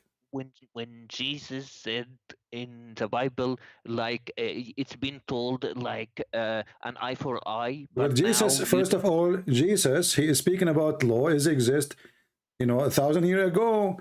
And this is not second day, this is not 6 hours after. And Jesus, he did not say, I came to destroy. He said, I came to complete. So what it was fit for a time, it doesn't fit for the other time. And what was fit in the time of Moses is still fit in the time of Jesus. What Jesus said, I did not come to destroy. He did not delete any law. He did not say this is forbidden. Listen, don't make things, don't make, Jesus, he complete. As an example, he says that, it's been said to you, but I say, which means I complete it. I did not delete it. He did not delete it. He did not abrogate it. But here we have, listen carefully, here we have a murder. Free for free. Slave for a slave. Is that justice? Woman for a woman.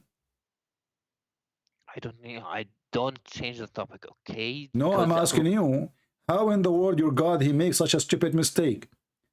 So you're a prophet, false prophet, he make an order in the case of murder. And murder is a murder. Murder in the time of Moses is the same in the murder in the time of Muhammad, the same in the time of Jesus, the same in our time. So if Allah is just, he will not change this law forever. Doesn't matter what year, 10,000 years from now. This is not about drinking alcohol today, tomorrow is not allowed. This is about a murder. Murder is a murder. So when you're a prophet, he says, free for free, women for women, slave for a slave. Is that a just from God? That if I kill your slave, you kill my slave? It was abrogated. It was abrogated. It's abrogated. It was abrogated second day, correct? And don't say about this because you'd have abrogation. Listen, no, we don't. No, we don't. That's stupid of you to say. This is the same prophet. This is the same prophet. He come with the law. He published it. Few hours after, he deleted because people listen. Because people they will start laughing at such a justice. So, the whole law. Is this written in the book of Allah or written in the book of Muhammad? This verse. Okay. Jesus abrogated the whole law of Moses. Okay. He never abrogated one thing of Moses. Yeah, really. Okay, give me one thing. Give me one thing he abrogated. Go ahead. Okay. Eye for eye, tooth for tooth. Okay. And then he said, "Love your enemy." And if someone slaps you from still, my friend, love your enemy will not change that. The one who committed this, Jesus, he said, the one who lived by the sword shall die. Which means if you kill, you will be killed. What Jesus saying, if somebody hit you in your face, use the Roman law. Don't beat him. Now you have a state, you have a government. They will arrest him. There's a law. If you hit him in the right cheek, you go to jail. So Jesus did not destroy the law of Moses. Still the one who kill will be killed. Still the one who do crime, he will be punished. So you are fabricating stories now. And how your God, he gave an order in the case of murder. He said free for free. Okay. Slave for slave. No problem. And then women for the women. Why Allah abrogated the law few hours after? It was abrogated because this was known as a tribal law, and it was allowed in the start, okay, and then it was abrogated, okay. It's fine because okay, so Allah, he changed his mind after 6 hours and he found that he should not accept, he should not follow the tribal. Are you saying your God, he was taking the law, which is stupid, and then he thought about it. He said to himself, this is dummy. I'm not going to follow such a law. Are you saying that?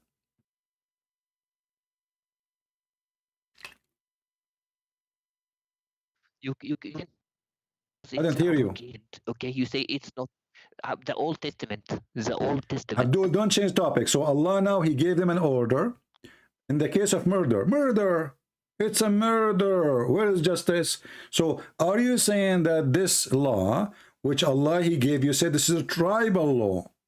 So your God, he commits sin and he follows stupid law, which is not his law. Is that the law of Allah or this is the law of the tribes?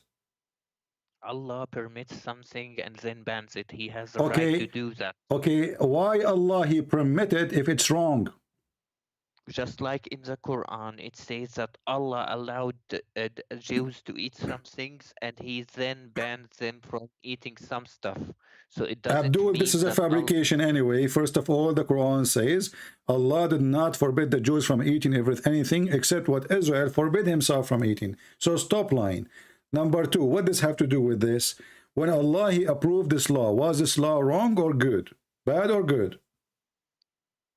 You can ask the same thing in your Old Testament. Don't change the topic. No, I asked the same thing. I did not say anything wrong. It's you who changed it. I didn't change it. And this is the same prophet. And this is a few hours after. So now Allah, he gave a law. And then the people start laughing at Allah. And then Muhammad, he go to bed. And then he wake up in the morning. He says, Allah gave me better law. And by the way, what is the better law? Do you know?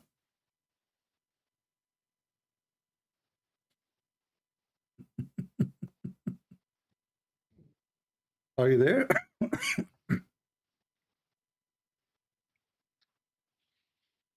Hello? Can you hear me? Hello. Okay. How many people die wrong by this law? In the case of murder, free for free. So if a white man kill a white man will be killed. If a white man kill a black man will be killed. What kind of God this God is?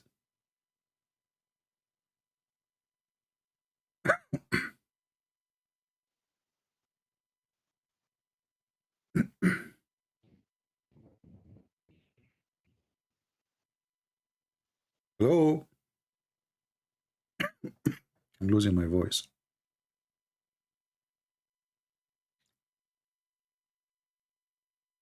Are you there?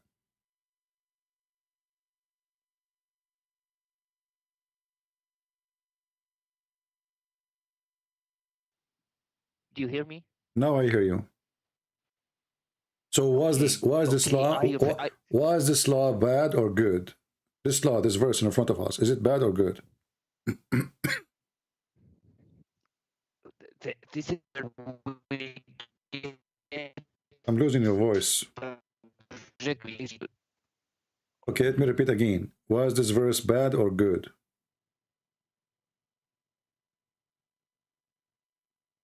This was a good. It was good. It was good. It was allowed. It was good. So is it good that if I kill your wife, you kill my wife? Is that good?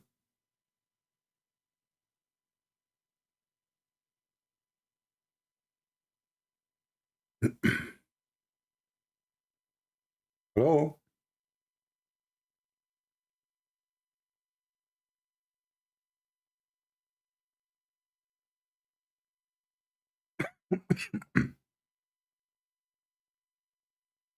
Are you there, Abdul?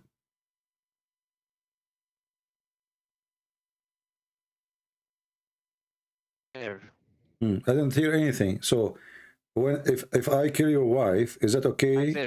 Is that good? Is it good if you kill my wife, I kill your wife? Is that good?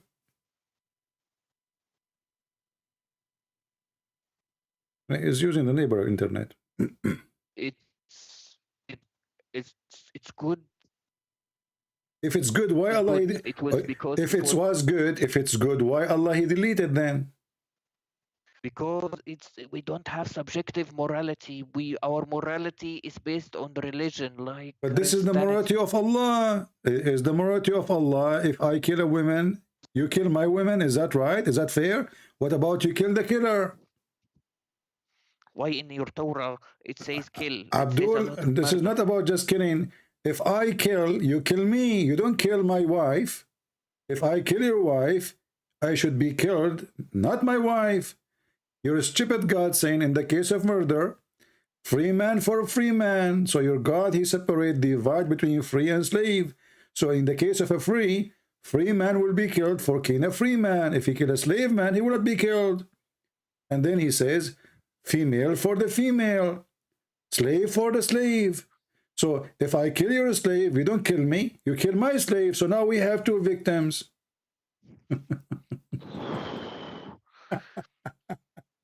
What you don't get that this is also your Old Testament has many laws that Abdul, are not acceptable today. You keep running away to my law, but you cannot answer about your law. Listen carefully. So when your God did abrogation, did he abrogation because he want to make better Quran, or he is not making better? You can also say that about your book. Don't change the topic. We don't have such a thing. There's nothing changed. Okay, so you apply all the Old Testament. Yes, we apply all the Old Testament. There's nothing. But because we don't have a law, we don't have actually a government which is going to practice the Old Testament, to practice it. Moses was a king. He was a prophet. He was the ruler. We don't have that. We don't have a government. Go by the Bible. If we do, the Bible will be our law. So stop being stupid now. I'm asking you, when your God, he abrogated this verse, did he make a better verse or not better verse? I cannot answer this, okay? Why you cannot answer this? What's the problem?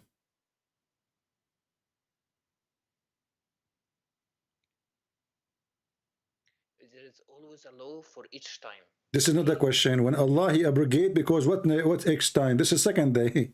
What each time? You Muslims are funny. We are talking about the second day. We're not talking about 10,000 years after.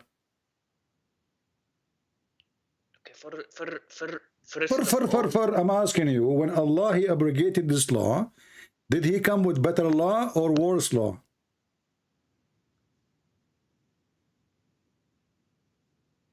It came with a better law, better than the tribal law. Okay, so this was the tribal law, not the law of Allah then. Because Allah permitted it. Like okay, he permitted so listen carefully, guys. Allah, he accept that tribe law to be his law, and then Allah, when he went to his office for a few hours, he said to himself, this is a stupid law, I'm not going to follow the tribe law. That's what you just said. Like I said, you can also say that about Jesus abrogating. You cannot, no, you cannot. First of all, Jesus came long after Musa. Secondly, he says, I came to complete, not to destroy, so stop lying. And he did not say, I'm going to give you Quran better than the Quran. Here we have, you keep repeating this is a tribal law, which means the Muslim, they lie when they say that the Quran written in the book of Allah in the sky. Because you just said this is a tribal law, this is not the law of Allah. So if the Quran written with Allah before he gave it to us, this is what is written there. This is not the tribal law. Was this book exist? This verse was exist before mankind is exist or not?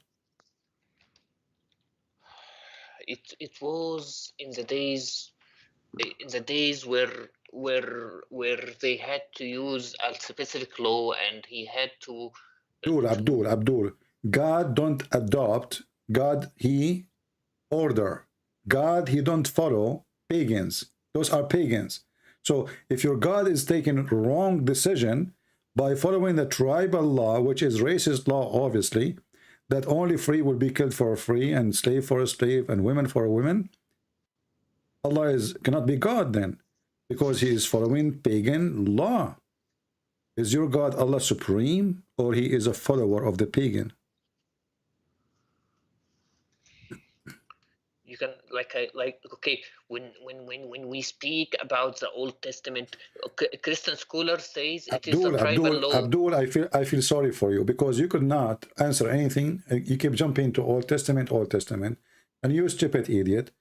The Old Testament in the Quran says, in the case of murder for Moses, he says if someone he killed one innocent person as if he killed all mankind.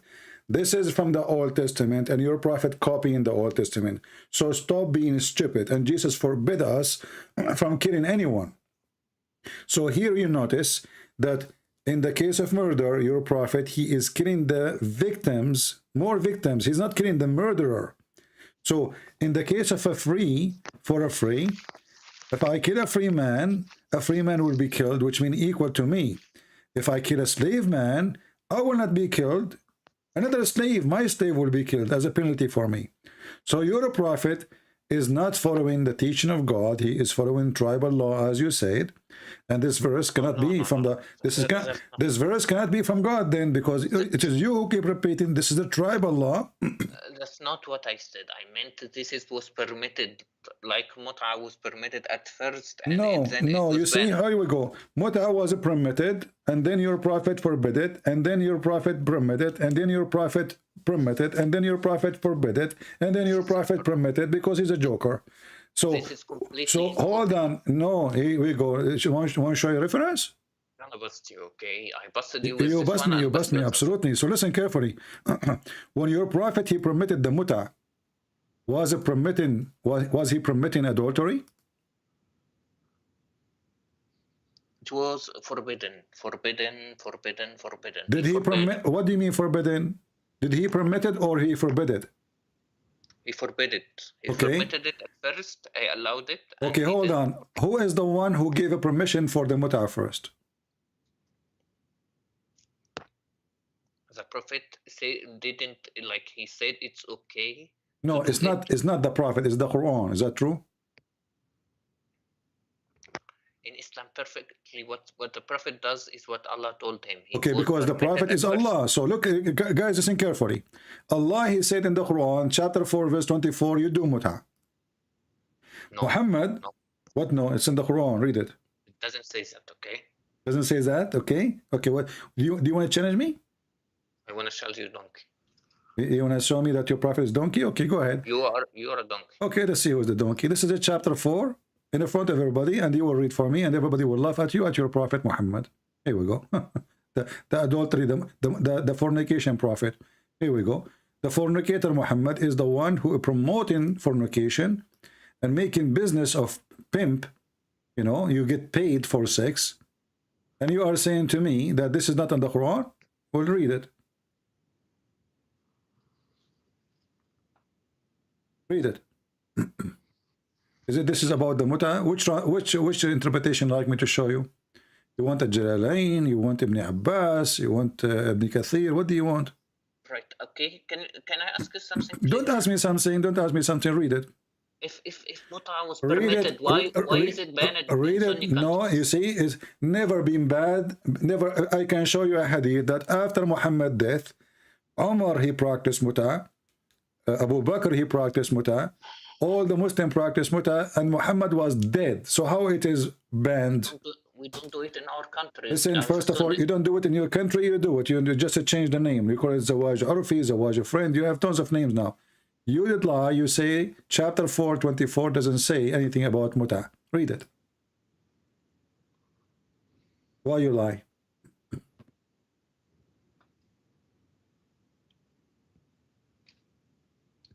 It says this practice was later abrogated. Thank you. So it was in the Quran. You did lie. You said to me it's not in the Quran. I said to you chapter 4:24. You said no, it's not. And you said I want to make you. I will get you busted, and you call me donkey. So now you are the donkey.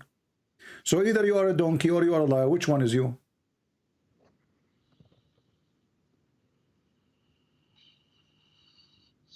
So you have a God who order you to rent women for sex. Is that true? This is a tafsir, okay? But according to him, it was. But this is the Quran. This is the Quran. In Arabic, it says فَمَسْتَمْتَعْتُمْ بِهِنَّ. So It says here, this is where the muta coming from. The word muta coming from stamtatum. So who is the one who came with this? Allah. And why it's in the tafsir? Because they are explaining the verse. And who is explaining the verse? Your scholars. Did your prophet, if a woman and a man, he said, if a man and a woman, they agree to F each other for 3 days, they can F each other for 3 days? No. Again, you want to be a donkey? Read the hadith. Here we go.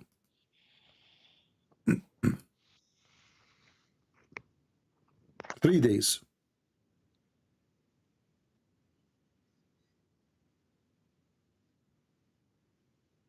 Your prophet was a hippie.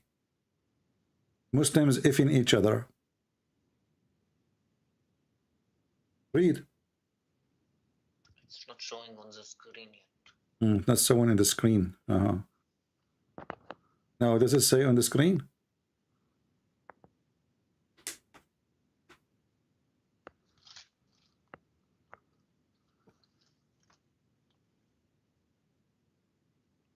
It says the Muta marriage has been cancelled, made unlawful. Read. What are you reading, my friend? Guys, look at this stupid religion. So this is a God, he asked Muslims to go F each other. And then this God, he told the Muslims, stop F-ing each other. So if it was wrong, why he allow it anyway? I mean, this is the most stupid cult ever. Why Muhammad allow it? You see, when you say allow it, it's mean it's not was not allowed yet. So he allow it. So if it is wrong, why you allow it? Who is forcing you? You are a prophet of God. You have an army. You have men. You have swords. So you are making a law and you are asking the Muslim to F each other. And then you say, don't F each other. Then you make it the opposite. So the hadith says, harrama, he allowed. He forbid, he allow, he forbid, he allow, he forbid. I'm gonna bust you, okay? I'm gonna bust you, all right? Read the hadith. Read the hadith. I see. It says. Read the hadith. If a man and a woman marry temporarily, their marriage should last 3 nights, and if they like to continue, they can do so. And if they want to separate, they can do so. I do not know whether there was for other people in general, a limited career. The Prophet said the Muta marriage has been cancelled. Okay, so it's been cancelled. Okay, that's the thing. Like it's something like alcohol. It was permitted at the start, and then it was gradually not allowed. So your prophet, he allowed fornication. And by the way, nowhere here it says marry. Does it say the word marriage? Their marriage should okay, read for me where it says marriage. Here we go, read the Arabic. It says فعشرة أيما رجل وامرأة توافقا فعشرة ما بينهما 3 ليال. عشرة, to F each other. There's no marriage. You Muslim, you lie when you translate. So any women, any man, they like each other, they like to F each other, they agree, they can sleep together for 3 days, 3 nights. And if they like to increase, they can increase. Does it say that, or I'm making things up? It does say that. Okay, so what kind of a prophet and why he would allow you to F a woman for 3 days, 3 nights, and you have to pay her? Because it was gradually not allowed. It had to be taken at a specific time. Why it's specific time? Was it allowed in the time of Jesus? Was it allowed in the time of Moses? Did Moses says you can go and do muta 3 days, 3 nights? Don't you Muslim, you claim that you are, Moses is a Muslim and Isa is a Muslim, and then you do the opposite of what Moses taught and what Isa taught, supposedly?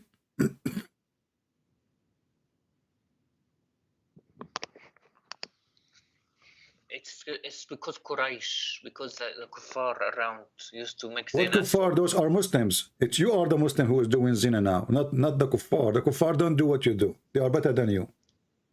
This is Muhammad teaching your daughter to go and rent herself. And let me ask you, is it true that you Muslim believe that muta is a kind of rental? If muta was halal, why we don't do it in a lot of our countries? You just said your prophet he allow it. And first, So if you are exist in the time of Muhammad, you will be doing it right now. If Muhammad was here right now, you will be doing it.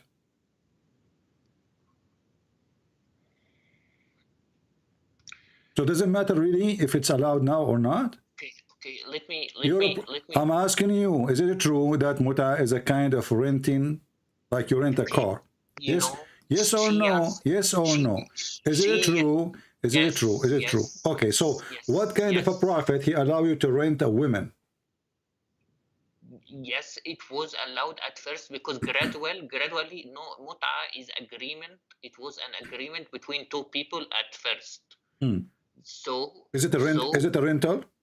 So it was at first. Is it a rental? To stop fornication. How you stop fornication? By fornication, you are fornicating. By starting by making it 3 days and then stopping it. Okay. So now you are allowed to fornicate for 3 days. It's better than fornicating for 5 minutes. A guy, he go to a prostitute, he pay her, he fornicate with her for half hour, she go home, he go home. Now you have a contract of fornication. Muhammad he made the prostitution legal. Why does it matter? Because it's matter. I'm asking you, is it true that in Islam you rent the women? Yes or no? You rent her. No, we can't do that. Okay, read it then. This is your Muslim website. It says, Muta. Here, read with me carefully if you know how to read. If you are not illiterate like your shut up. I'm losing my patience with you. It says here, in some works, special term is applied to women who practice muta, musta'ajara, or rented women. Muta is considered as a kind of rental because in general, man, basic aim is in this kind of marriage is sexual enjoyment of women. In return for his enjoyment, the woman receives certain amount of money or property. Isn't it? This is exactly what prostitution is. Okay, this is a Shia website. Well, my friend, okay. Shia, they are following the Quran and they are following your prophet. Well, why we Sunnis don't do that? Hold on. The Quran says you do muta. Can you show me a verse in the Quran says don't do muta? Okay, the verse, some said it says that, some said no. You are a liar. You are a liar. Not a single scholar say it doesn't say that. Prove me wrong. Ibn Kathir, Al-Qurtubi, Al-Tabari, Al-Jalalain, everybody says that Al-Muta is there. Why you are lying? The 4 Imam of the Muslim Sunni, the 4 sect, they agree that chapter 4 verse 24 is about the Muta. Not only the Shia. So the Shia, they are more decent than you. They are following what the Quran is saying. And when you say it's abrogated, can you show me the verse abrogating the verse? Where is the verse says don't do muta no more? By hadiths, there are many. Thank you very much. So you Muslim, you follow a hadith written 300 years after Muhammad. Okay. Shut up, hold on. And you say to us, how you follow a book written 60 years after Jesus? So you follow a book written 300 years after Muhammad. How about the Bible, Old Testament? Listen. So now you are saying you are fighting against the Quran because somebody exists 300 years after Muhammad said that Muhammad, he said this is forbidden. Do you have a proof that this guy, he is given, how many hadith I showed you? And you keep saying to me, this is not true, this is rejected, this is not accepted. So listen, this is just to show you the hypocrisy. When you're Muslim, you want something to be accepted, you accept. When it's embarrassment, you reject. So now, because there's a hadith says that the Prophet, he did forbid it. Oh, finally, we are clean from this garbage. So now we can say to the Christians, it's forbidden. In the front of everybody, what if I show you that the muta practiced by the caliphate after Muhammad's death? Okay, whoever did this, it's not allowed because I said the caliphate. I said the caliphate. Where there were many. I said the caliphate. I said the caliphate, the Sahaba.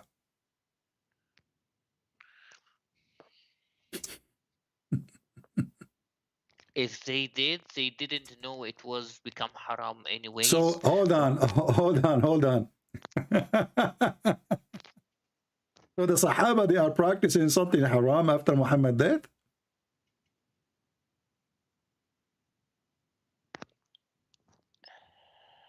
Anyways, CP. Anyway, what? Anyway, hold on. Did the Sahaba, the companion of Muhammad, did the Caliphate, the first companion of Muhammad after Muhammad's death, they still practicing Muta, yes or no? Even if so, even if the hadith is true, it says, you know, when they say it's false, they say, when the people that says it's true, they say he didn't know. It could be a sahabi that didn't know at first that it's been abrogated, okay? And it's been abrogated, and the evidence that we don't do zina in our countries, we don't commit muta in our countries, only Shias do that. We have a clear ruling by all our shuyukh that it's not permitted for us to commit muta. Okay, none of the people I know commits muta. Okay. So why? So if it was halal, if Abu Bakr, who is the one who is going to practice forbidding what Muhammad forbid? Isn't it the Caliphate?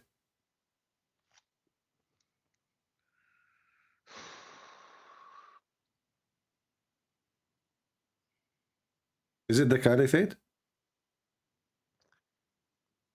The one who forbid it is a prophet. Okay. Prophet, and then as long it is the prophet who is going to forbid it after the prophet.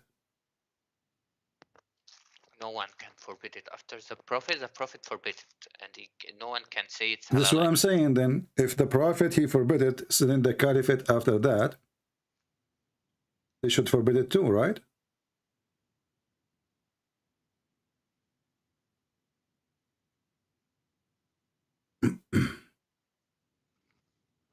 Hello?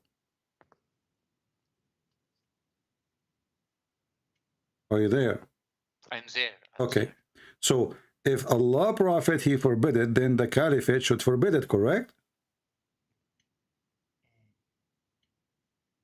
The prophet cannot forbid it, okay? But okay. let's see. So when the Caliphate, when Muhammad he die, and it's forbidden, I mean, those are the first one in the time of Muhammad, not like Al-Bukhari who came 300 years after. So if it's forbidden, then the Caliphate is the first one, should not practice it, correct?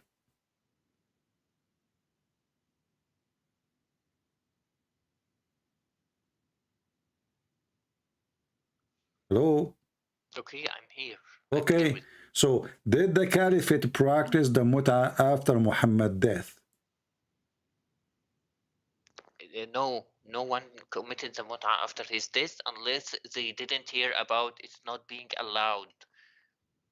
It's like saying like people commit zina, like zina in the West doesn't mean Jesus allowed it. Okay, it's here like we go.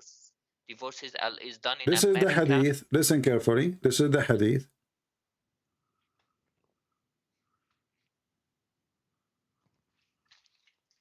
Okay, is it sahih? The Muta came in the book of Allah, and we did it with Rasulullah. Your prophet, he used to do Muta too. And no Quran came to forbid it until the prophet, he died. Do you see it? And it says, this is Sahih. Al-Masdar al-Bukhari. Do you see it? Just because it's from Bukhari doesn't mean it's sahih. Oh, so now Al-Bukhari is a lie too. Whatever we show you, it's a lie. No. Well, it says Sahih in front of your eyes. You claim you speak Arabic. Where does it say Sahih? It's in front of you. It says Sahih. Here we go. Sahih. خلاصة الحكم صحيح. Page number 4518. Sahih. And this is the hadith in English. Al-Bukhari. Sahih. Can you zoom out? Can you show me the hadith again? Here we go.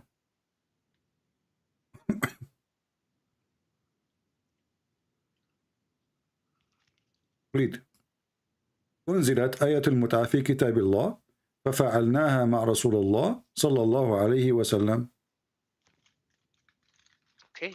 So okay. there was Muta and Hold on, but it says here, and nothing came to forbid it until the Prophet died. Nothing came to forbid it. because the Sahabi didn't know. No, no, listen, what do you mean did not know? وَلَمْ يُنْهَى عَنْهَا حَتَّى مَاتْ. And nobody, listen, and nobody forbid it until he died. This is according to him, but all the other scholar, all the Sahaba. What is scholar, my friend? This is Sahih. This is Al-Bukhari. And look what the Muslim, they lie.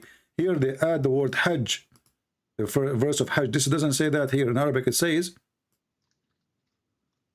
"Unzilat ayatul mut'a fi kitabillah, fafa'alnaha ma Rasulullah." Here they add the word Hajj, which is a lie. And nothing came to forbid it until Muhammad died. After Muhammad died, the caliphate, they are the one who forbid it. This is his point of view because he it says here, and the first one who first forbid the Muta, it was Umar. Read with me. Umar, he is the first one who forbid the Muta. So the Muslim, they lie when they say Muhammad is the one who forbid the Muta. Which means all the caliphate before Umar, they practice it. Uthman, he practiced it. Whatever flows your boat, okay? Because I think so. My friend, stop being stupid. It's in front of your eyes. You got busted, my friend, and you get served. And أول ما نهى عنها كان عمر. Who is your God? It's not Muhammad who forbid it. This is a lie. The first one who forbid it, it was Umar. Is that a Shia website? No. Is that a Shia book? No. Is that a Shia statement? No. So stop lying. Your prophet never forbid the Muta. It was Umar. And as you see, no verse came, nobody forbid it, and Muhammad, he practiced it, and you Muslims, you are following a fornicator. Your God is a fornicator, and your God is a pimp. Can you read فَقَدْ نَهَى عَنْهُ فِي الْحِجِّ? It means in Hajj, in Hajj, in... My friend, is it forbidden now to do Muta in Hajj? It's forbidden. What is Muta in Hajj? What Muta in Hajj mean? No one does it. You Muslims are a bunch of joker. Listen, Abdul. It says here in the front of you, there's no Hajj. This is the Arabic. Read it with me. There's no Hajj. This is in English. They are a liar. Do you see Hajj here? It says you see عن التمتع في الحج. Okay, but this is in translation, not in Arabic. In the top, you see in the top, in the next, okay, next line. Okay, hold on. Okay, so listen. So if this is tamattu bil Hajj, so it says it is came in the book of Allah. Which verse it says you can do Muta by Hajj? Which verse? It says the book of Allah, right? Ayatul Muta. No, it says Nazarat Ayatul Muta fi Kitab Allah. Ayatul Muta. You see, it says ayah.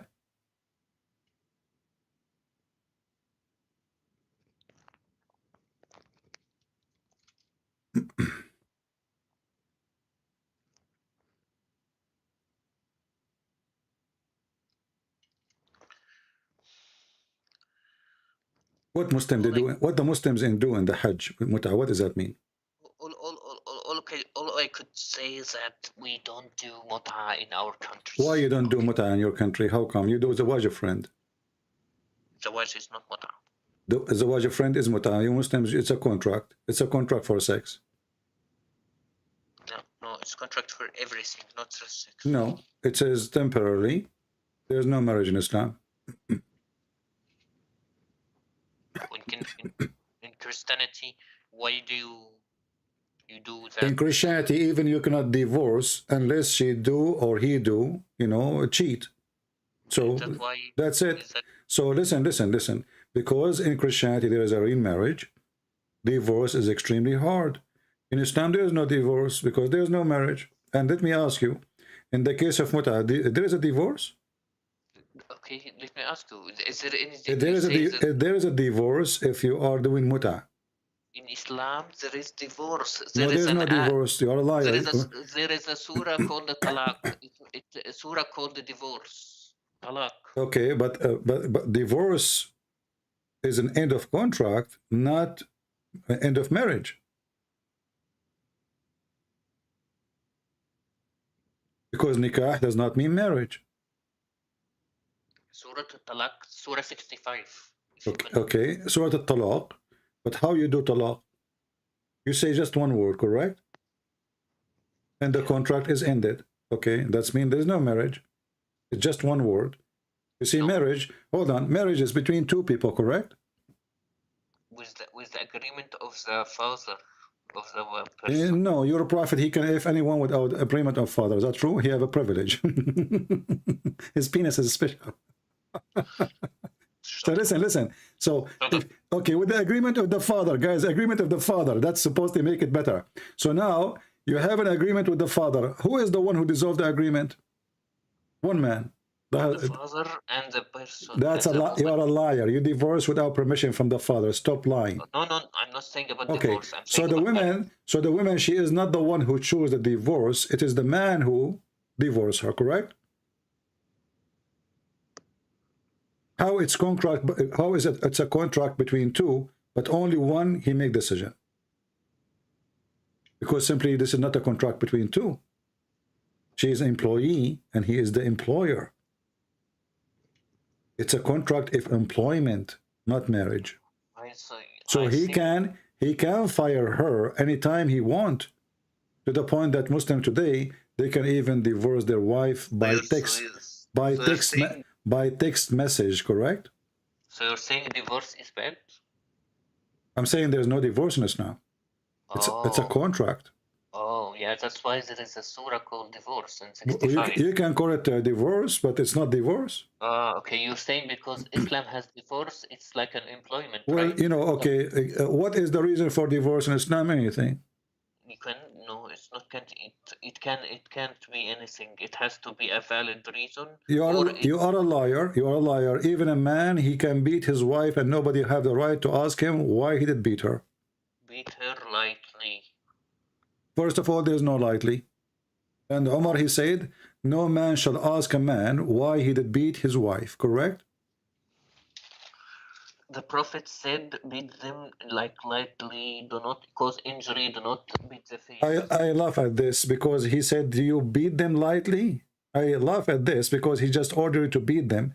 Secondly, he said, don't break their bones. That is lightly. Secondly, read with me. It says that Umar reported that the Prophet of Allah saying, a man will not be asked about why he beat his wife. Same about his marriage, divorce. So she is his wife. She became his, his dog.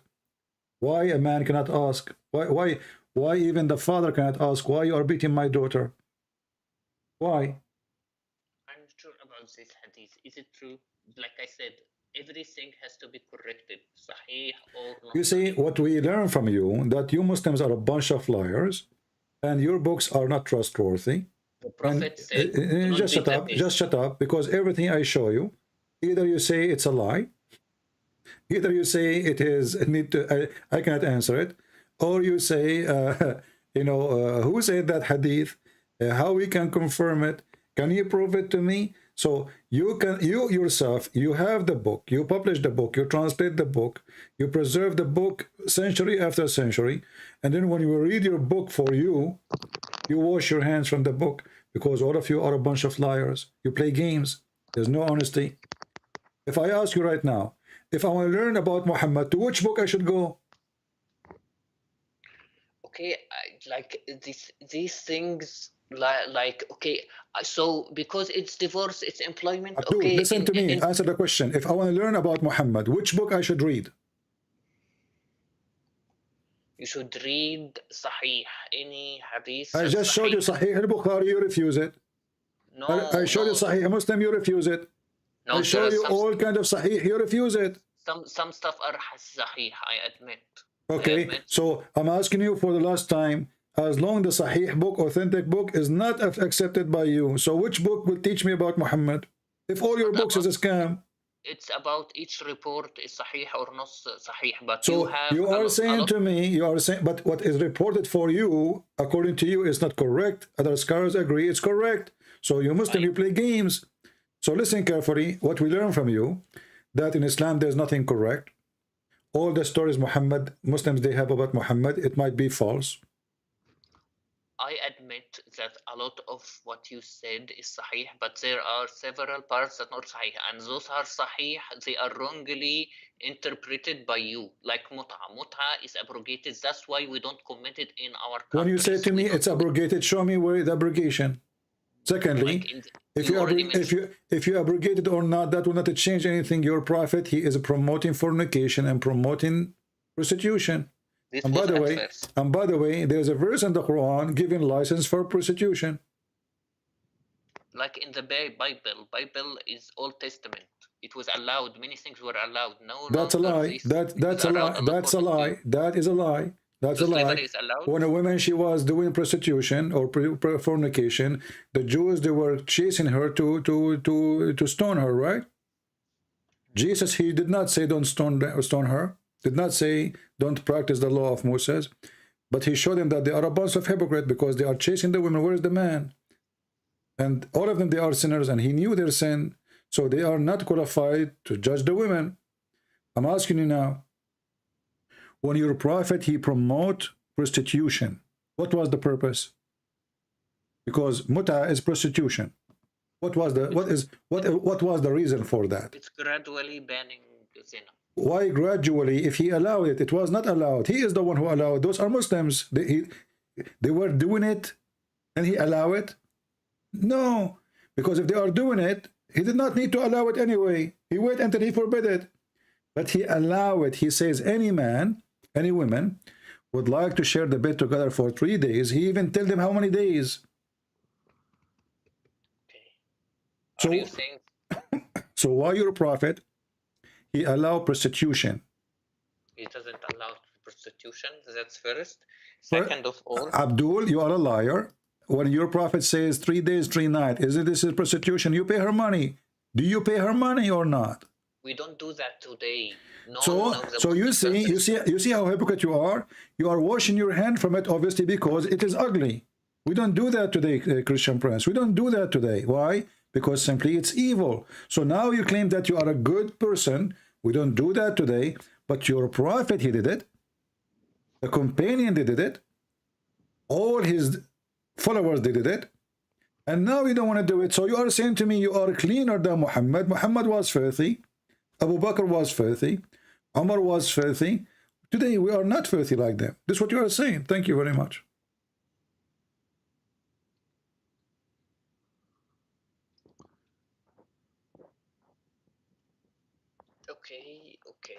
Okay. So did you decide to leave Islam or not yet?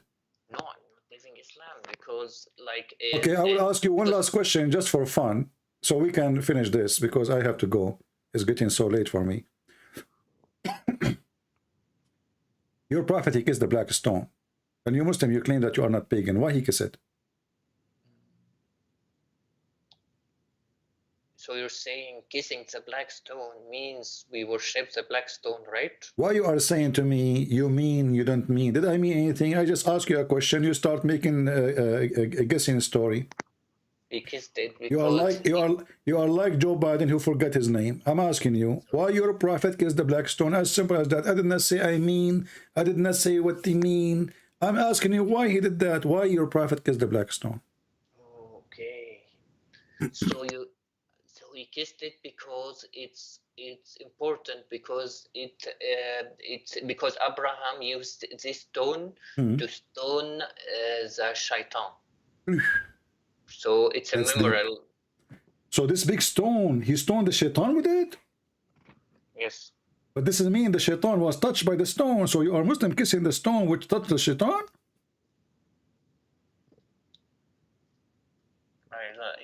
I don't see your point. Why is this bad? So okay, Abraham he hit the shaitan with the stone, and the stone hit the ass of shaitan. And now you Muslim you kiss the stone because the stone kiss the ass of the shaitan. Is that what you are saying to me? No, we are kissing because the Abraham touched these kind of stones. No, you said, everybody heard you. You said Abraham, he hit the shaitan with it. Did you say that or me? I said that. You said that, right? Okay. Yes. So now that's mean the shaitan, he touched the stone. The stone touched the shaitan. Okay. And by the way, did he kill the shaitan or not? When he hit him with the stone? He didn't kill him. Man, that's bad. I wish he killed him. But did you notice that the stone is so big? So Abraham, he saw the shaitan. Where do you get this story from? This basically means that it's a memorial of what happened. He rejected the shaitan. He threw the rock. Well, my friend, can you show me the reference of what you are saying? What I know, that your prophet said that the black stone is going to have hands. Sorry, it is going to have tongues and eyes, and is going to witness for people in the judgment day. And he did not mention that Abraham, he hit the stone, his shaitan with it. So, okay, you're saying that we basically worship the black stone. I'm not saying anything. You see, you keep playing the same stupid thing. I'm saying, is it your prophet who said, if you touch the black stone and the Yemeni corner, it erases your sin? Yeah, it will erase the sin, not the stone itself. We will erase it. Allah will erase the sin. No, it says whoever touched them, it erased his sin. It doesn't say Allah will erase his sin. Why you are adding words? It's not there. Well, I suggest you reread the hadith. Here we go, the hadith in front of you. So you Muslims are pagan people who believe stones erase your sin. Read it.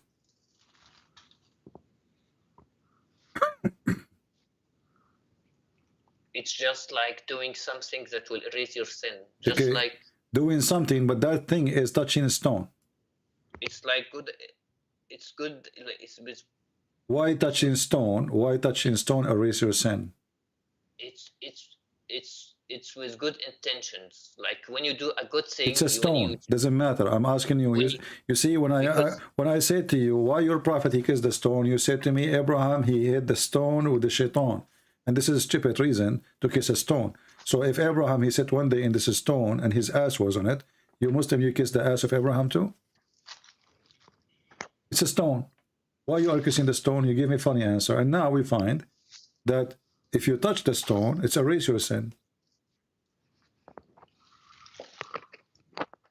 Is it true that the stone is the right hand of Allah? No. Okay, what if I show the reference? Okay, I didn't see such hadith, but there is a hadith that says so.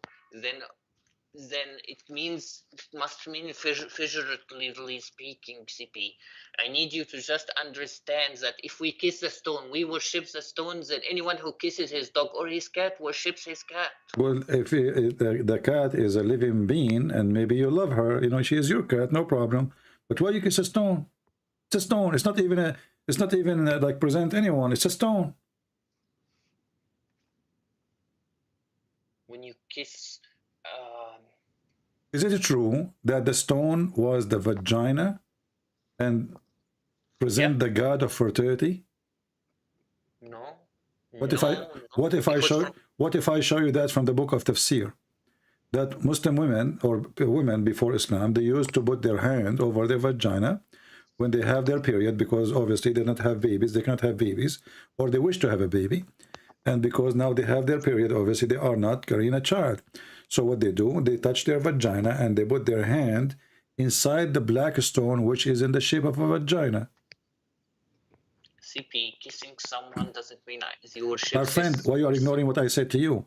Is it true that the black stone, according to your books of Tafsir, was the fertility stone, and people, they put their hand inside it, touching their vagina with the blood?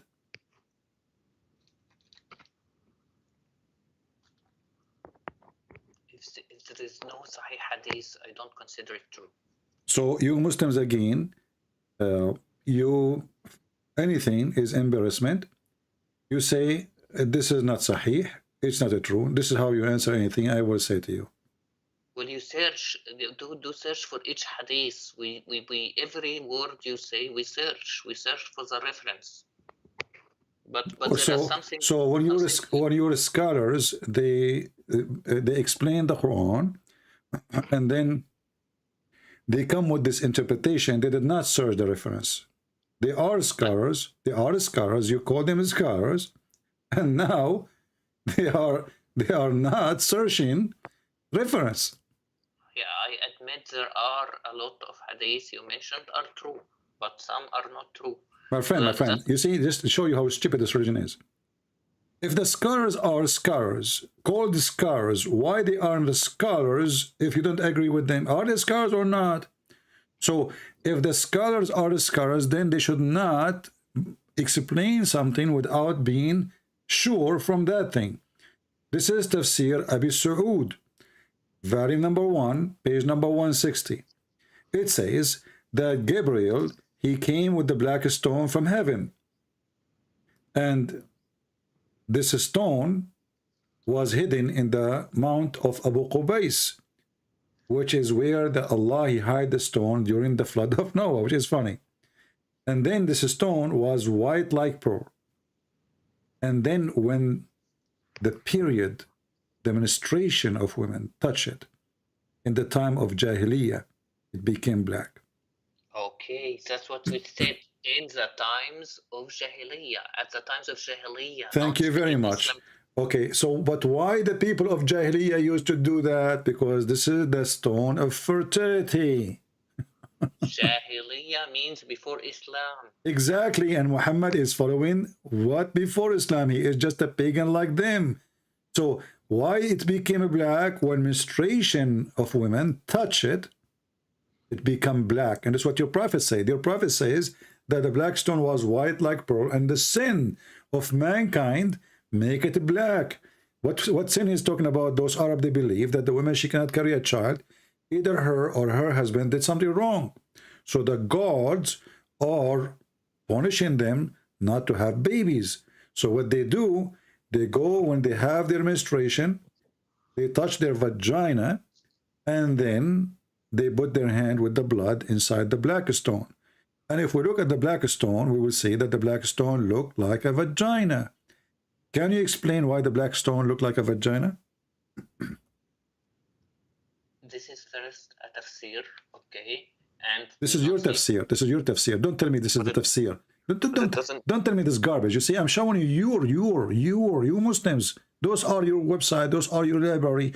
Those are your big scholars. So when you try to wash your hand from it, people laugh at you because those are yours, not ours. So why you Muslims say something is not true about your religion? Why you say it's a vagina if it's not a vagina? You see, I can blame the Christians. No, I cannot, because Christians supposedly are fighting Islam, or Jews, or Hindus. But this is you Muslims. You Muslims are worshipping a vagina. And the black stone is made in the shape of a vagina. And the black stone became black.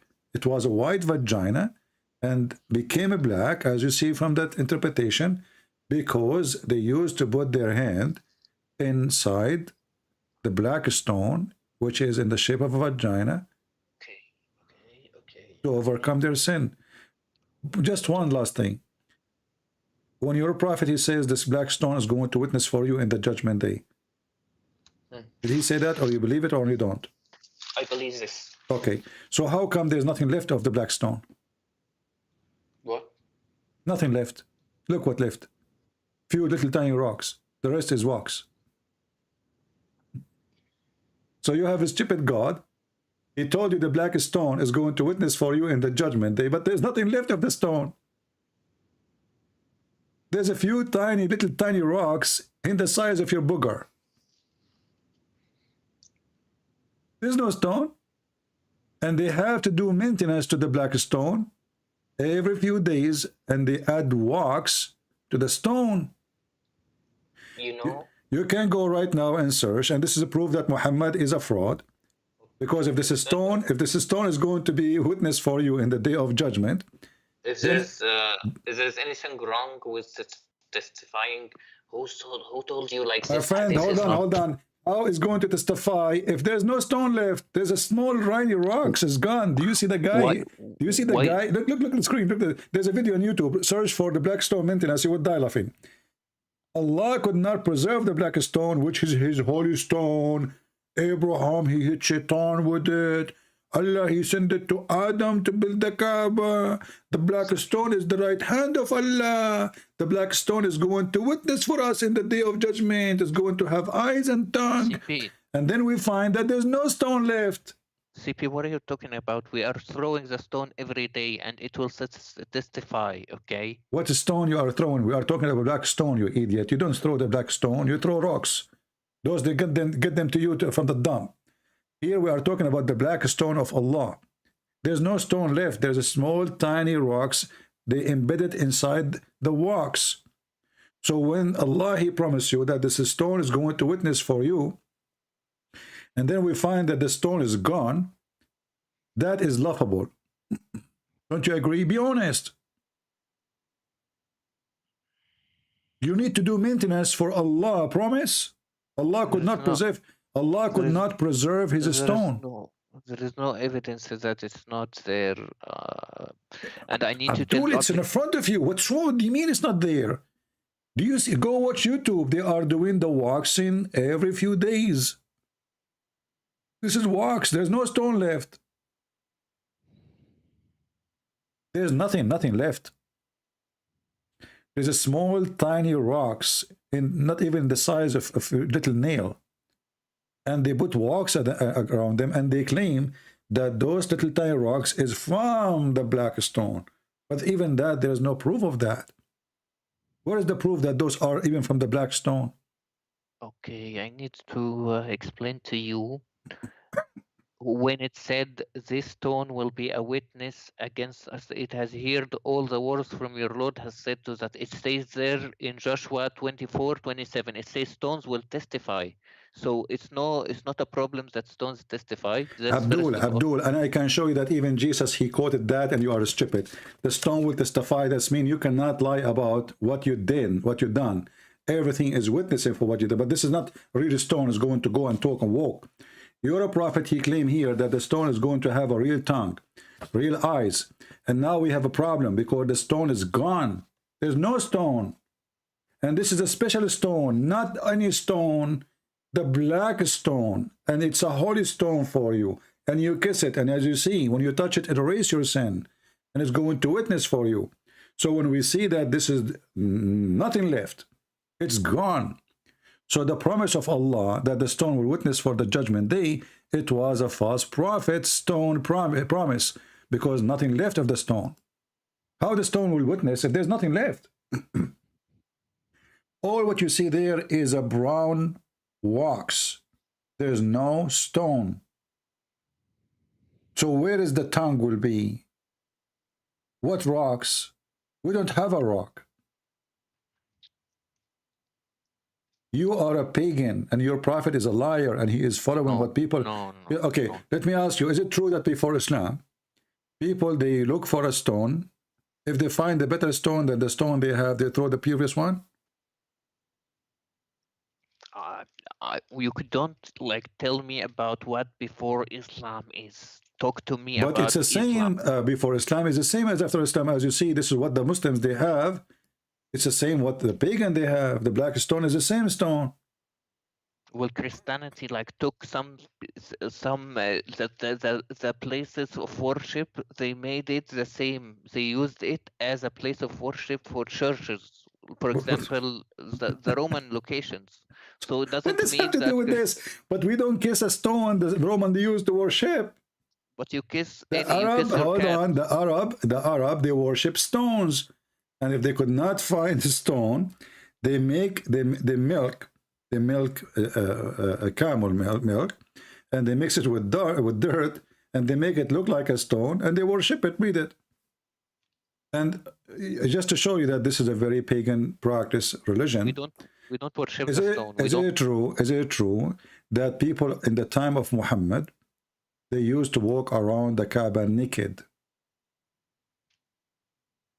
If the pagans did it, we don't do it basically. And I need to tell you The something. pagan did it and the Muslim did it, because this is not forbidden by Muhammad until the last year. So Muhammad, listen, Muhammad, he took the Kaaba, he's in control. Why he did not forbid this right away? Why he was watching who?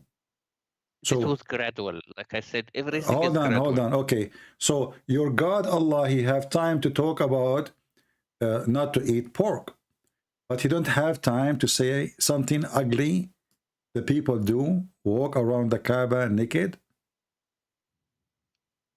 Huh? Like I said, everything in Islam has been No problem, but you are a prophet of God now. Listen, okay, now Muhammad, he cannot change that. He is not in control. He cannot give command. But shouldn't Muhammad scream, says, shame on you to walk naked around the Kaaba, the house of Allah. He is not in charge now, but he can to change society. You need to change it gradually. You can't do everything. So look at the hypocrite. Which one is more important? People drinking wine or people going around in the Kaaba or in the house of Allah totally naked? Which one is more important? Eating pork? Listen. Which one is more important for Allah? Can't Muhammad make a verse, even if he could not change them? He can say, hold on, just show you how stupid what you are saying. People going naked around the Kaaba. Jesus, he went to the temple. He found the Jews buying and selling, not in the temple, not even in the first square, not even in the second square, outside the square of the temple. He flipped the table on them. They are not walking naked. They are not going without panties and bra, women and men. They are not having sex party. This is just buying and selling. He flipped the table on them. You're a prophet. He spent his life never, ever make a sentence against people walking around the Kaaba naked. Why? Even if it's true, if the hadith is true, then it was gradual. You can't tell someone suddenly don't do this until you do it gradually. You have to spread it. What a gradually, my friend? Shouldn't you tell them first it's wrong? Gradually, just get lost. You are just a scam. This is a simple. Just get lost. I'm done with you. What a fraud you are. Gradually. This is the house of God. The black stone is there, the most holy place for Allah. And then people going around the Kaaba wearing no bikini, not with the bikini. The man is walking and his penis is flying in the air.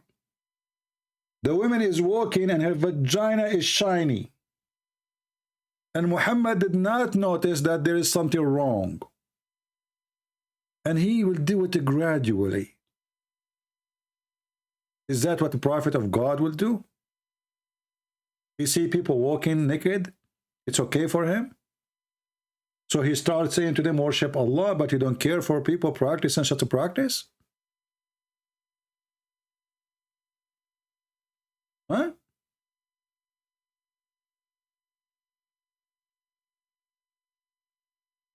This is telling us, and not only that, if you read my book, Sex and Allah, you will find that Muhammad, when he saw a woman, he liked her, he wanted to sleep with her. She was singing. This is what we show, and it's not available. Obviously, she is saying that to Muhammad because he was staring at her ass and her vagina.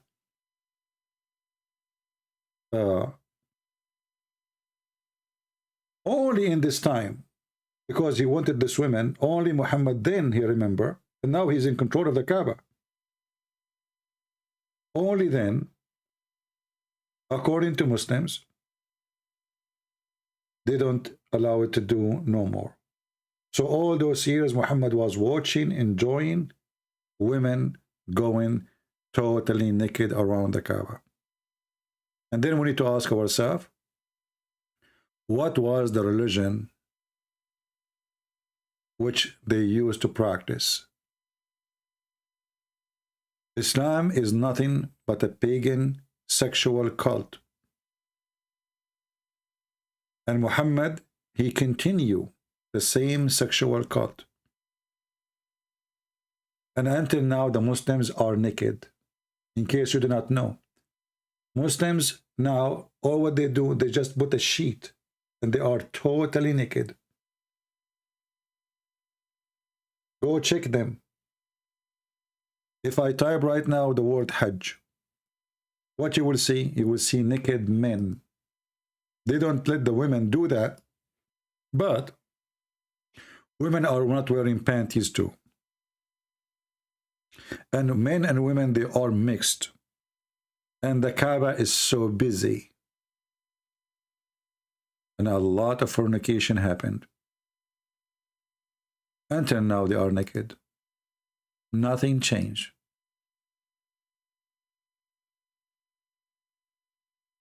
When you look at the Kaaba today, when they do Hajj, you think this is Hindus. They dress like Hindus. They shave like the Hindus. Everybody naked. Everybody. No clothing is allowed.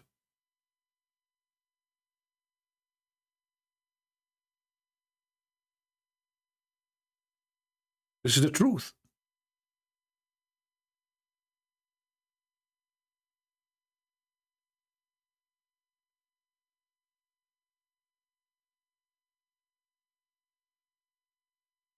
When the Kaaba is busy, you will find all the youth of Mecca, they go to the Kaaba. Why?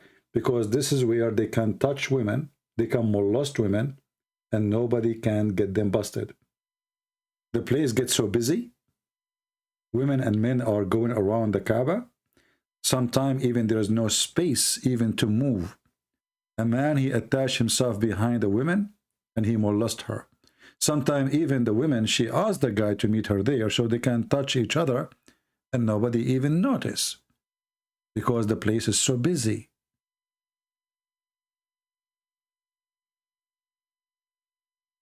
It's a place of fornication, molestation, and nakedness. And one of the irony and the stupid things about this cult, that Allah and Shaitan, they live in the same town. So Shaitan, he have a town, he have a house, which is a column, and the Muslim, they go throw rocks on the Shaitan. And Shaitan is there, you know. Go throw rocks at the Shaitan. I mean, look at the stupid religion. Who is the real Shaitan? Is Muhammad, who made you kill so he can thrive with his sex, pleasure, money, power. This is the true Shaitan. There's no more evil than Muhammad. Child molester, fornicator, thief, liar, cheater. Even his own son, wife, she was not saved from his penis. And the funny, they call him the trustworthy. Imagine your son, you have a wife, you go to visit your son, you flirt with the wife and later you take her. And they call him the trustworthy.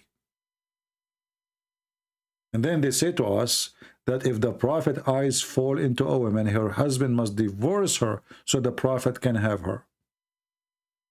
And they come to us and they want to tell us that Muhammad was really a good man. And they call him as-sadiqul amin, which means the trustworthy. My friend, the only trustworthy is God. That is Jesus, our Lord. There's nobody is trustworthy. For every man is a sinner. But Muhammad is the sin itself. He is not a sinner. He is the sin. For he promote fornication. He make it coming from God. He ordered the wrong to be the right. He claimed that he is against adultery, but he is the biggest adulteress ever. He claimed that he is a person who wants people to be truthful, but he ordered a Muslim to lie. Even you can lie to your wife and wife can lie to her husband. If the major structure of the community, which is the family, is based on lies, what is going to happen to the community? When he said a man, he can lie to his wife, and a wife, she can lie to her husband. you just destroy the whole community.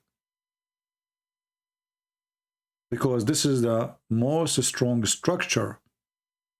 If a man and a woman, they cannot be honest to each other, even supposedly they are married. That's why I say in Islam there is no marriage. There's no marriage. You see, when a man, he lied to his wife, obviously he's doing something wrong. And when a wife, she is lying to her husband, obviously she is doing something wrong. Generally speaking, we lie because we try to hide the wrong we do. But when somebody make you believe that lying is okay and this is God teaching, that is the devil. And this is totally the opposite of what Jesus said. Satan is the father of all lies, and he forbid us even from taking oath, either yea, yea, or nay, nay. Muhammad, even he allow you to take false oath, and he said, Allah will not take you accountable for your false oath. He will judge you by the intention of your heart. But then ask yourself, well, the intention of my heart is not what I am saying in my mouth, but this is what evil is about? I say something, I do something else. Correct? So Muhammad is teaching us to be hypocrite. You take oath in the name of God, lying, it's okay, because God will judge you by what is in your heart. Can you believe it?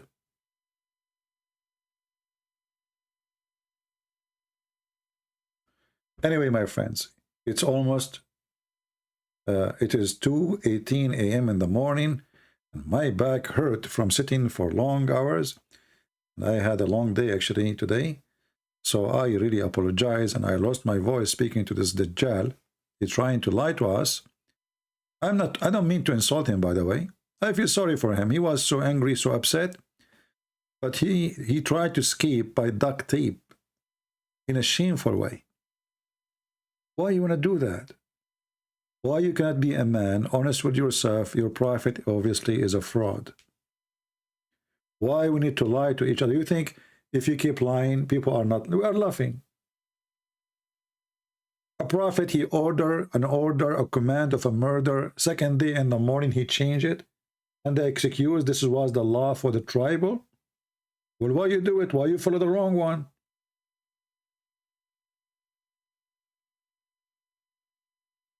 What kind of a prophet he is? Why you allow prostitution? Did Moses allow prostitution? Did Jesus allow prostitution? Jesus did not have an army, and he is not the governor, and he is not in the charge of the police. And he did not need to approve something wrong, so later he will say, don't do it. That is a hypocrisy. That is a lie.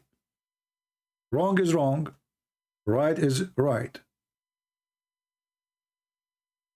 So when they say to you gradually, well, this is a fraud. Because prostitution do not need a gradually disapproval. He approved it.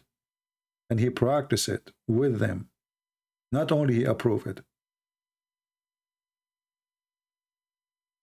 So I want to say to my beloved Christian here, this is why we as a Christians, we are the lucky ones to have the Messiah. They have nothing. They have absolutely nothing. They have a mentally ill person who jumped to take shower with dead dogs and women blood from period. And yet they claim that they are taking ablution to pray to God. If ablution to God is based in jumping with dead dogs and women blood from period and garbage, so what is jumping in dirt will mean then? If this is how we get it clean. So to make it simple for you, when they say we are getting clean, it means they are getting dirty. When they say they are against fornication, that means they are fornicators. When they say we are against lying, that means they are the one who allow lying, make it lawful. So the Muslim, they have two standards for everything. They have legal lie and legal lie. And the legal lie is to lie to your wife, lie to your family, lie to your friend, lie to your enemy. Who's left? When they say we are getting cleaner, doing ablution, that's mean we are jumping with dead dogs and women blood from period. And literally a sewage. Even sewage is better. When they say we are against fornication, they are talking about allowing Muta. And they call it temporary marriage. So what Muhammad did, he changed the name of prostitution to temporary marriage. You see how the devil works? He convinces you that the evil you do is okay. It's not prostitution, this is temporary marriage. You tell her, can I sleep with you for 10 hours? How much you charge me? This is marriage, my friend. So he changed the names of the evil things a human being he do. He made the evil lawful by changing names. But we are not stupid and we are not a bunch of fools. We have the Messiah. His name is holy. His act is holy. His word is holy. And holy is his name, and holy as he do, and holy as he walk, and he is the walking, talking, living word of God. While Muhammad, when he walk, he is nothing but a filthy, walking, talking machine of fornication, of lying, of cheating, of killing, of a child molestation. We have the Messiah, who there is no name like him, and no name better than him. When we as a Christian see the Muslims, even the devil Muhammad, he have to admit that the Messiah, the Christ, is the one who is coming in the day of judgment. It's not even Muhammad. It's not even Allah. Ask yourself why. When the Muslim, they agree that the shaitan is the antichrist, that is telling you that Christ is God, for Satan is anti-God. He's not anti a man. Satan, he want to be the king of kings against the king of kings. Satan, he challenged God, not a man. The antichrist is telling us who is God. Shaitan is not anti-Muhammad. Actually, Muhammad, he said Shaitan, he commanded him to do good. So we have the Messiah, who Satan dreamed to defeat, but he cannot. And Satan will come to you from every window he can. He could not come to you from atheism, he come to you from Islam. He could not come to you from Islam, he will come to you from Jehovah's Witnesses. He will come to you in any way. He will come to you. And the only one can protect you is to stay with the Lord. Not with a church name. Not with Catholic, not with Protestant, not with Orthodox. Stay with Jesus, my friend. For Jesus is the only one who saves us. It's not a church name. It's not a priest. It's not a bishop. It's not a Christian prince. There's only one Savior.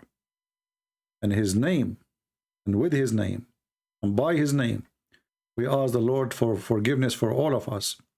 We ask the Lord to open the eyes of the Muhammadan so they can see the truth, and the truth will set them free. Thank you very much for being here. We pray to the Lord, and we hope the Lord will accept our prayer. And we say to him, Amen. Thank you. God bless you. And until we see you soon again, Christ is Lord. Islam is false. Take care. And remember, I will be back again when we have more than 20,000. Just make it happen. Take care.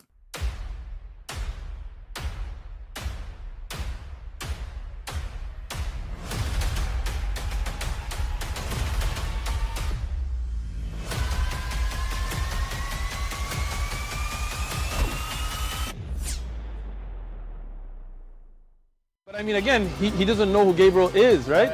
Because he didn't come from an Abrahamic faith. The people of Mecca were pagan. Quran is mentioned, if this book was from other than God, they would have found in it many contradictions. If a book is without contradictions. That has no bearing on whether it comes from God or not. I've had phone books that are inerrant, but I certainly don't think God gave them. That we believe without understanding. The brother asked a very important question, that most of the scholars say that listening to music, watching movies, and most of the television programs, they're haram. So how can we have fun? Let me tell you, brother, at the outset that having fun is permitted in Islam as long as the fun is halal fun.